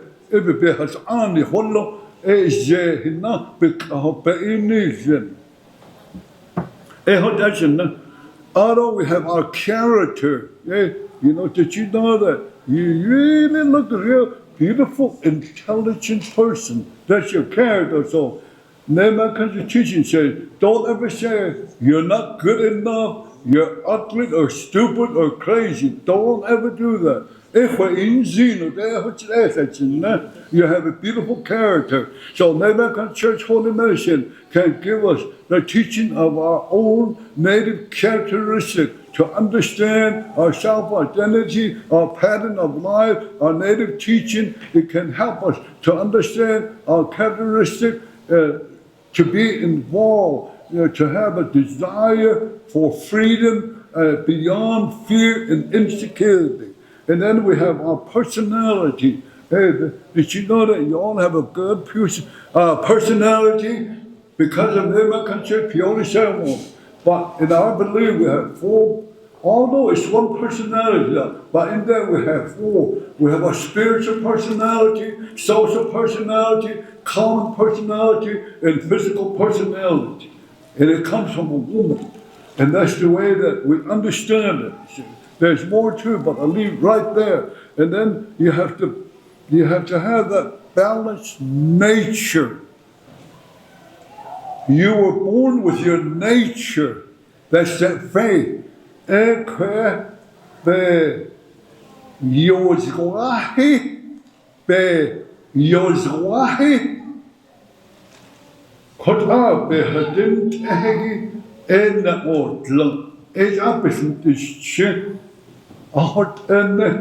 So that's your nature. So Native American Church says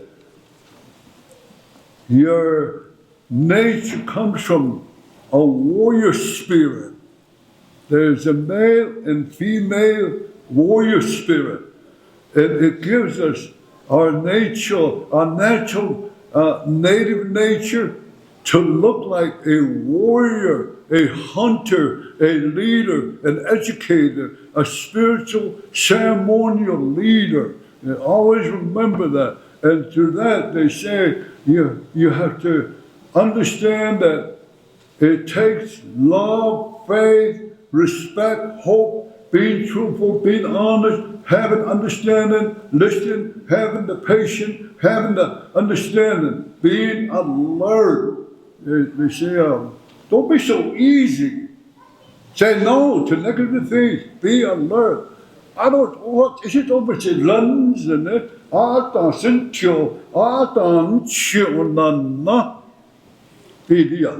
And then the highest in leadership is they say the first highest is to believe in yourself, your spiritual principle, your holistic principle. Last, I want to share this with you. I found this when they wrote Native American Church North America Constitution Bylaws, 1918. I found this information. It says, as Native American Church of North America member, we are here to protect, shield, foster, perpetuate, enhance, promote, and preserve Native American Church value, belief, what it stands for. 7 concepts. We should revisit those 7. Thank you. Thank you, Dr. Wilson Rollins Jr. You know I know Thursday. You know what? I used to have a grandfather. He used to say this. Would you disagree with it? He said, when you clap, you're clapping what the person said is going to go away. But we're educated. We're like white people. That's how come we have to clap. Oh, hey, yeah, like that. So disagree with me, okay? Say you're wrong.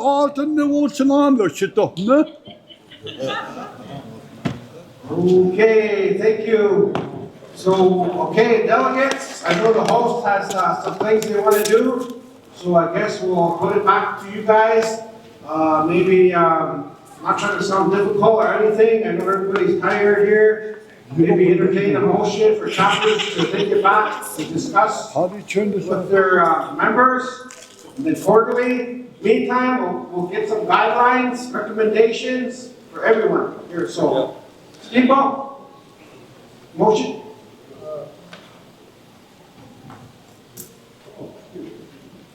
The reason why I wanted these was what he was working on. It was the effectiveness of the peyote. So a lot of these synthetics, some of that, we need to put something that for when you use the peyote, why it belongs to us American Indians. And that's what it was for. And that's a good start. I was looking at his presentation up there with east, south, west, north, and it would say NACNA. So that concept, maybe some of this can help out even in Denver. So the one on this collaboration, the one I was thinking about, they call it internal. That means the system within the system. The external, once you start doing some of that, you can get in trouble for it, like even monetary funds, some of those. But I just wanted to make it more internal, and then make it more regional, the 8 regions we talked about, just for communication. That's what it was for, so I just wanted to explain that. So, before Uncle here started talking and so forth, and we were talking about what was said about the coalition and stuff like that, we talked about it, and we're going to go ahead and give it back to the delegates.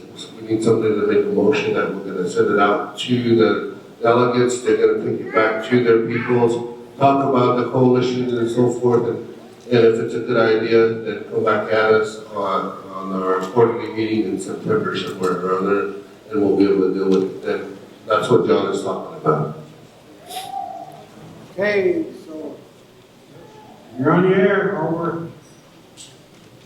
It's about 2:30 now. Make a motion? Yeah, make a motion on what they're brought up, but make it more internal. Collaboration is the start.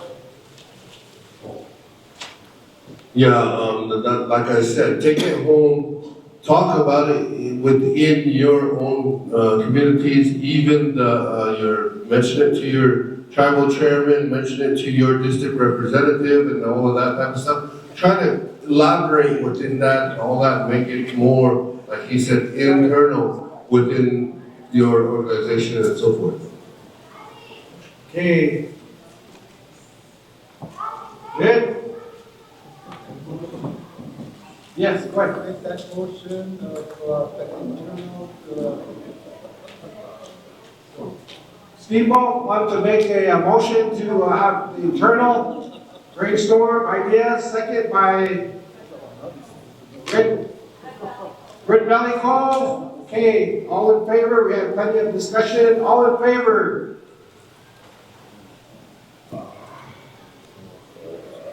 Really good to see my Uncle Truman over there.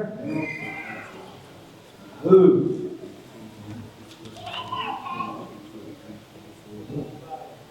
$25. 25, okay, those opposed? Abstain. 2, 3, 4, abstain. 5. 5. Okay, motion. You have to count.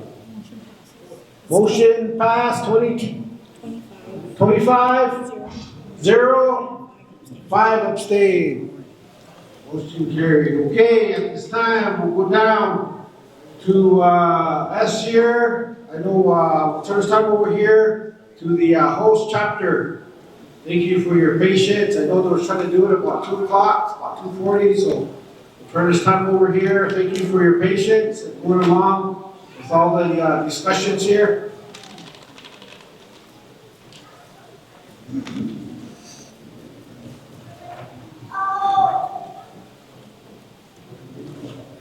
Can I have your attention, relatives?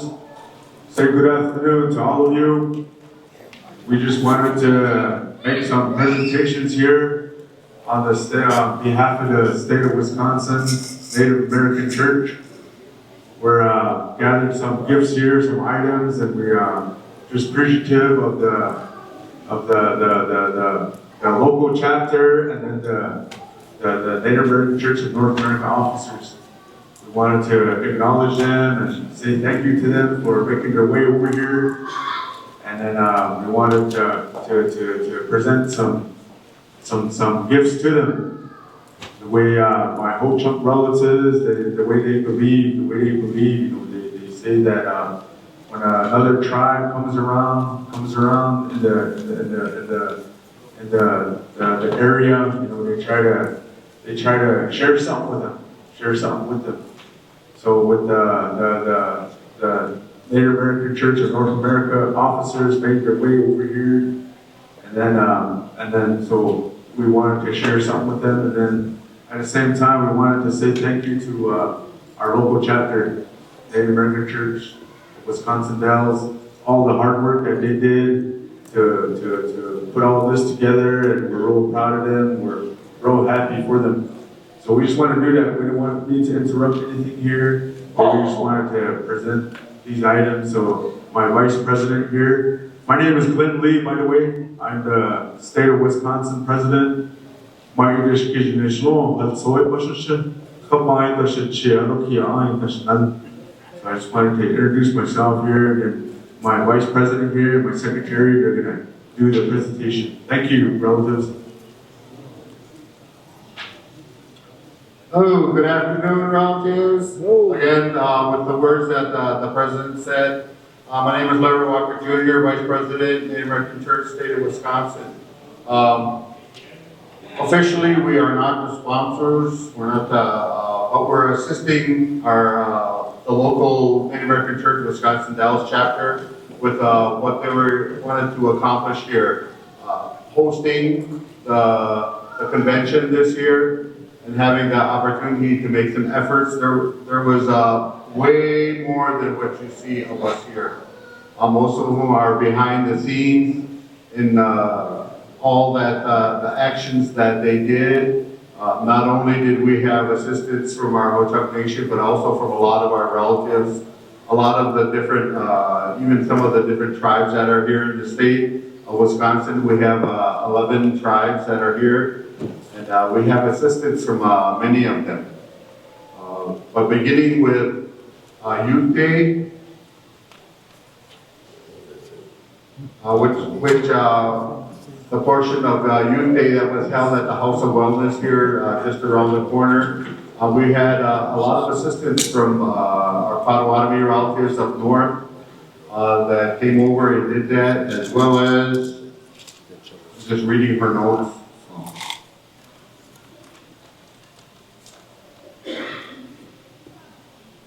Forest County Potawatomi Tribe, Andy and Taylor Phillips, Ho-Chunk Nation,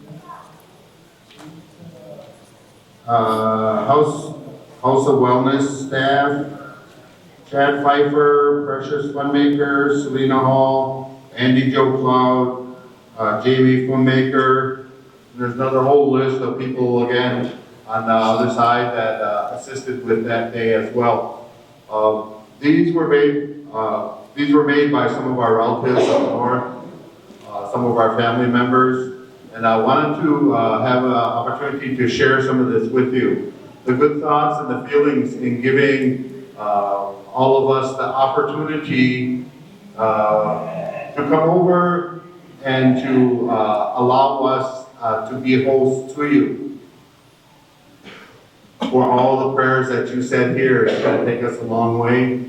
Some of our relatives weren't around because they were tending to the funerals that were happening around us here. And I know they're going to have a benefit from the prayers that you said on behalf of all of us. We're all the same. We all go through those experiences, and that continued on as your relatives came over and sat and talked about the different issues that were covered here throughout these past few days. And we're appreciative of that. All that good thought and feeling that you're going to leave when you leave here and start making your way home, that all would be well with you and yours. And with that, we would like to extend some appreciation to the elected officers. I would first like to call on the secretary to come down here so we can present a gift to you.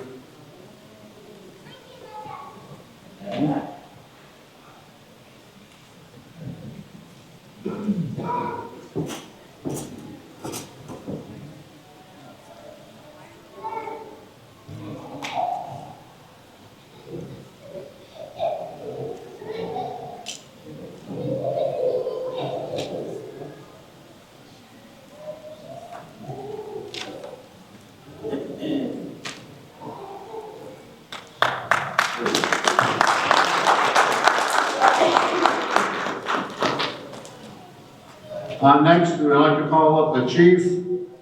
No, wait. Editor-in-chief. Sorry, guys.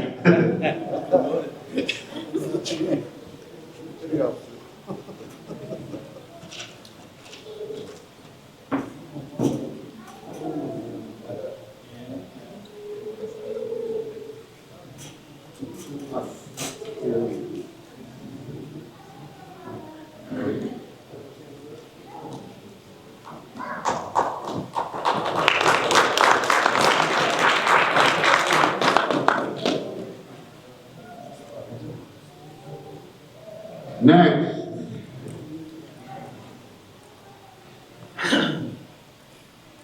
Vice President.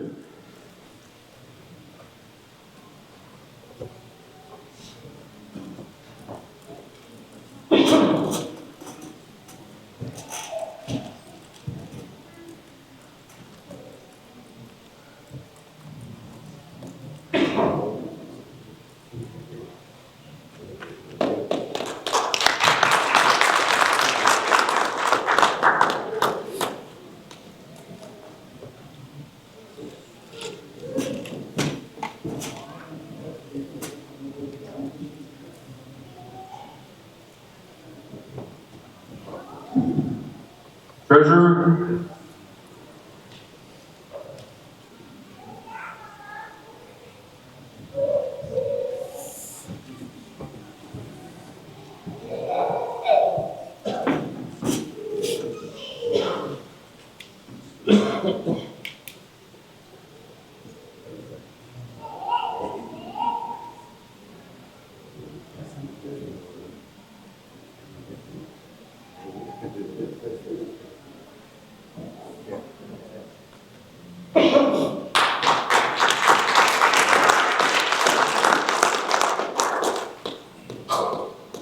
Mr. President, can you make your way over here?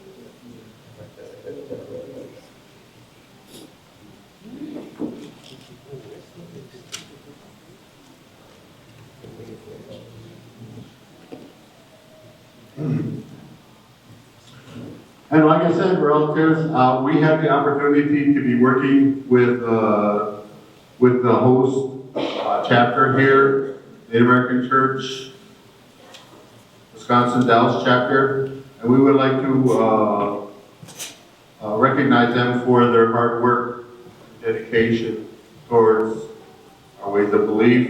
I would like to ask somebody to come up here. President.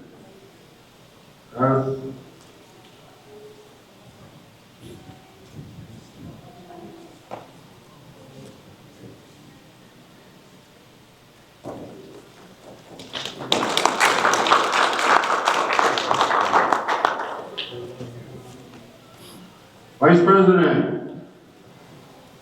Oh, she's working hard somewhere around here. Oh, she's not even here. Okay. Next. Treasurer.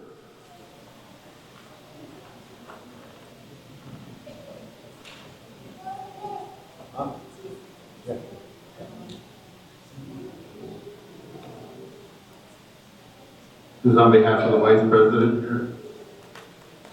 Treasurer. Secretary.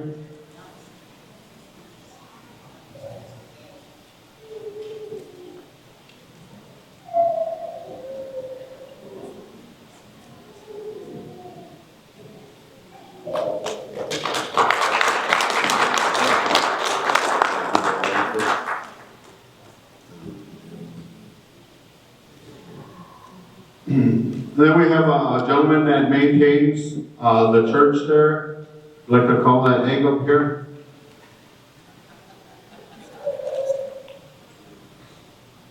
For all the hard work that he does in preparation for the church and the grounds, and his groundkeeping crew, whoever that is.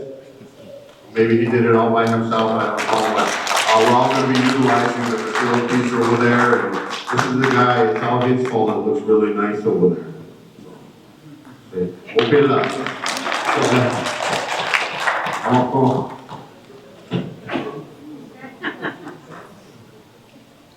give me words, my name.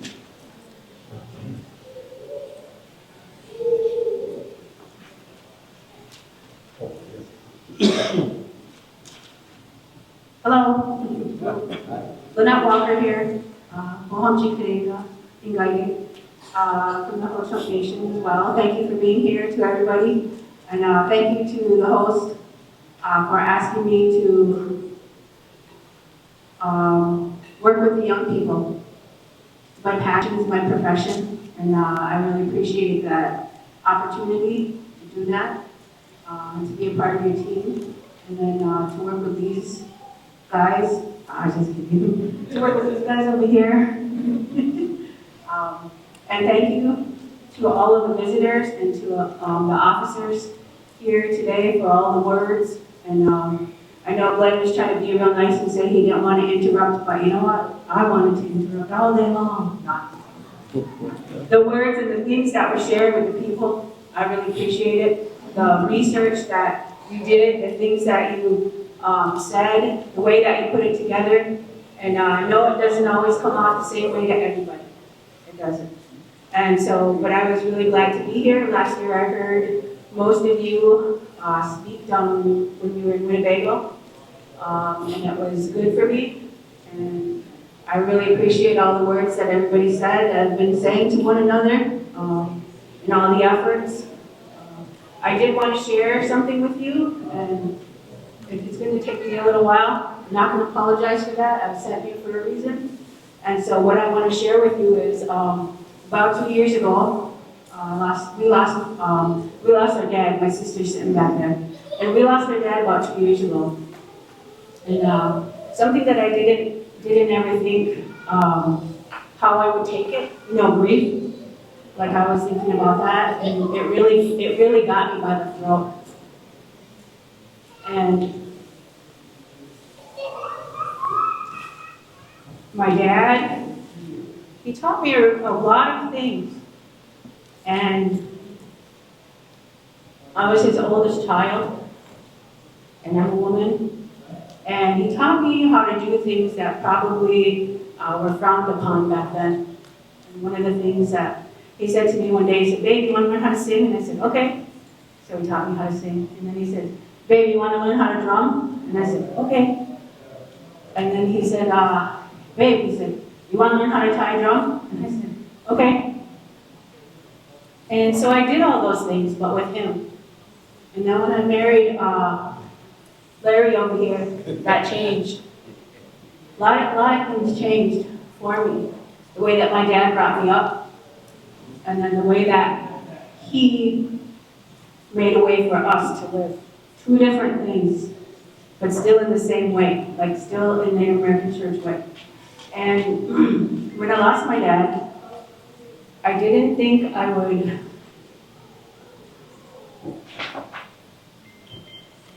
I thought I was really strong.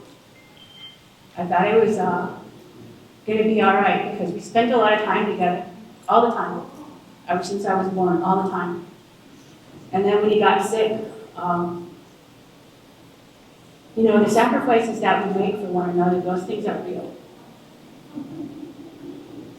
And I did that for him. And I was asking the Creator, I said, just help me. With whatever I need to do for him, just help me. And from that time on, there was nothing that I had to worry about. I didn't have to worry about money. I didn't have to worry about food. Sometimes I worried about sleep. But through all of that, and through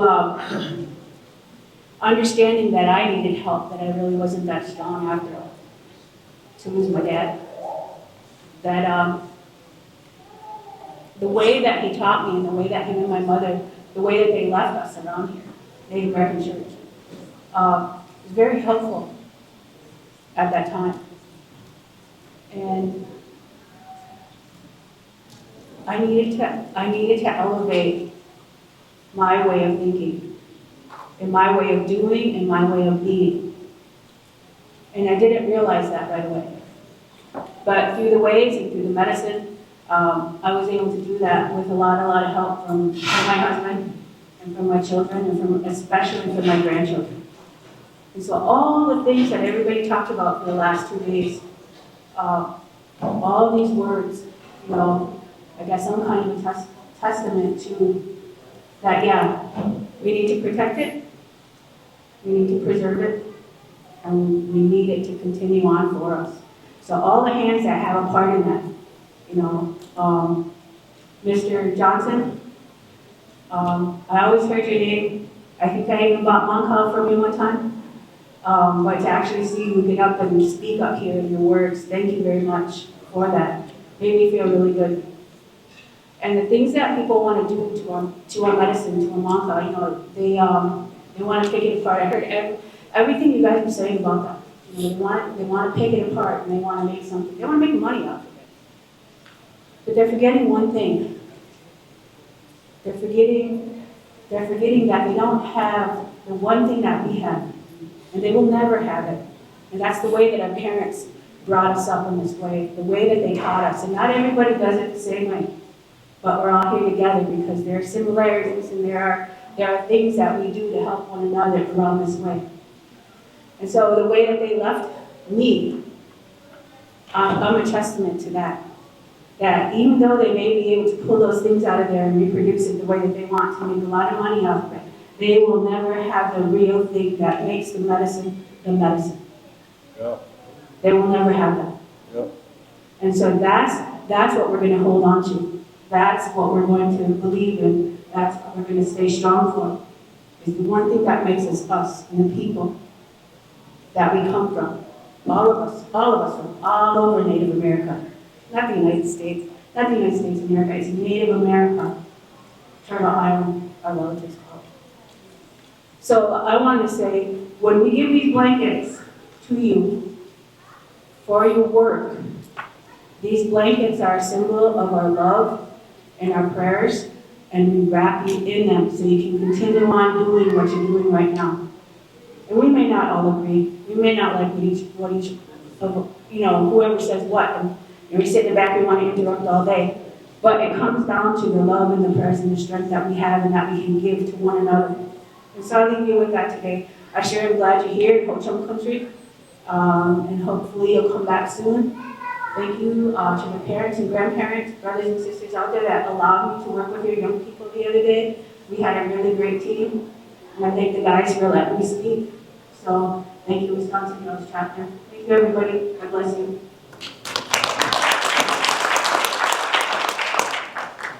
Okay, relatives, the president, local chapter, Travis, he wants to call up Hazel Daish. He wanted to acknowledge her as an elder. So come on down, come on up, come on over.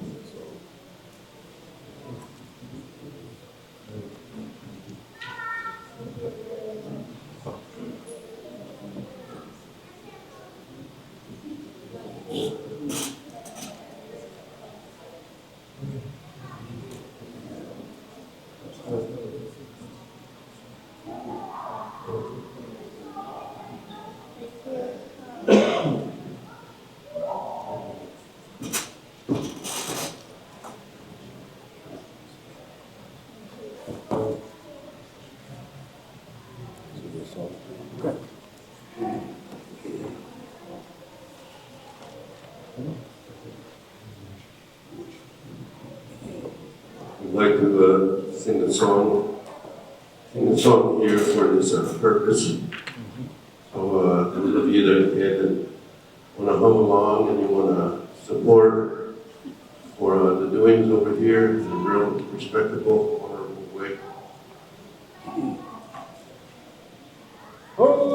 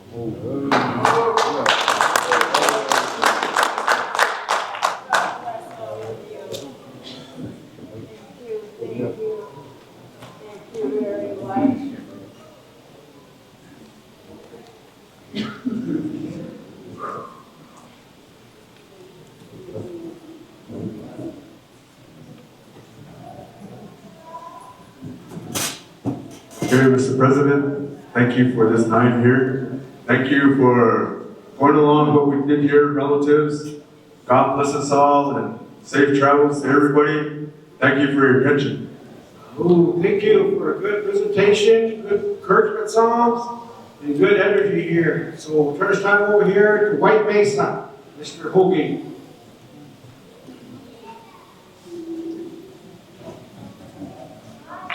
Thank you, Mr. President. My nephew also, my brother Daryl, the Vice President, and my niece, Jessica, thank you. My nephew, Mr. Watson, and my nephew, Mr. Davis. Also, my brother, counsel here, Justin Jones, and all the delegations from each charters, chapters, however you want to call it, and then the relatives at large that came to support to be part of this. I'm very indebted. I want to express gratitude on your behalf, and also the visitors, the Pioteros that came up from Texas. Very happy. Once you get up this executive level at times, you have other responsibilities that you have to take care of. Today, I heard some really nice comments, real good question. Really intelligent young man posing a question. I have a sister over here, maybe a niece or aunt. She was posing some really penetrating questions that makes us think beyond. And also the elders. There's a couple sitting here, Kashoni Johnson. Right here, Gilbert Yazzie. And his wife, Barbara. And my sister over there, Miss Hazel Dash. I remember my brother-in-law being up here, Mr. Dash Sr., doing all these. And I also want to commend the organization here, starting with the president, my nephew, Glenn, and his organization here that did a really generous presentation and the explanation on what the meaning of the star quilt, that blanket, meant also. Wonderful. I can't help but look at from the realm of encouragement to people, affiliates that do a lot of these things. There's one affiliate that really stands out in my mind, and you see the result, are doing something to further the size, the intention of the Native American Church of North America. And yesterday, the treasurer was doing a report. If you've seen these, here to grab. I can't help but look at Cove Red Valley. They really come quite a ways in such a short time. Because I remember when they're starting to be part of North America in the early days, I'd go over there and try to assist along the way. And what they've shown today, up to now, is very encouraging. I try to be part of that. So I would like to call up the delegation from Cove Red Valley, please. They're not sending old folks like me to these. They begin to look at the youth, if you'll notice their delegations. You begin to see that amongst ourselves, the youth, that's to carry on what we're doing, what we're saying. I remember the days of Douglas Long, Archie Hoffman, Emerson Jackson, some of those great individuals that took the journey. They were up here. This is the very same thing they were saying. You youth, they're saying. I can't help but amplify and further, a little further down. I'd like to call my Arizona delegate at large, Mr. Clifford Woody. Would you please come up here, nephew?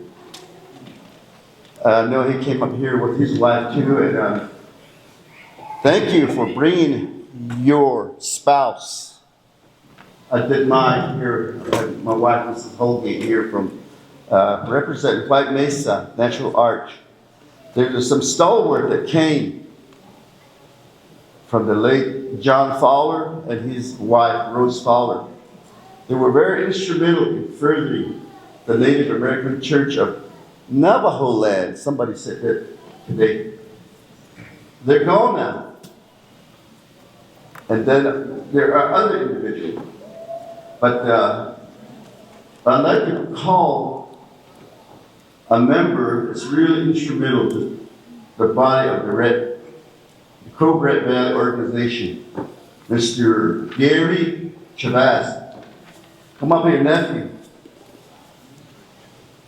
They're doing a lot of youth initiative right now. They're still doing the educational, they're still doing ceremonies, set up TVs and set up how to do that.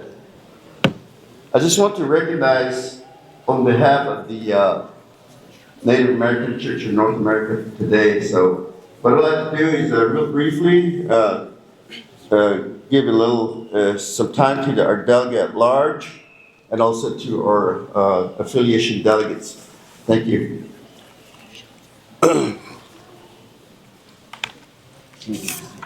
So wait, I change my eyes here.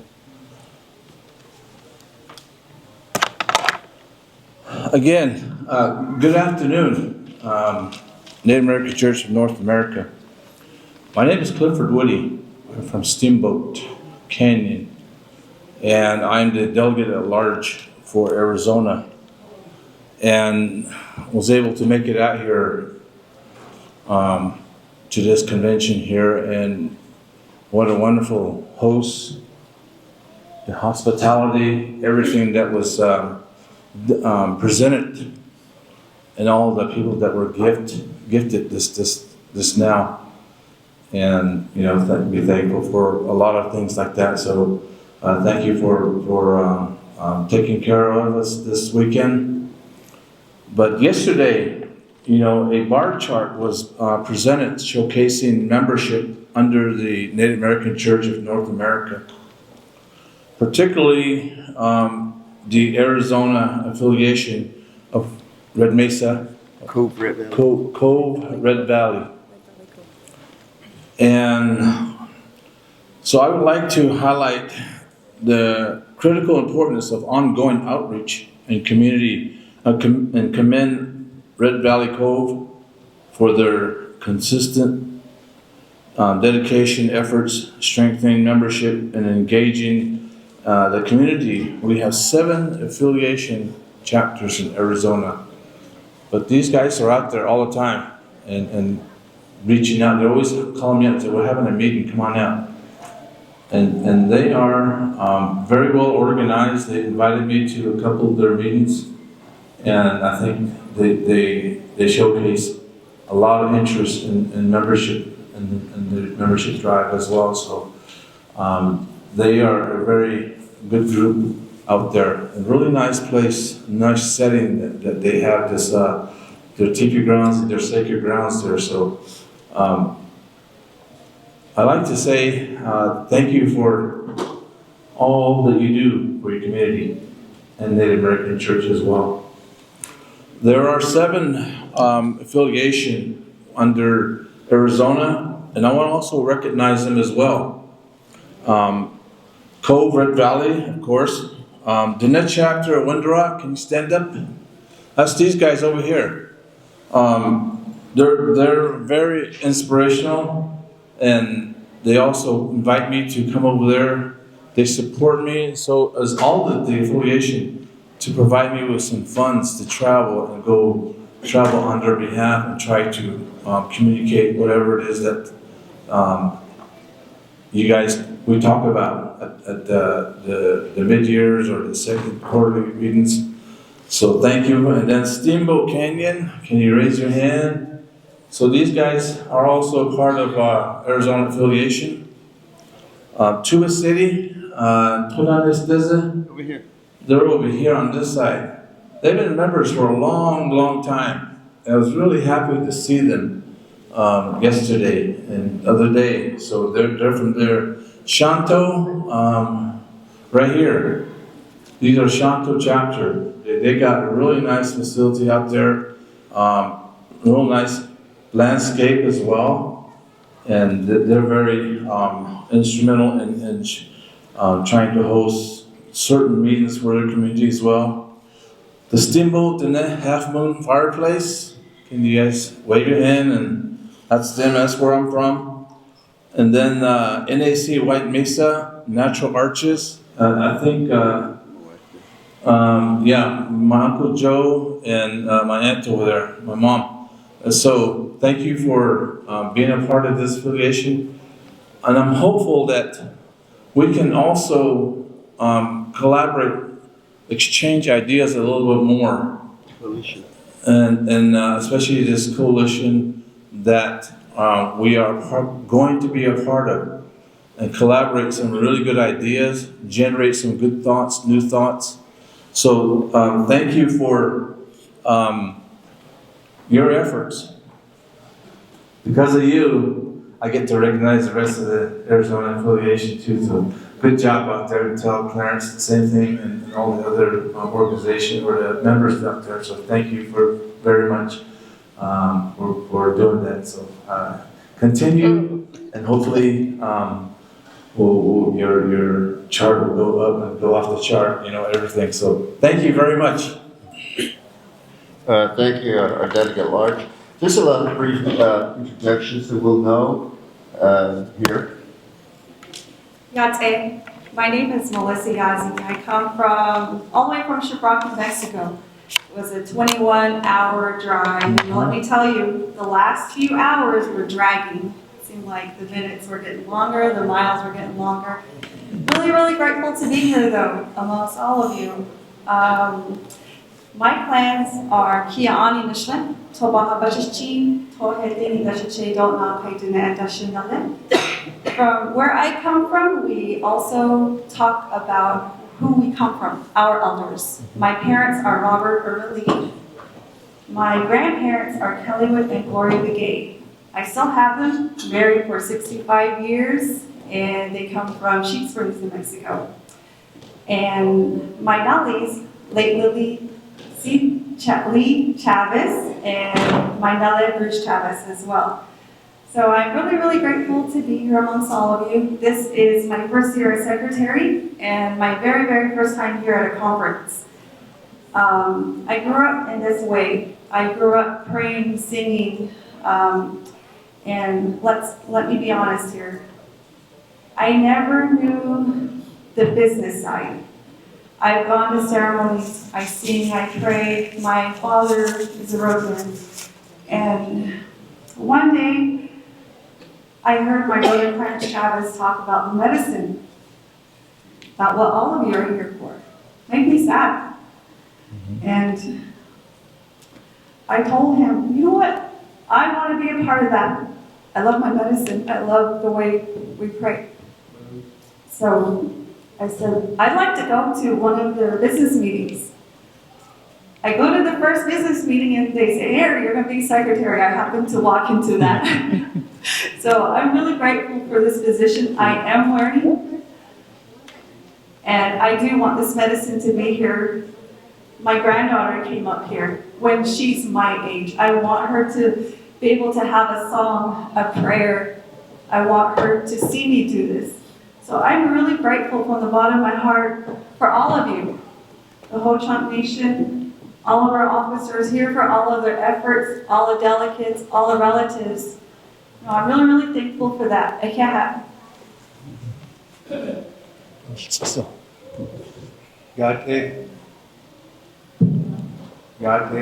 Closer. Que Michael Destiny, yeah. Twitching Chino, Pitching versus Chin, Chado, Ashin Nationale, Churchitas Kando, Adana Shadow, Adashaya Homa. I'm from Red Valley, Arizona, and that is where I was raised by my great Mama Noli. Yeah, okay. My name is Gary Chavez. I'm with the Native American Church, North America, Cove, Red Valley. So they elected new officials, so we elected Melissa, my sister, as the secretary. And then there's Leonard, he's our president, Melissa, secretary. And then we've got my sister as vice president. Her name is Isabel, so we got members over there. And then we got board of directors. So I'm the vice president for board of directors for our little organization out there.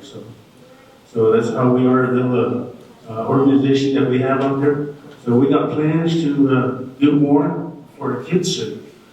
And then we're going to have our little church service convention, they call it convention or something like that, church. So we're going to have that in Shiprock. Good day. At my grandson's place. So there'll be a lot of church service going on and all that stuff. So I think we're going to have that in August, first weekend. So then from there, we're going to go plan some more on for our youth, pretty much. So although she get a cheating, she go so she doesn't know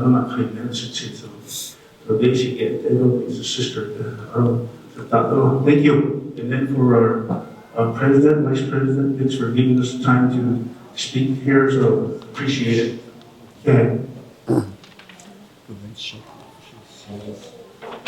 Again, thank you, all of you up here, my nephew, my young daddy, my young Mayasin, and also my nephew. Yeah. And express tremendous gratitude, officers, John Brady and your wife, Mr. and Mrs. Daryl Red Cloud, thank you. Also, Mr. and Mrs. Jessica or Mr. Williams, thank you.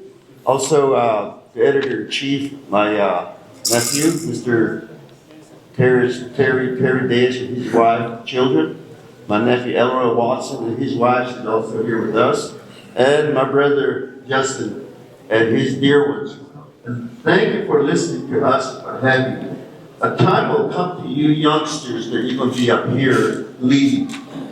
You're going to be talking about some of the guys, the elders that were here had come, just like I did. So appreciate that. Thank you very much from the bottom of my heart. Joe. Thank you, Doug. Joe, before we close here, I want to also include New Mexico delegate at large and all the other delegates at large that are here.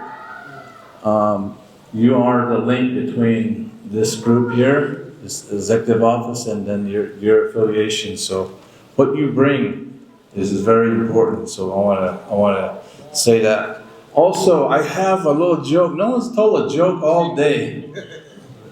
One time I was at the flea market. There's a guy, he came to Navajo Nation, and I was showing him around the park there, and there was a vendor. He was selling stuff like this. and he saw one, and he says, "Hey, how much does this cost?" And that vendor says, "That's $15." And then he saw another one just like it over here. He said, "How about this one? That one's $25." And then he says to the vendor, "They look the same. How come this one's more?" And the vendor says, "This one is this regular arrow. This one over here is $25. That one's a hollow point." And, and he started looking at it. "Oh yeah, I see." He goes. But anyway, these vendors, these tourists, they're fun to play with sometimes. So hopefully that makes your day. Go ahead. Thank you, Mr. President. Okay, thank you all for that good kind gesture and expressions. And that's what it's all about, is to kind of honor your relatives, kind of honor them up, and at the same time, that kind of encourages them to do something good again, within their tribe, within their chapter, within their community. They always tell us to encourage us to do that, so that little expression could go a long way, so I just want to say thank you. So now we'll go down to S here, certificates in the American Church, North America Convention announcements and honoring the youth. Before that, I don't want to damper the vibe here, but maybe Neff group, or should we show that after the certificates? Okay. I want to show you a quick little video, just a minute and a half. One of my nephews, I told him that I was going to share it with him, but we'll do that after the certificates here. So,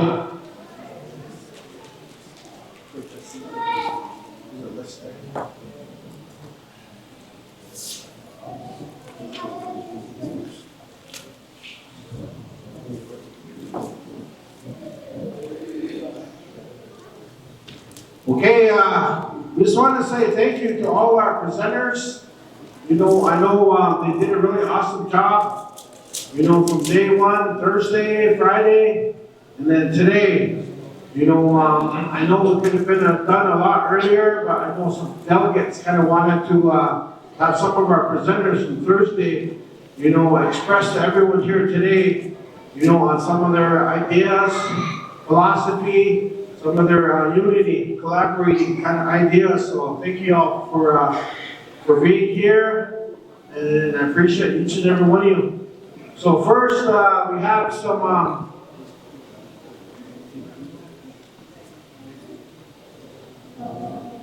we have a certificate of presenters here. First one will go to Gina Paulus. Let's give her a good round of applause. Auntie status. We all have those aunties, or your uncles. Appreciate it very much. But let me read it here real quick. It says that we are grateful appreciation. The certificate is respectfully awarded to Gina Paulus. Her presentation was well received by all our participants. Her traditional knowledge of the United Nations, professional expertise, and eloquent expressions were informative and easily understood. We thank you for your unwavering support of Native American Church of North America and believing in our mission statement. Presented at the 76th Annual NACNA Convention, hosted by Ho Chunk Nation Native American Church, Wisconsin Dells, Wisconsin. We pray for God bless you. God bless you.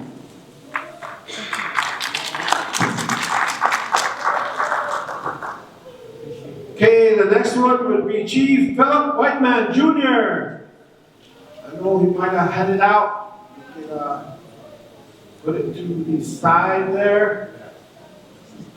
Unless you want to read it real quick, Daryl.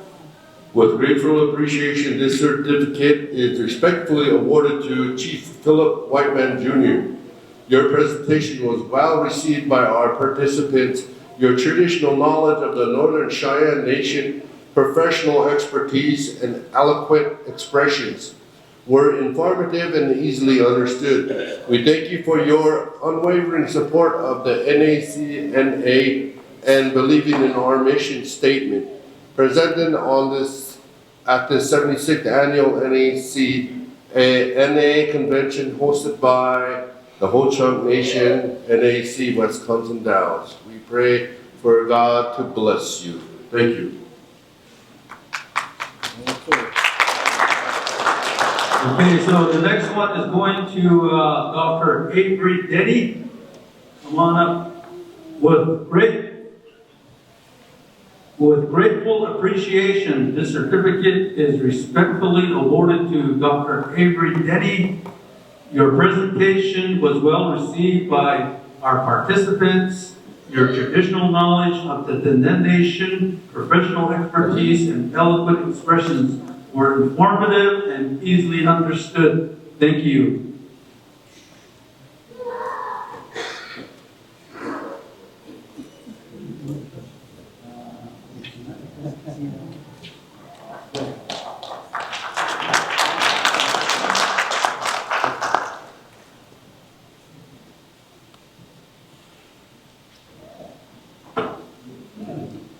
The next recognition goes to grateful appreciation. The certificate is respectfully awarded to Dr. Wilson Oran Jr. Your presentations at the Holy Sacrament are always informative. You cover the ceremonial, historical, and current aspects of our way of life in a manner which is easily understood. We are thankful for your unwavering support of the NACNA and believing in our mission statement. Present on the 76th Annual NACNA Convention hosted by the Whole Chunk Nation, NAC Wisconsin Dells, Wisconsin. Uncle, we pray for God to bless you. John Brady.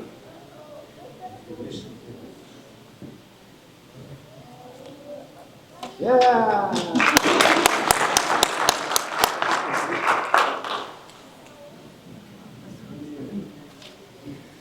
With grateful appreciation, the certificate is respectfully awarded to Dustin Jones.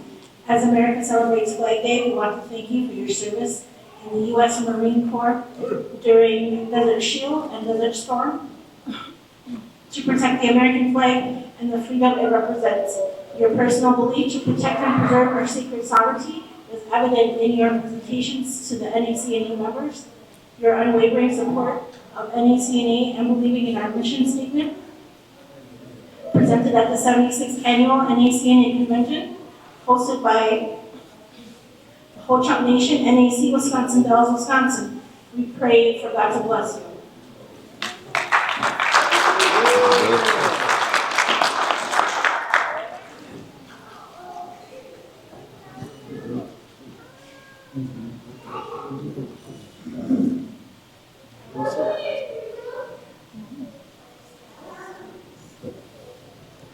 With grateful appreciation, this certificate is respectfully awarded to Nicole Chavez. That one, I don't want to mess up somebody's name. Your presentation was well received by our participants. Your professional expertise as a legal and an international advisor for Indigenous people and expressions were informative and easily understood. We thank you for your support of the NACNA and believing in our mission statement presented at the 76th Annual NACNA Convention hosted by the Whole Chunk Nation, NAC Wisconsin Dallas. We pray for God to bless you. Thank you very much. Thank you. That's all. Thank you. Come on over. Nicole. Oh, sorry. Follow it through. Can you take first? Yeah.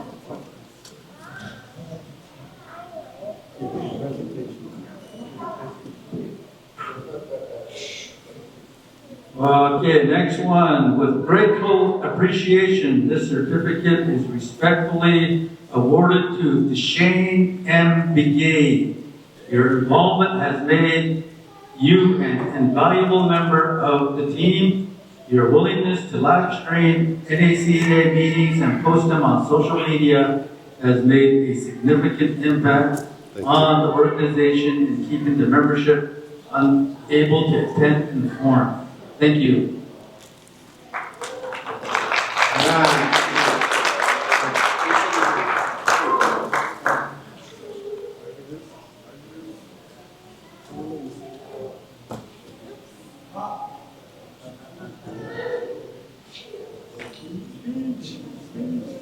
Okay, we want to thank Shane here.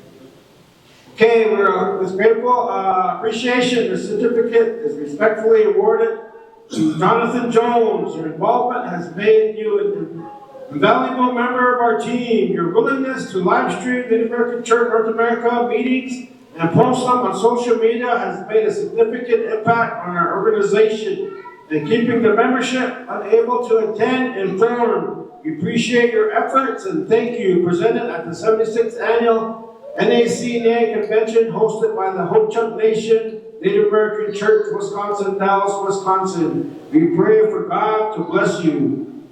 Come on, Mr. Jones. A round of applause here. I like those moccasins you got on there.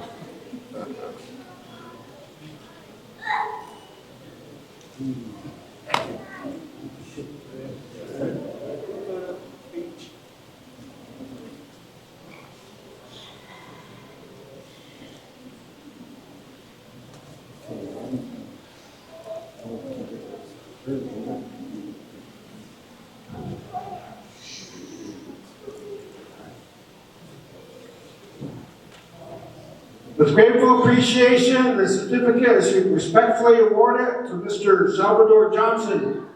Your good words, your good thoughts and ideas, presentation was well received by our participants. And we just want to say thank you and professional expertise. Eloquent expressions were informative and easily understood. We say thank you.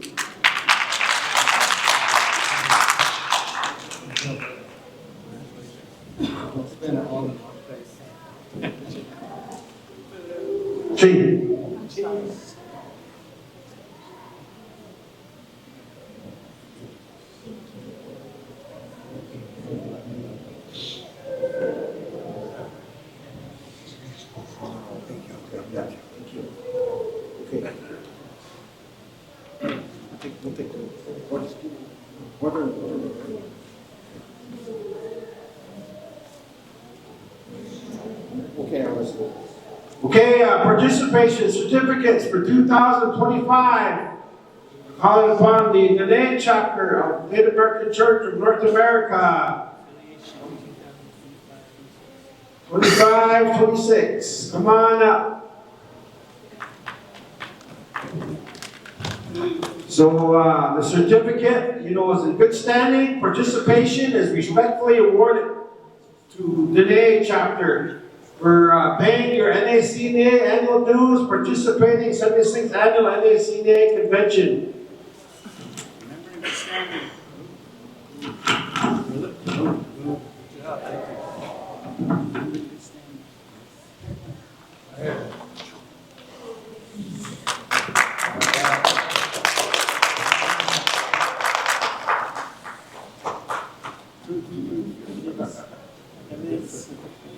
Okay, the next one.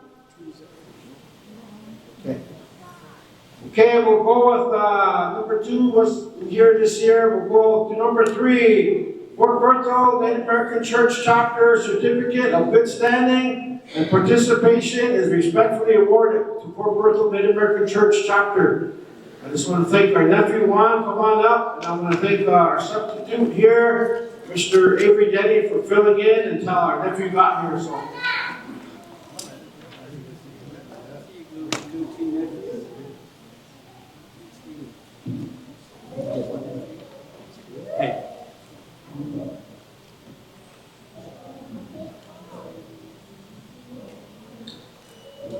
Okay, we'll go to number 4 here, Half Moon Fireplace, Oneida. Come on up, Old Town. Certificate of Good Standing and Participation as respectfully awarded to Half Moon Fireplace of Oneida. We just want to thank them very much for their letter of good standing here. Give them a good round of applause here. Oneida.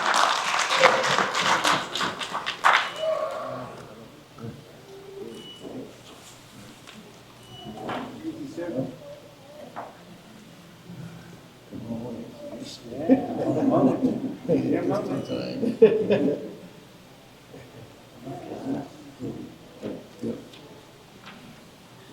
the next one.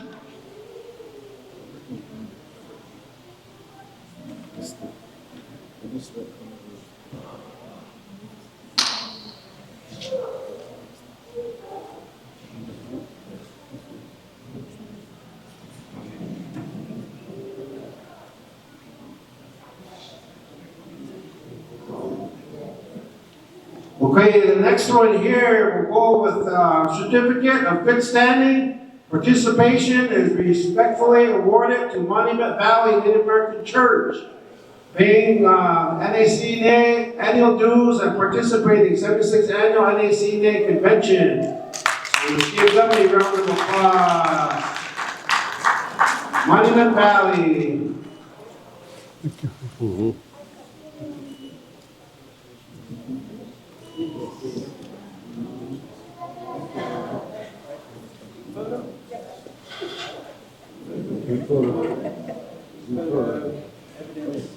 It's your mom.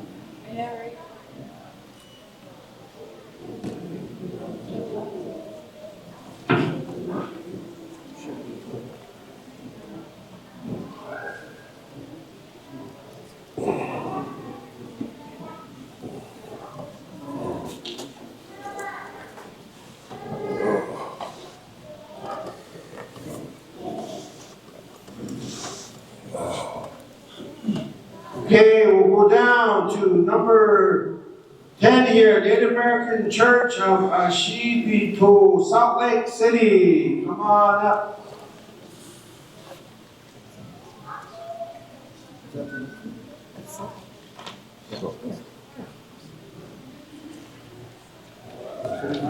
Certificate of good standing and participation respectfully awarded to Native American Church of Ashibito, Salt Lake, for paying your NACNA annual dues, participating 76th annual NACNA.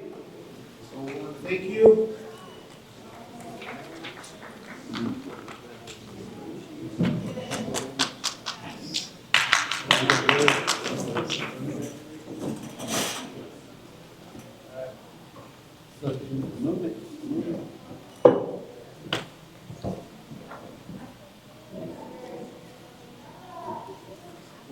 Hold on.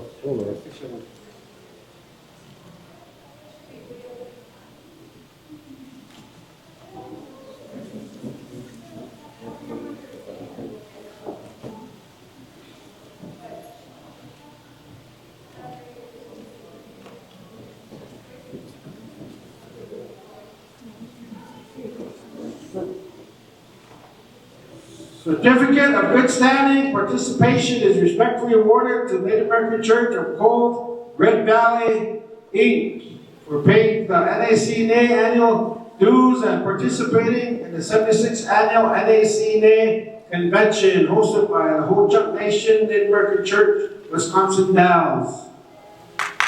Give them a big round of applause. There you go, young man.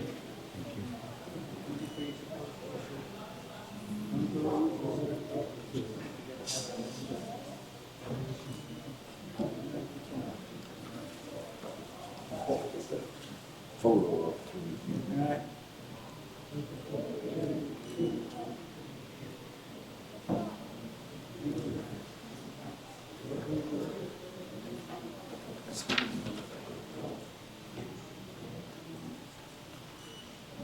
Certificate of good standing, participation respectfully awarded to Native American Church of Shanko, Arizona, Inc. Come on up for paying the NACNA annual fees, participating in the 76th annual NACNA hosted by the Ho Chunk Nation. Thank you. Thank you.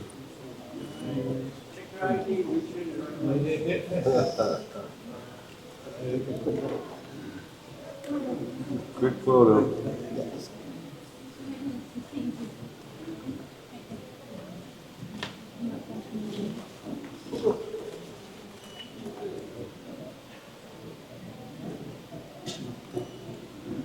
Okay, thank you.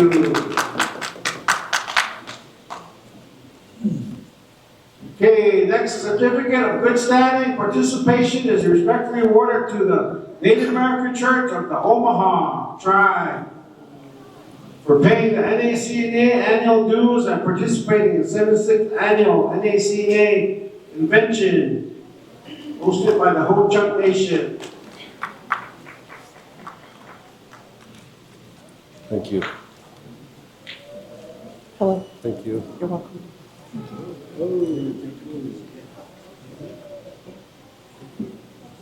I said, all you guys are short. So you're calling for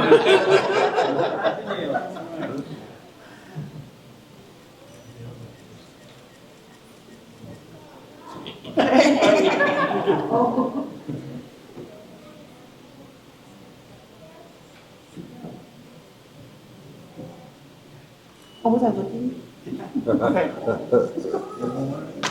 Okay, the next one, certificate of good standing participation respectfully awarded to the Native American Church of White Mesa, Natural Art of North America. Come on up, give them a good round of applause.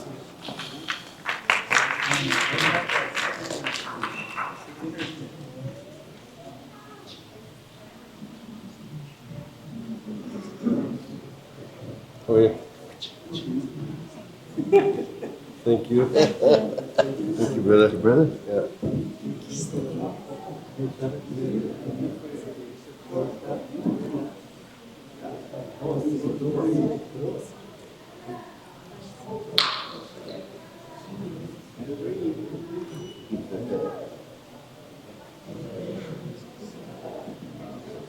Thank you again.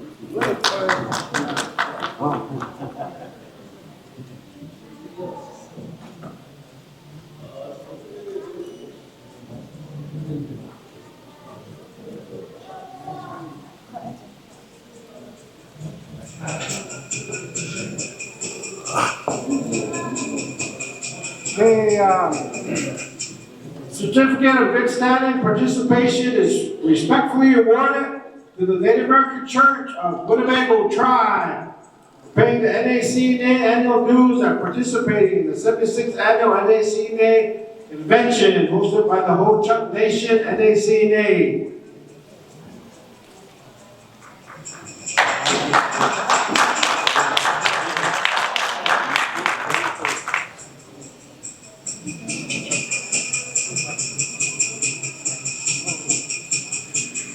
Sponsoring the donuts too.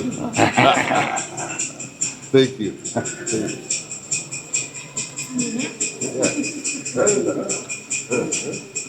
I'm sleeping all day.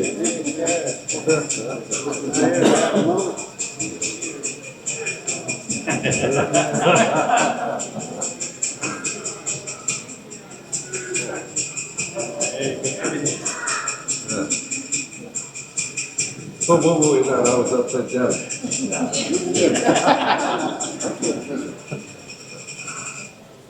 Okay, the next one, certificate of good standings, participation respectfully awarded to the Native American Church of Wisconsin Dells for paying the NACNA annual dues, participating in 76th annual NACNA.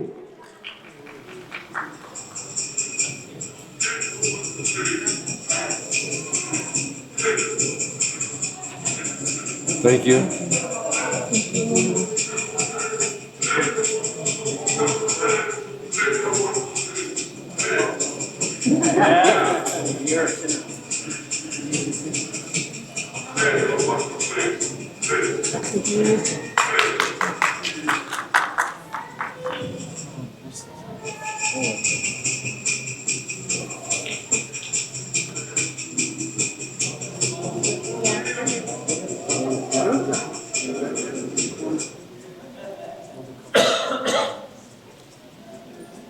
Okay, next certificate of good standing and participation is respectfully awarded to NAC Konanistis chapter. Yeah, round of applause.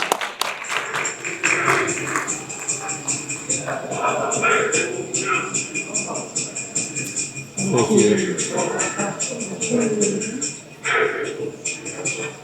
you.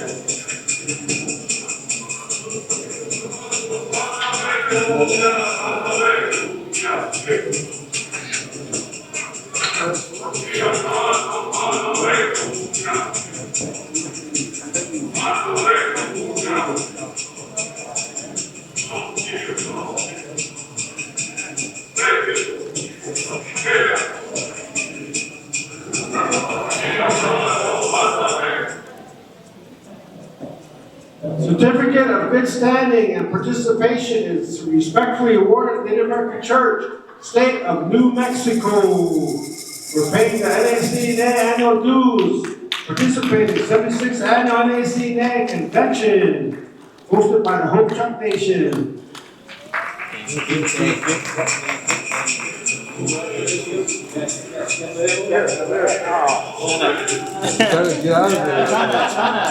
Trying to move it along.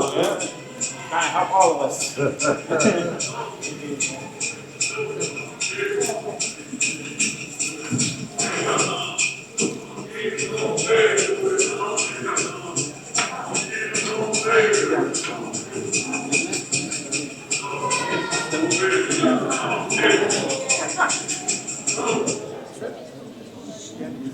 Certificate of good standing and participation respectfully awarded to the Lakeland Ceremonial GP for paying the NACNA annual dues, participating in 76th Annual NACNA Convention. I want to thank them very much for traveling this 20 miles. Thank you. Thank you.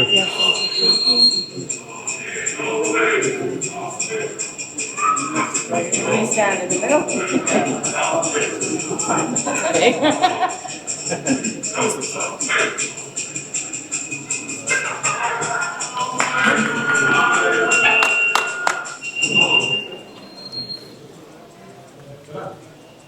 Certificate good standing and participation respectfully awarded to the State of Wisconsin, Inc.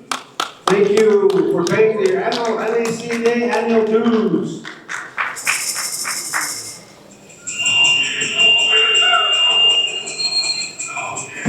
Thank you. Thank you.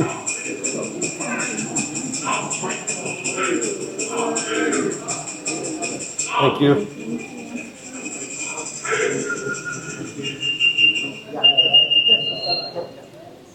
Questions? How did you become the capital and bank guy? Wait. Okay. Good.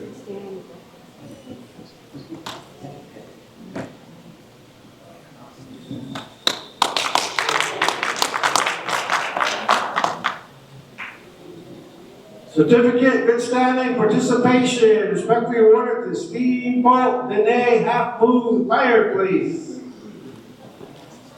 Thank you all for going along. Actually, we're ahead of schedule, so we're good. Thank you again, brother.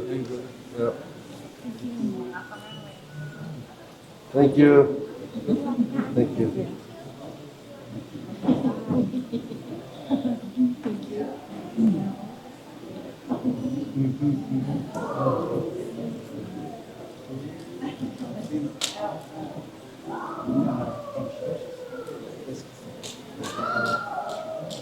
Smile.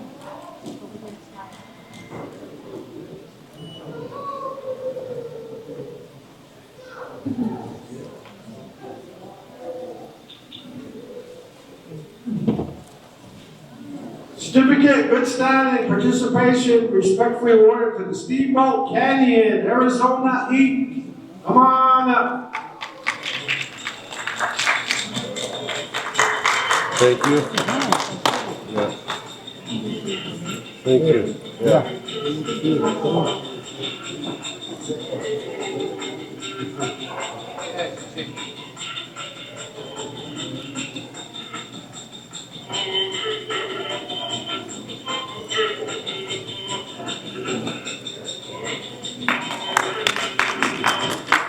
Okay, next one, certificate, good standing, participation, respectfully awarded to the Stony Ceremonial Fireplace.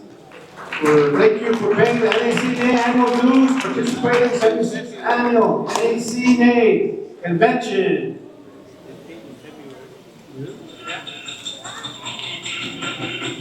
I want to thank them. They were the first ones to affiliate the new year back in February.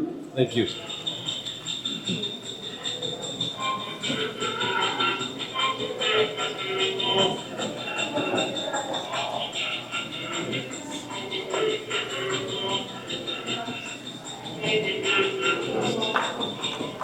Okay, next one. Certificate of good standing participation respectfully awarded to the Wana Tapoan Native American Church of the Americas.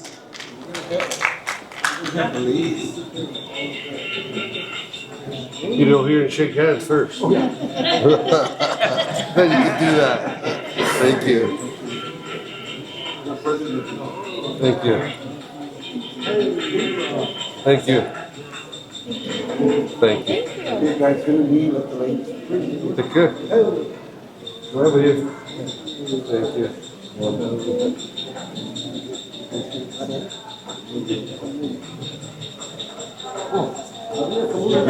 Good. Good. All right. Got it. My turn.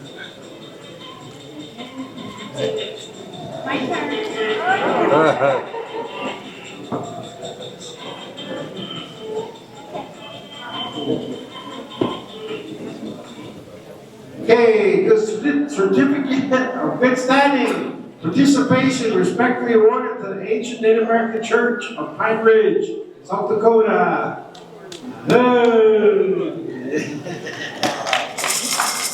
Thank you. Thank you.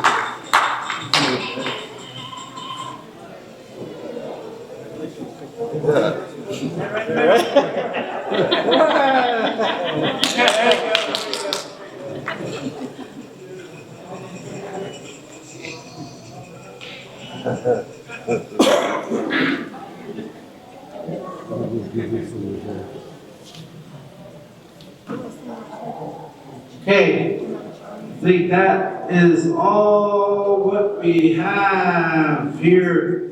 And also, we have a few more. Oh yeah, okay. At this time, I know we have another certificate. With grateful appreciation, the certificate is respectfully awarded to Dr. Wilson O'Rourke Jr. Come on up. Your presentation about the Holy Sacrament are always informative. You cover the ceremonial, historical, and current aspects of our way of life in a manner that is easy to understand. We thank you for your unwavering support of Native American Church North America, believing in your mission statement. Okay,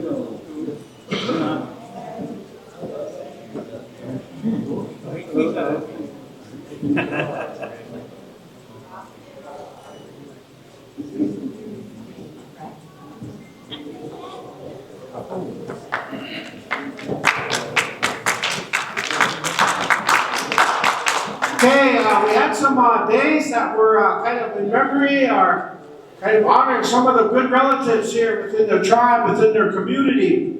So living in our hearts because of the tracks they left behind.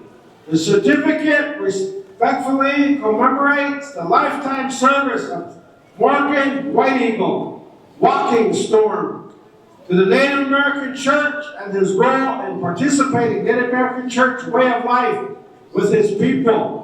Presented at the 76th Annual NACNA Convention hosted by the Ho-Chunk Nation Native American Church, Wisconsin Dells, Wisconsin. So let's give the family here, maybe somebody can help the White Eagle family. We'll give them a round of applause and no joy. Give that to them.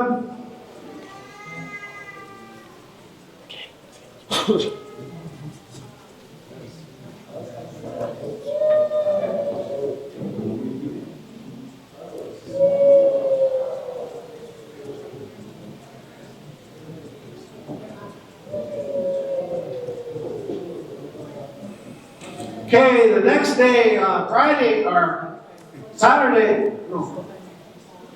Yeah, Friday. Today, what's today? Saturday. Okay, it's today. No, this is Saturday was a living on their hearts because of the tracks they left behind. Their certificate respectfully commemorates the lifetime service of Owen Cloud, Sr., to the Native American Church and his role in participating in Native American Church way of life with his people. Presented at the 76th annual. So maybe a family member. Today is the Owen Cloud Senior Day. So we'll give him a round of applause. They're all from the church.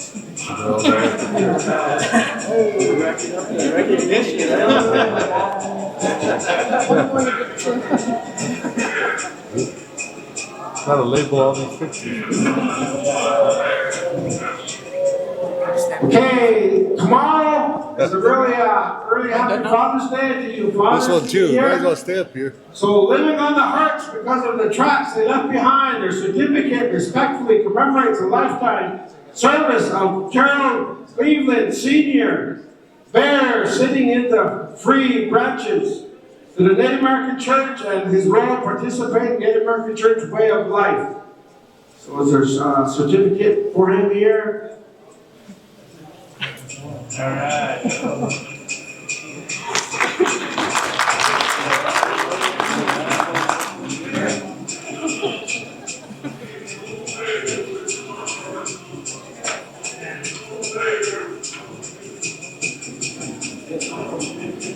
So we want to, on behalf of the Native American Church, North America, my officers here, we just want to say thank you very much here. So real quick, nephew, if you could do that video. I know we had some youth honorings here. You know, I was wanting to kind of honor them up here, and kind of sing an encouragement song for them. We're almost done, relatives. After that, kind of get it on your mind, nomination for next year's convention, 2026. So I have a dear nephew over there in South Dakota area, trying to promote goodness for the youth over there. And he took a little time for his students, went out in the woods, got some teepee poles, told some stories, sang a song, trying to be that good dad that for the kids that don't have a dad, or trying to be a good uncle for those that kind of might not have no male support in their families. You know, on the way over, he sent me a video, and I thought that was,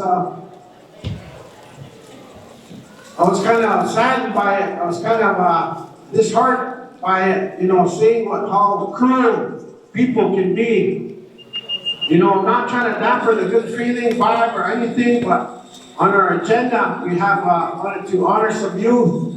But I just want to show you a quick video of my nephew here. He's going to explain in this video. So maybe some way, somehow, through this video, maybe people out there that kind of done this damage, maybe some way, somehow, they can come back around and maybe kind of take care of the destruction that they did.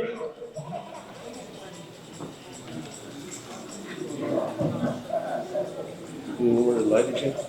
Huh? You know where the light is?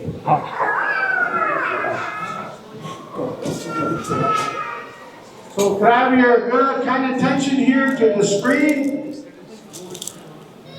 And then my nephew is Jalen Garnett over there with the youth. He's helping his youth out there. So he sent me this video. So can I have your kind attention here, relatives?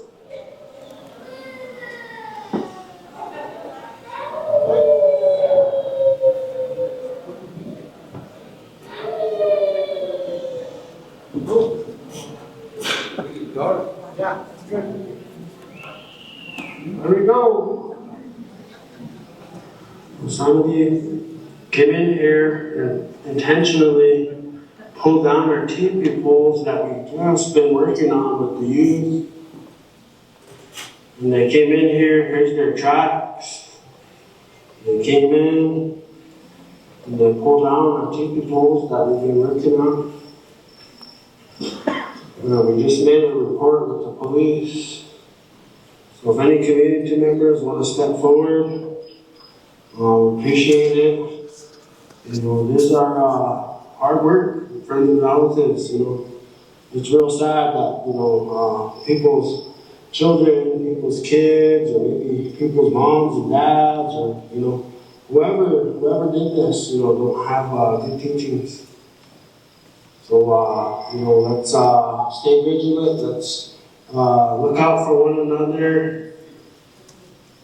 Crazy times that we're in. This is stuff that we've endured, and it's pretty sad, and feeling pretty discouraged. But this is a test.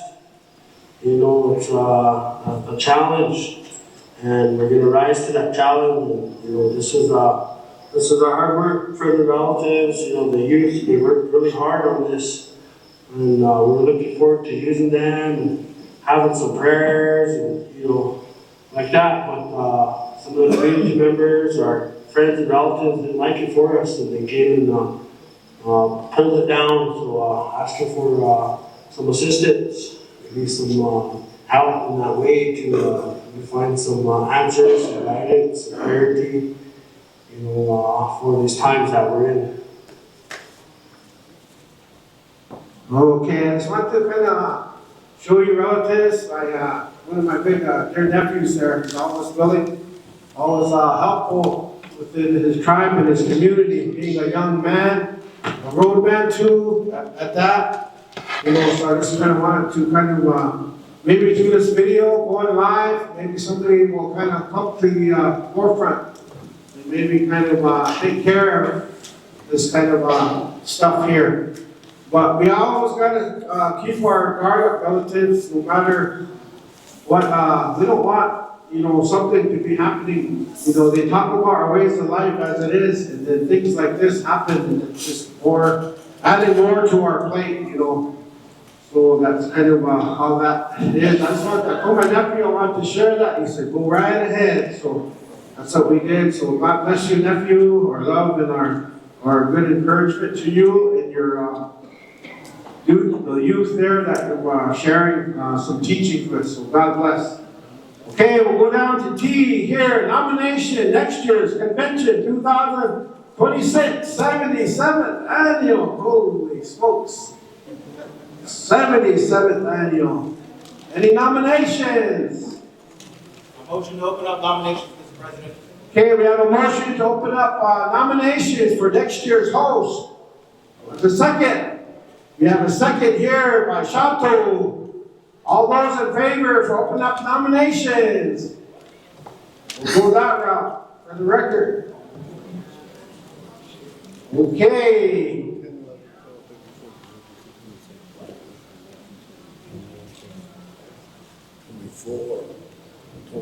Next year is 2026.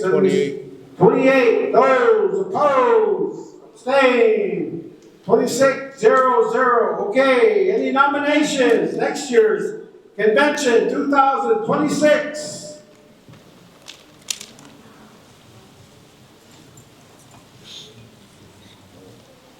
Okay, Fort Berthold, Juan de la Cruz. My aunt who stepped out, Gina, she wanted nominate my auntie Gina Paulus. Oh, there she is. There she is.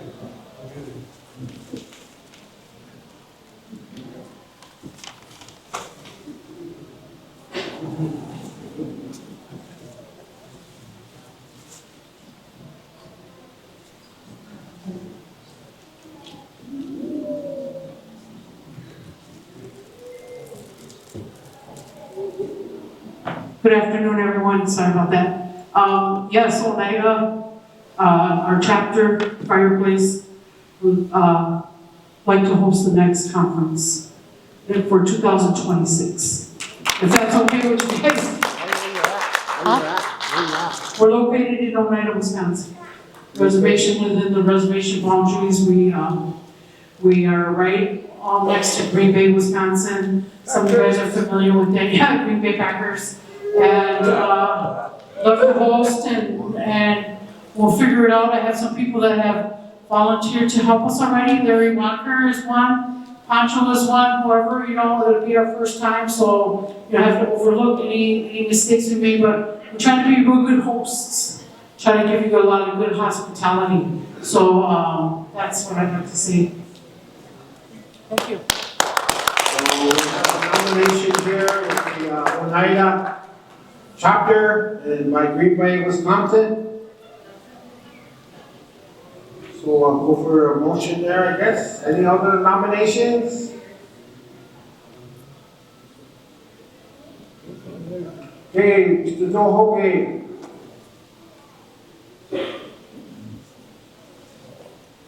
White Mesa Natural Art Organization would like to respectfully nominate.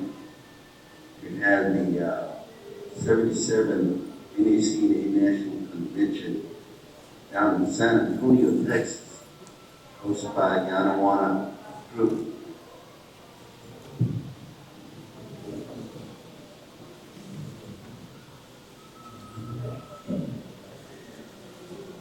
Isaac Cardenas, Papa Bear for Yanawana Tapalan Lutheran Church. Thank you so much, Brother Holgate, for nominating us. The situation with us is that we have a ceremony, the medicine wheel, and it always falls the day after this. So we have almost half of our tribe that goes and takes care of that, the medicine wheel. Weeks ago. So this was the only year that, like for instance, we go home and then one of our tribes, they take off the payayas, they take off to the medicine book because that's their responsibility. Half of our people are. And the other thing too, I don't know if you ever been to San Antonio in June. Yeah. And you saw the weather, the rain and stuff. But we want to plan it, and I think we're thinking about 2028. You think it's far away, but it's right there. And right now we're trying to get the national office set up and be ready for a grand opening. Like the letter said, we want to fly down Mr. Brady and others to be there. And I think that's going to be enough for our plate this year. But thank you so much, Mr. Hogan, for nominating us, thinking of us that way. I've come a long way. The first time I came in here in Wisconsin a long time ago, and when I told my brother Salvador we were going to join the NACNA, he said, man, that's a tough bunch. I ended up believing it when I said, yeah, it is a tough bunch. But I think the Creator had to do that. We had to struggle to be here. And now we're all relatives. So I just want to say, just thank you so much for that honor, Mr. Holgate. Thank you.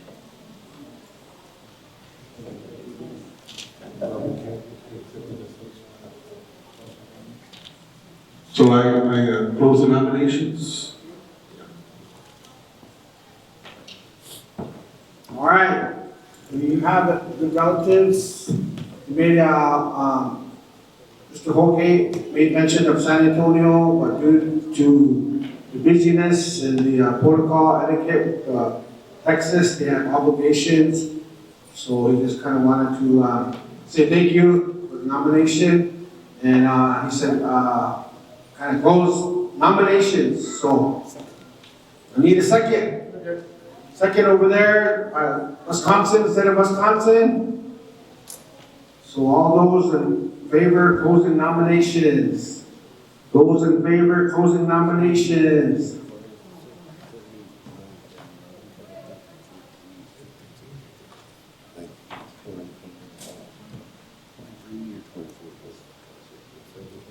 $29. Those opposed. 0. 0. Abstain. 0. So here we are, Old Town. Green Bay, Wisconsin, next year, good relatives, Oneida Nation.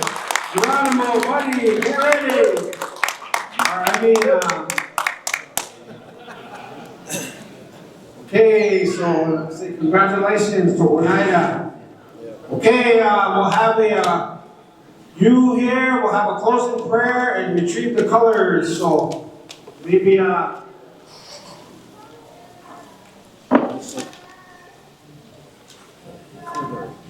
so color guard, come on up. So next year, good relatives, Green Bay, Wisconsin, Oneida Nation, Green Bay Packer area. So our volunteers this morning, you can help out. Come on up, Mr. Jones.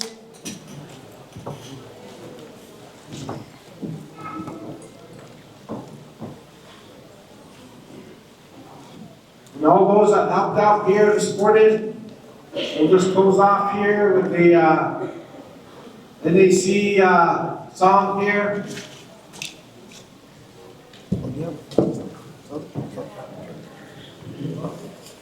Okay, we're gonna go with Lakota flag song. If you all stand up and bear with us as we get ready to retrieve the colors.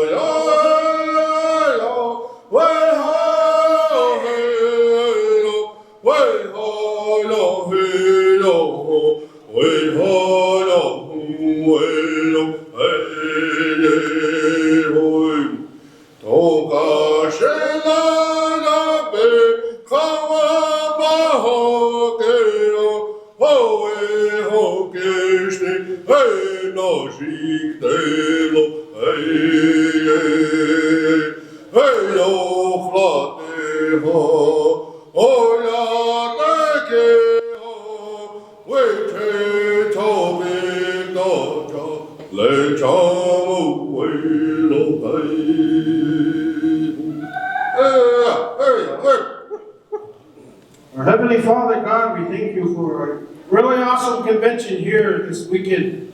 We ask you, God, to shine your good light upon all the chapters, all the delegates, all the officers, our legal team, and all the Ho-Chunk Nation here for all the goodness that they put out here, the hospitality, the love, the good vibes and energy here, our Heavenly Father. Through this convention here, maybe the community, the tribes, the elders, the school children, they can all be blessed. They can all be strengthened. They can all have that good, confident, goodness can always be around them here, Almighty God, within the community. Bless and watch over everyone here, their travels. Bless their health, their well-being, our Heavenly Father. You look down upon all of our school children, keep them safe through the summer. You can bless all our birthday celebrities. These past few days, there was relatives celebrating their birthdays. Good blessings to them, happiness to them, good luck and fortune to them. You can bless our Native American church here, our way of life. You heard and seen all the goodness, advocating all the ideas, collaborating, uniting our efforts here on behalf of this medicine. We say thank you here for the Native American Church, the goodness here, the prayer team, prayer warriors here, Heavenly Father. Help us here that we can all absorb this, take it back to our family, our communities, to share it, to know what's happening, what's going on here, our Heavenly Father, God, Creator. Thankful for everyone's help and support here, Heavenly Father. You bless us with a good, happy, safe summer for all of us. Bless those that lost loved ones. Bless those in the hospitals and nursing homes. Bless our servicemen and women. Bless all the graduating class of 2025. The mission statement, the love, the faith, the hope, the charity. Through that, we can make us all strong as Native American Church, our way of life here, God. Forgive us all of our sins and our shortcomings. Our prayers can be worthy to you. You know our minds, our heart, our thoughts, and our feelings. We can all be in tune and harmony of all the goodness that you bestowed upon us. Every tribe here, a wonderful way that they have. We can all collaborate, unite, can be all in tune in a nice way here, God, Creator. You watch over all of us here, God. Bless our country here. Keep us safe here, this national leader. Let him send some blessings his way, the way he's thinking, how he's feeling here, God, Creator. Bless our native tribes. Let them not feel in fear. Let them not feel any type of way, but to be proud of who they are. Keep the prayers going. Keep the fire going. Keep the smudge going here, our Heavenly Father, God, Creator. You watch over all of us in a good, happy way. Next time we see each other, we can share good news. Share some goodness here, God, Creator, in a good way. Be happy for one another. Love one another in a nice way, like you tell us here with this many words. Nita, Iwaka. Amen. Okay, thank you all. It's about 7, 8 ceremonies at the church house. So we'll see you all over there.